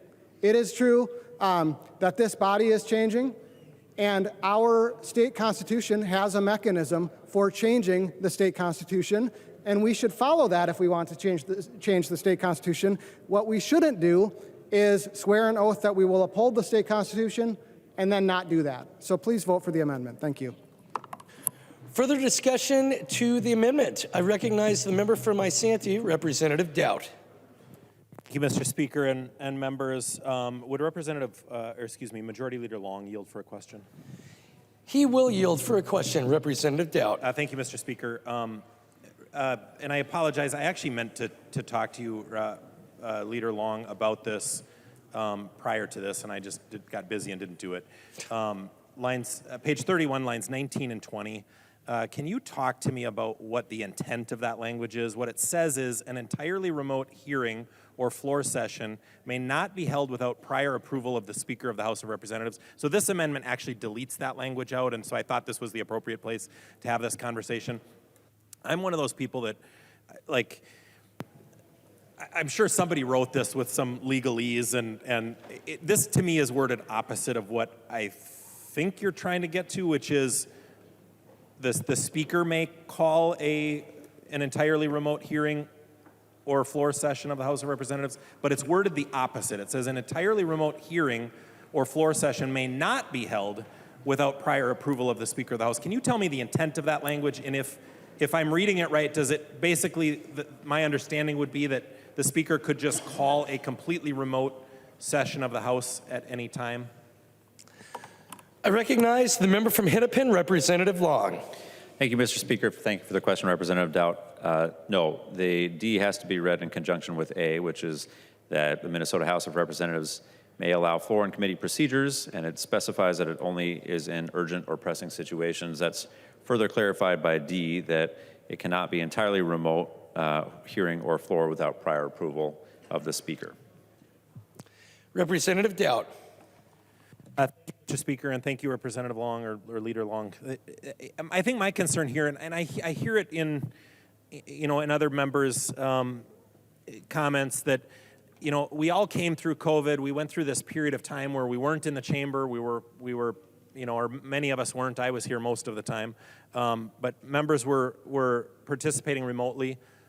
I think we can all agree this place functions a lot better when we're all here in the chamber. I actually noticed we actually treat each other a lot better. We get the opportunity to go out for dinner afterwards and interact with each other, and we can pull each other aside after committee or poke our heads into each other's offices. I actually think being here in person is pretty important. So I would really encourage the speaker. It looks like, according to this language, the speaker is the final arbiter of whether or not the situation is, what does it say, urgent or pressing. But I really hope the speaker agrees with me. She's not here right now, or I don't see her at the rostrum anyway. But I think we as a chamber just function a lot better when we're all in person. So I actually would support this Robbins amendment. I would ask folks to vote for it. And we can pass some temporary rule if some urgent and pressing matter comes up to allow us to meet remotely, just like we did the last time. I don't think we need this in here with just one person getting to make that decision. If the majority party decides to adopt the rule the way it's written, which they probably will, I would just lean on everybody to understand that we should not do that except in very, very extreme circumstances. And really, we went 150 years probably without doing it. Let's hope it's 150 years before we have to do it again. Because I think just my own reaction is this place functions a lot better when we're all here face-to-face talking to each other. Thank you, Mr. Speaker. Further discussion to the amendment. I recognize the member from Chisago, Representative New Brindley. Thank you, Mr. Speaker. And Representative Dowd, I'm really glad that you asked for that clarification. And I appreciate, Representative Long, what you expressed as the intent, but I am concerned that that is not what the words on the page mean. We have 4 separate paragraphs here, A, B, C, and D, and there is no and. These are independent paragraphs. If they were not independent, we would see additional language. We would see and or. That's typically the case. So I'm not sure. I mean, like for example, the Minnesota House of Representatives may allow floor and committee procedures related to member debate. A member may attend and vote during floor sessions or committee. That is separate from a witness being able to participate. Both of those things don't have to be true at the same time. Witnesses could be allowed when members are not. And so D really is separate of those other paragraphs. This is probably, I mean, I'm very concerned about 2 aspects of the rules today. This is one of them, though. And it really is that paragraph D, that an entirely remote hearing or floor session may not be held without prior approval of the Speaker of House of Representatives. Meaning, an entirely remote hearing or floor session may be held with prior approval of the Speaker of the House. And in that case, we're not talking about a member who has a kid with a runny nose or a yucky ear or whatever that was. We are talking about entirely remote hearings. And last time that happened, we were under an emergency order from the governor. We had a declared emergency in the state of Minnesota. That's the last time we did these remote hearings. And now, this is a significant change to our rules. This is a significant change that the Speaker of the House may provide that approval for entirely remote hearings or floor sessions. not for one member who might be dealing with an illness or something else, entirely remote. And while I appreciate that that might not be the intention, that is what this language allows. And I would hope, and in fact, I would remind the body that the previous majority leader on his way out talked about how this rule, our remote voting was going away. This Article 10 was going away, and appropriately so. The former majority leader was very clear that this body should meet in person. And he was right. He was right on that. We do not work efficiently. We do not work as well. We do not communicate as well when we're remote. We just don't. And so while intent may be one thing, the words on the page are very clear. And I would really encourage you to accept and vote yes on the A21 amendment. I recognize the member from Lyon, Representative Swedzinski. Thank you, Mr. Speaker. Thank you, members. You know, I come at this discussion really, I'm tempted more than likely to be voting against the Robbins amendment, just because I do believe that there is some opportunity to serve remotely. But one of the questions that I did have for Representative Long, if he would yield for a question. He will yield. Was really the foundation fact of, you know, the Senate, I think, is just wrapping up a long debate on the blackout bill. And was just concerned on how those two things, so, you know, from a reliability standpoint, our electrical grid has a chance of really suffering underneath that bill if it's passed and signed into law by Governor Walz. How will voting remotely, using your computers from home, be affected by the blackout bill and when if potentially, you know, our energy policies has made our grid less reliable? Thank you. Representative Long. Thank you, Mr. Speaker. Thank you for the question, Representative Swedzinski. I'm really glad to hear that you will be voting with us on the Robbins Amendment. Representative Swedzinski. Thank you, Mr. Speaker. I guess I just didn't, I missed the part of the question that I had. Like, how will that, you know, how will the legislature handle that? So if, let's say you're at home and you're voting remotely, maybe you have, your kids are sick or they have pus coming out of their ears, how will members be able to potentially participate if we're having a brownout or a blackout as a result of this bill? Thank you. Representative Hollins, state your point of order. Thank you, Mr. Speaker. I believe Mason's 101 requires us to, you know, have the conversation be relevant to what we're talking about. And right now we're talking about an amendment having to do with COVID. So I don't really see how brownouts are relevant. Members, please confine your remarks to the question before the body, which is the 821 Robbins Amendment to the proposed permanent rules of the House, not any other pieces of legislation that have been before this body previously. Representative Swedzinski. Any further discussion to the Robbins Amendment? In that case, I recognize the author of the amendment, the member from Hennepin, Representative Robbins. Thank you, Mr. Speaker and members. I appreciate the discussion, although it has gone far afield of what I anticipated in some respects. So I want to bring us back to what the amendment does and why I think this is so important. So the amendment would put us back to what we have been doing the last 4 weeks.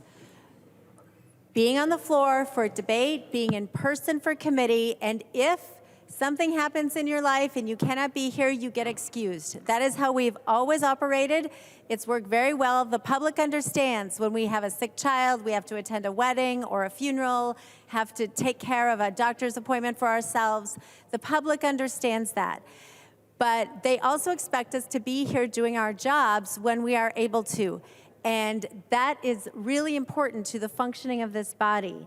And I appreciate Representative Koegel and others who have spoken about times have changed and that maybe technology has changed. But that's not what the Constitution says, members. And as Representative Niska said, if we want to change that, we need to amend the Constitution.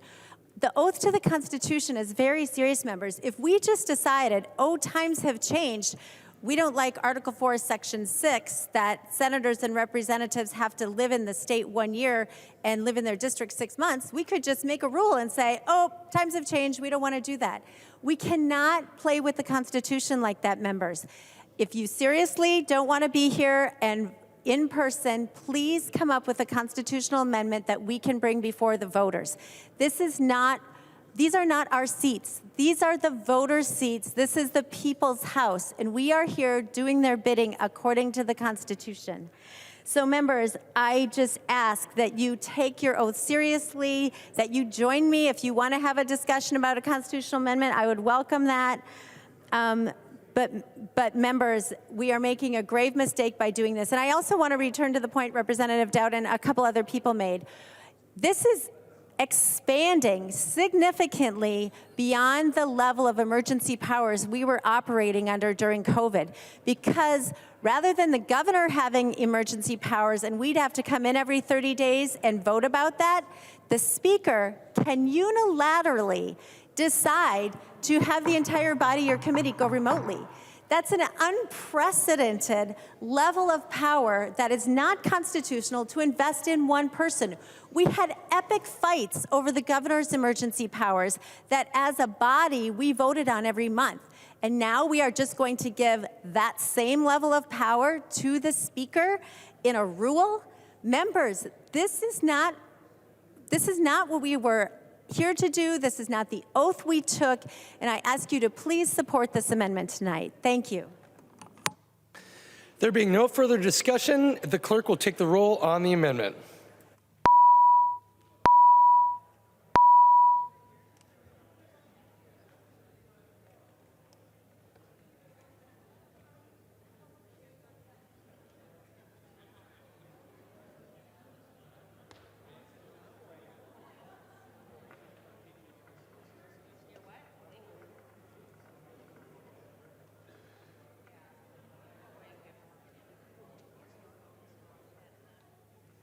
The clerk will close the roll.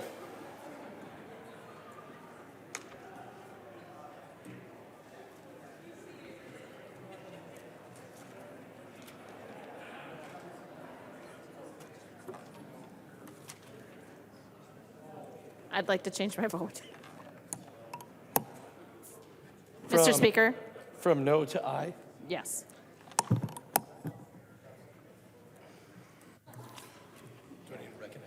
I can say it. Franzen changes from no to aye. Franzen changes from no to aye.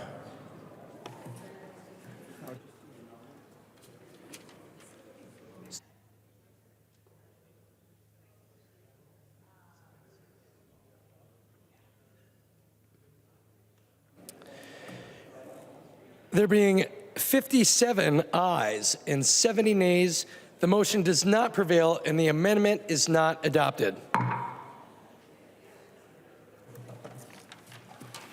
There is an amendment at the desk. The clerk will report the amendment. Torkelson moves to amend the proposed permanent rules of the House for the 93rd session as follows. The amendment is coded A22. I recognize the author of the amendment, the member from Brown, Representative Torkelson, to explain the amendment. Thank you. This also deals with the remote work that we have been subjected to in the past. This deals only, however, with the committees. Maybe we can make a go of this. Language says that committees may not operate remotely and members may not participate in committees remotely. For those of us that were here during the Zoom times, I think it's not, you don't have to think very long to realize how much impact Zoom had on the effectiveness of our committee meetings. Time was limited, body language was eliminated, conversations before and after a committee meeting were eliminated. It just wasn't the same experience. And the work product coming out of Zoom committees was not anywhere near as good as what we are able to produce when we meet face to face. Additionally, there's a technology issue. Those of you that were here during the Zoom times here on the floor, of course, we had massive amounts of technology in place to actually make that happen, including fingerprint readers, screens in the back of the chamber, IT people occupying the retiring room so we couldn't get back there and do whatever we do in the retiring room. That's one thing, but when it comes to our committee rooms, they really are not equipped for this. So the idea of doing a hybrid meeting in the existing committee rooms is far-fetched, frankly. There's just no way it's going to function well. We should be face-to-face. COVID is over. Not that it's eliminated, but the pandemic is over. Even the president is about, I think he actually said it once, and then he kind of pulled it back, but he's going to say it again sometime soon, that the pandemic is over. Just look at how we've been operating this last month, face-to-face, hand-to-hand, doing the things that we do as legislators to come up with the laws that actually might do the state of Minnesota some good. While we don't get everything we want, at least we get a chance to vent. You know, that may not sound like a big deal, but sitting at home on Zoom, just staring at that Hollywood Square screen got me awfully riled up, and the only person I could vent to was my wife, and it wasn't really all that good for our marriage. So, Mr. Speaker and members, we need to meet face-to-face. This amendment would eliminate the remote option for committee work where the real work is done, and I urge a green vote. Oh, and I ask for a roll call. Representative Torkelson requests a roll call vote, and seeing 15 hands, there will be a roll call vote. Is there any further discussion to the amendment? I recognize the member from Hennepin, Representative Long. Thank you, Mr. Speaker. I urge members to vote no on the Torkelson amendment.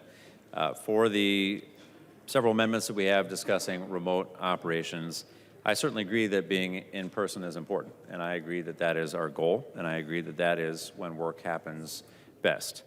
But COVID was the deadliest pandemic in U.S. history, so we were talking about 150 years of state history. We've never seen anything like this. It surpassed the 1918 flu, over 1 million total deaths.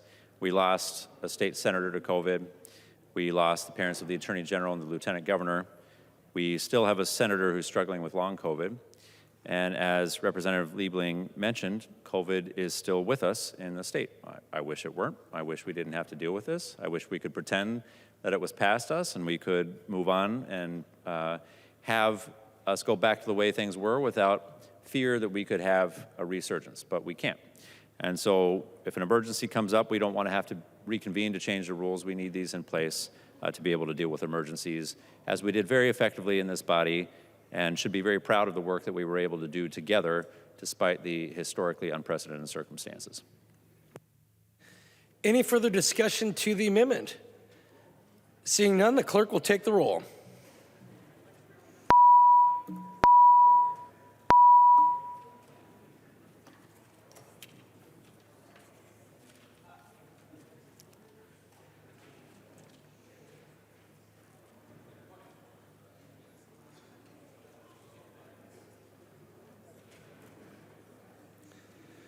The clerk will close the roll.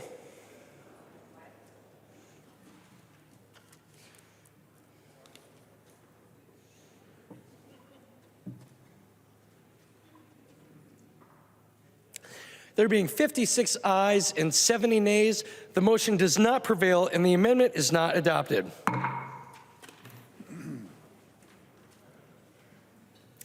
There is an amendment at the desk. The clerk will report the amendment. Dameth moves to amend the proposed permanent rules of the House for the 91st session as follows. The amendment is coded A20. I recognize the author of the amendment, the member from Stearns, the minority leader, Representative Dameth. Thank you, Mr. Speaker. And this amendment is very simple, but it would allow a single member of the House to object to a bill that's on the consent calendar. It would align our rules with the rules from the body across the street, which also allows a single objection to remove the bill from the consent calendar. If you look at Mason's, it does say that the rights and duties of members of a legislative body are derived from and founded upon the absolute equality of members So every member has the same right as any other member to present questions for the consideration of the House. This rule would take away the right of members to offer amendments and bills that they alone find objectionable because it impacts only their district or they alone have a different perspective on the bill. We don't see an issue with the consent calendar in general. We agree with that. But if the idea is to have only truly non-controversial bills there, this would be the threshold then of one member. And Mr. Speaker, I would request a roll call. Representative Dameth requests a roll call vote. Seeing 15 hands, there will be a roll call vote. Is there any further discussion? I recognize the member from Hennepin, Representative Long. Thank you, Mr. Speaker.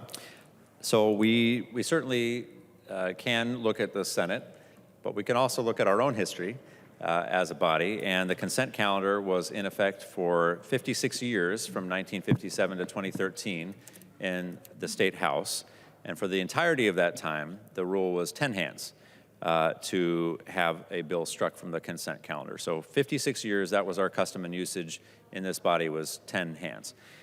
We made a gesture of good faith to reduce 10 to 5.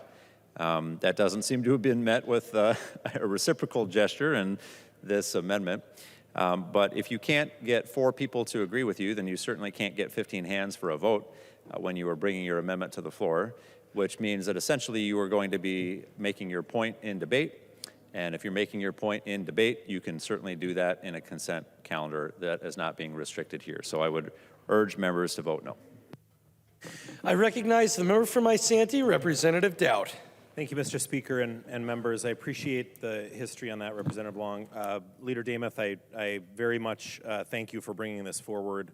I actually think this is an important bill or amendment. I want everybody to kind of pay attention to it. So one of the things that a lot of us have participated in over the years is kind of training in new members as they join our body. And in those orientation sessions, one of the things that surprises, I think, those new members is that we don't require a second, right? Out in the rest of the world for community meetings or city council meetings, or in a lot of other places, they use Robert's Rules of Order. We do not. We use Mason's Manual. And in the legislature, every member has a right to bring something forward and without a second, without another member needing to agree to that and have their voice heard. The reason I feel strongly about this one is we're actually losing a right here. Not every member serves on every committee, so not every member gets to see every bill and gets an opportunity to amend every bill or offer their amendment, their improvement, if you will, to a bill. So they have that final opportunity here on the floor. If this, if the consent calendar being added to our rules really is an honest effort to make sure that we're, using it for bills that really are not, what am I trying to say? Not contested or non-controversial bills, then one member is not going to pull them off. But if my district might be the only district in the state that feels really strongly about a particular issue, and if that bill is coming through and I didn't appear before a committee that I serve on, my only opportunity to have my voice heard and offer an amendment to take something out of a bill or add something to a bill is in here on the House floor in our second reading where we can offer amendments. So I think we are actually losing something. In Masons it says, and actually if you read in Masons, sometimes you'll run into these areas where it'll give some history. So this is covered under Masons section 58, paragraph 1. The origin of the requirements of seconds to motions is obscure, and while there were certain requirements for seconds in Parliament for a period of time, this requirement was discontinued more than a century ago. And in paragraph 2, it continues, the effect of requiring a second to a motion is to require that no business can be presented except by 2 persons, one who makes the motion and the other who seconds it. A member representing a constituency in a state legislature is entitled to present a proposal for consideration of the body without having the support of a second, unless the second is required by rule. But in the history of this body, we don't require seconds. And I think this is a way of saying, you know, we're taking away that right of a member to have their voice heard on a particular bill, and the floor might be the only place that it happens. And if the bill truly is non-controversial, then nobody's going to pull it off the consent agenda. So, and it really, really pains me to say this next part, but I think, you know what, I can't say it. The other body does have only one rule, and I think we should have one rule. I don't want to say that we should do it like they do it. That would be too painful for me to say. I don't want to say that they're right. But it is taking away a right for a member of this body if they're the only one that cares about an issue to make sure that it's heard. So on a non-controversial bill, there should be no fear of one member pulling it off. And I don't think you're going to see this misused. But I think we are giving away a right that we have right now if we adopt these rules without having just one member. So to Leader Dama, thank you for bringing this forward, and I would strongly encourage members to support this. I think it is, you know, and to many of you, it doesn't sound important, or, you know, 5 members, 10 members, you know, it's 10 members to get a roll call vote to raise your hands. But it should only take one member to have your voice heard. So I'm going to ask each of you very sincerely, let's respect the minority in this chamber and make sure that every Minnesotan, regardless of what district you come from or whether another person agrees with you, that you can have your voice heard here in this chamber. So thank you, Representative Damath, and I would encourage members to vote for this. I recognize the member from Chisago, Representative New Brindley. Thank you, Mr. Speaker. Would Representative Long yield for a question? Representative Long will yield for a question. Representative New Brindley. Excellent. Thank you, Mr. Speaker. You know, when I first saw this language, the first question that came to my mind was, what problem are we solving? Because when a bill is non-controversial, when we bring a non-controversial bill to the floor, we don't offer amendments on it. Typically, that goes very quickly. The body votes, and it's done. And so I'm wondering, Representative Long, if you can just help us to understand what problem we're trying to solve by implementing this consent calendar. I recognize the member from Hennepin, Representative Long. Thank you, Mr. Speaker. Thank you for the question. So the goal here is to try to restore a practice that allowed for non-controversial bills to be on a separate calendar so that they could be shown to the body. This is going to be a bill that's going to move quickly. We would all have an understanding about that when it was coming to the floor. And so there could be predictability when we are scheduling bills that, okay, we can move 10 bills that are non-controversial in a short amount of time. The checks on this are that any 5 members can pull it off. I have given my word also to the minority leader that if in Rules Committee the leader objected to any of the bills, I would not put them on the consent calendar. And we also have in the rule that the minority lead and the chair, the ranking lead and the chair would be jointly recommending this to the committee, to the Rules Committee. So there are a lot of checks to make sure that these truly are non-controversial bills, but the goal that we've often heard is that there's a desire to move a lot of individual bills. This will help facilitate that. Representative New Brindley. Thank you, Mr. Speaker. A couple of things. First of all, thank you for your explanation, and I believe that your intent is good. However, I'm not sure that this is solving a problem. I'm not sure that it is a problem now, is the point. You know, when a non-controversial bill comes to the floor, again, nobody offers amendments.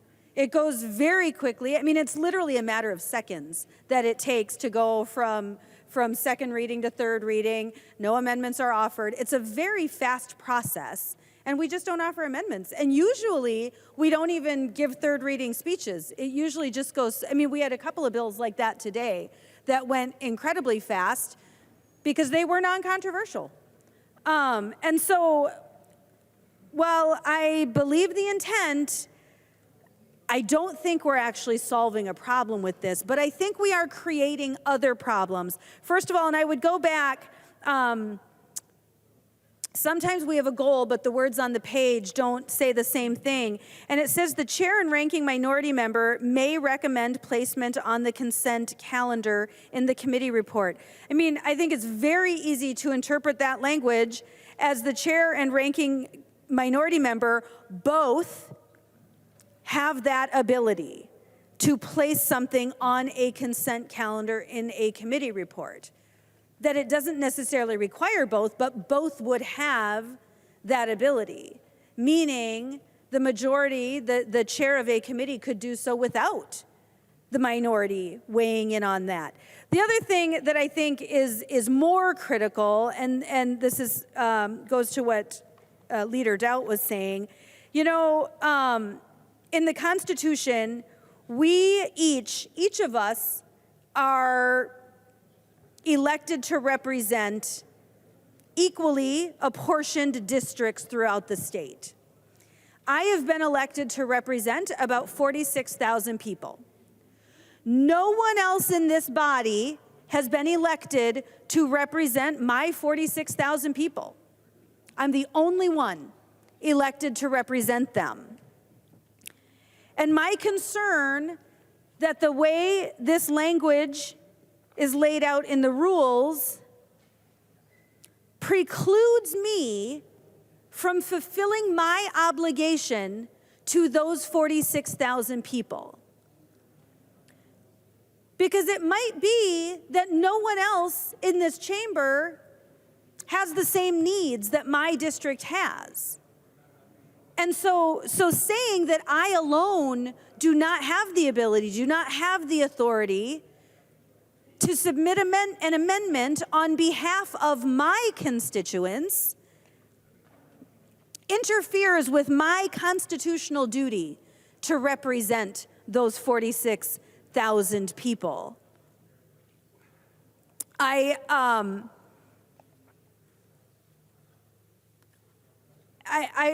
would say that there was a good faith effort to move this from 10 members to 5 members, but I'm not sure what the difference is. That's sort of a difference without a distinction. At the end of the day, it doesn't matter if there are 4 other people. I should have the right to represent my own constituents if they have a need. I alone should have the right to offer an amendment that is meaningful to my 46,000 constituents. And every other member of this chamber should have that same right. And this amendment, the Dameth Amendment, would do that for us. I would also just say, you know, we were told that, well, if you can't get 5, you can't get your 15 hands. But we don't need 15 hands to offer an amendment. We don't need any hands to offer an amendment on the floor. We can do that on our own. And we should continue to have that right, regardless of what happens. We should not have to ask permission to represent our constituents. And I would strongly encourage a yes vote on the Dameth Amendment. I recognize the member from Olmsted, Representative Quam. Thank you, Mr. Speaker. Would Representative Doubt yield to a question?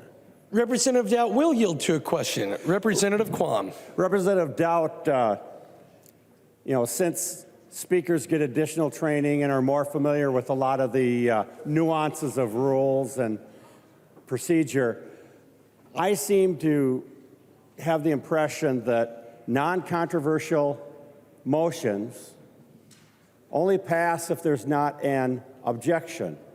Can you explain, just one person needs to object on that?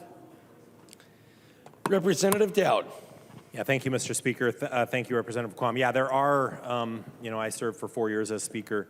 There are times when, for instance, reverting to another item on the agenda, sometimes we will work through the agenda, and our agenda is spell out in House rules and what the order is. But sometimes we get a message from the Senate at the wrong time, or we need to revert to some other order of business, and the script literally says, without objection, we'll revert to another portion of the, if one member stands up, that's an objection. That's what this is. And so there are other times in this chamber where we ask for things to happen without objection, the non-controversial motions, that's in the script. You guys hear it every day. On the House floor, the script says a copy of the non-controversial motions is on your desk, or at the desk, or I can't even remember now. It's been a while since I read that. But they say it every single day. Without objection, the motions will prevail. There's no objection, bang. The gavel bangs and the motions prevail. So that's another opportunity where it just takes one member to object. So it actually is consistent with our practice in this body that just one member should be able to do that. I think it's consistent also, as I mentioned earlier, with the fact that we don't use Robert's Rules of Order. We don't require a second.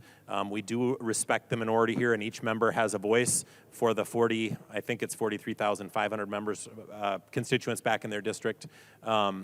And I think we should honor that here. So I appreciate the question, Representative Kwan, but you are right. In our current script, actually there are scripts at the end of the desk on this side, I think at the bottom, if you wanted to grab one. You can go through that script and you can see the areas where it literally says that right now in the script, without objection.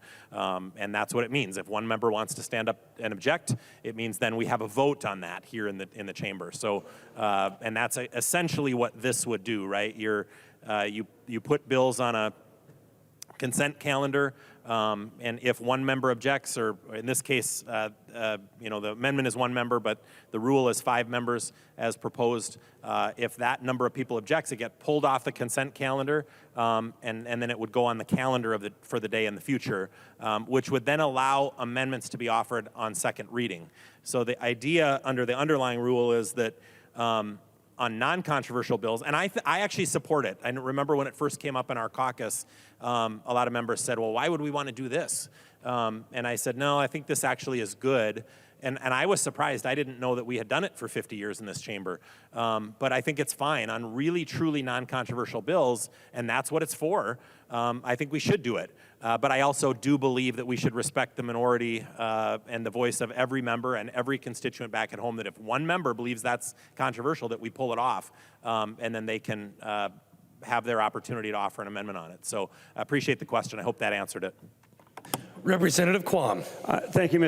Thank you, Representative Dowd, and thank you, Mr. Speaker. Members, we've got this type of appreciation for each member. And when I've done consent agendas, again, non-controversial, I was on the school board and other entities, it just took one person to ask, because that's the definition of non-controversial. Nobody has an issue. I don't think we'll be having a lot of activity, just like right now when we say without objection. I can't remember the last time. I know there have been over the years occurrences, and I see the same thing if we do the appropriate type of material in a non-controversial agenda. So I would hope that we could support each of our rights to stand up for our district by supporting this amendment. Thank you. I recognize the member from Stearns, the Minority Leader, Representative Demuth. Thank you, Mr. Speaker. And to Majority Leader Long, I know that we have worked and we've had conversation on this as far as moving originally from the 10 hands down to 5. You can clearly understand tonight, members, that this is an important issue for our caucus. This matters. And we would like continuing conversations on it. We do believe that one hand would be effective. But, Mr. Speaker, I would like to withdraw my amendment. Representative Demuth withdraws the A20 amendment. There is an amendment at the desk. The clerk will report the amendment. Nash moves to amend the proposed permanent rules of the House for the 93rd session as follows. The amendment is coded A30. I recognize the member from Carver, the author of the amendment, Representative Nash. Thank you, Mr. Speaker. I also have the A45 to the A30. I'd like to move that. There is an amendment to the amendment at the desk. The clerk will report the amendment to the amendment. Nash is moving to amend his amendment to the proposed permanent rules of the House as follows. The amendment to the amendment is coded A45. I recognize the author of the A45 amendment to the amendment, Representative Nash. Thank you, Mr. Speaker. The A45 to the A30 is really something that has been troubling a lot of us on our side, that when we go into committee, we have every expectation that if we are in a fiscal committee and we are listening to a bill, that the fiscal note will accompany that bill before it actually is moved on to the next committee stop or sent to the General Register. We talked to our caucus the other day, and we have talked about this a number of times. There have been a tremendous number of bills that have been moved on that have not had the fiscal note catch up to them.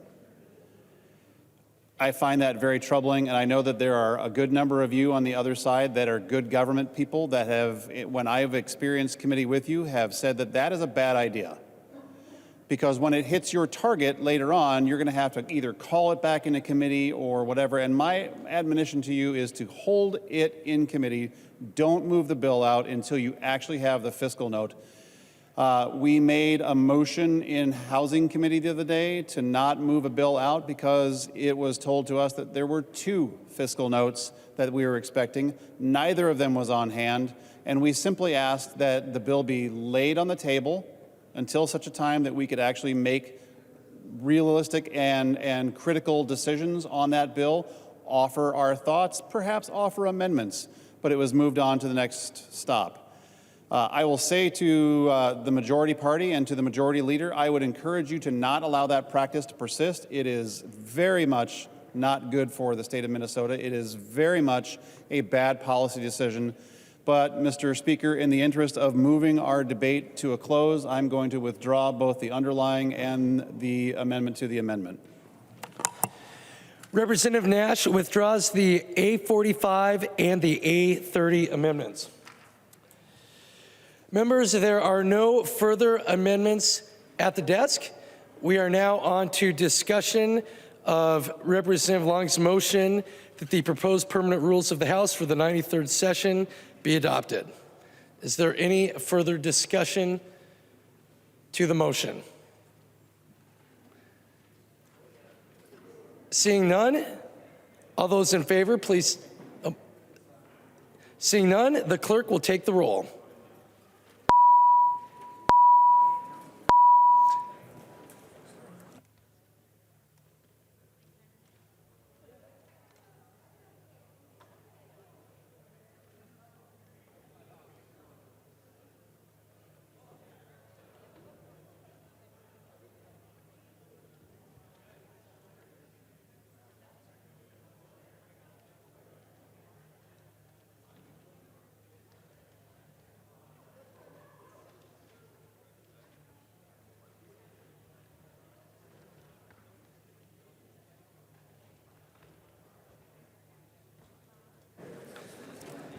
The clerk will close the roll.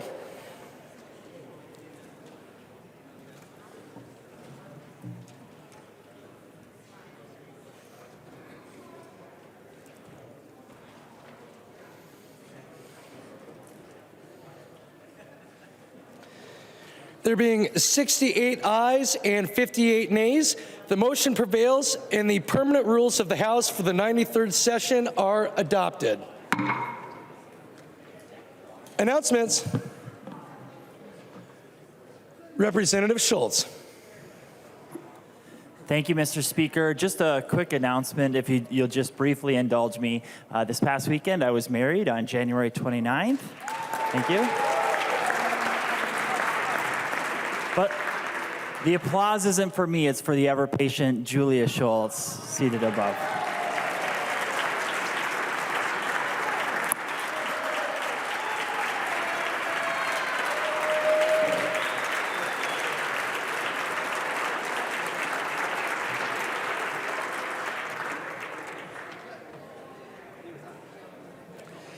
Are there any further announcements? I recognize the member from Hennepin, the Majority Leader, Representative Long. Thank you, Mr. Speaker.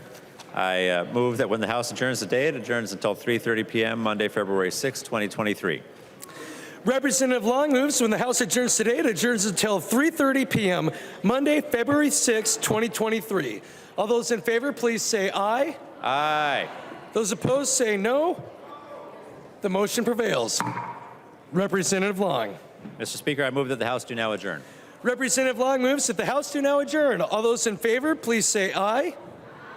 Those opposed, please say no. The motion prevails and the House stands adjourned until 3:30 p.m. Monday, February 6th, 2023.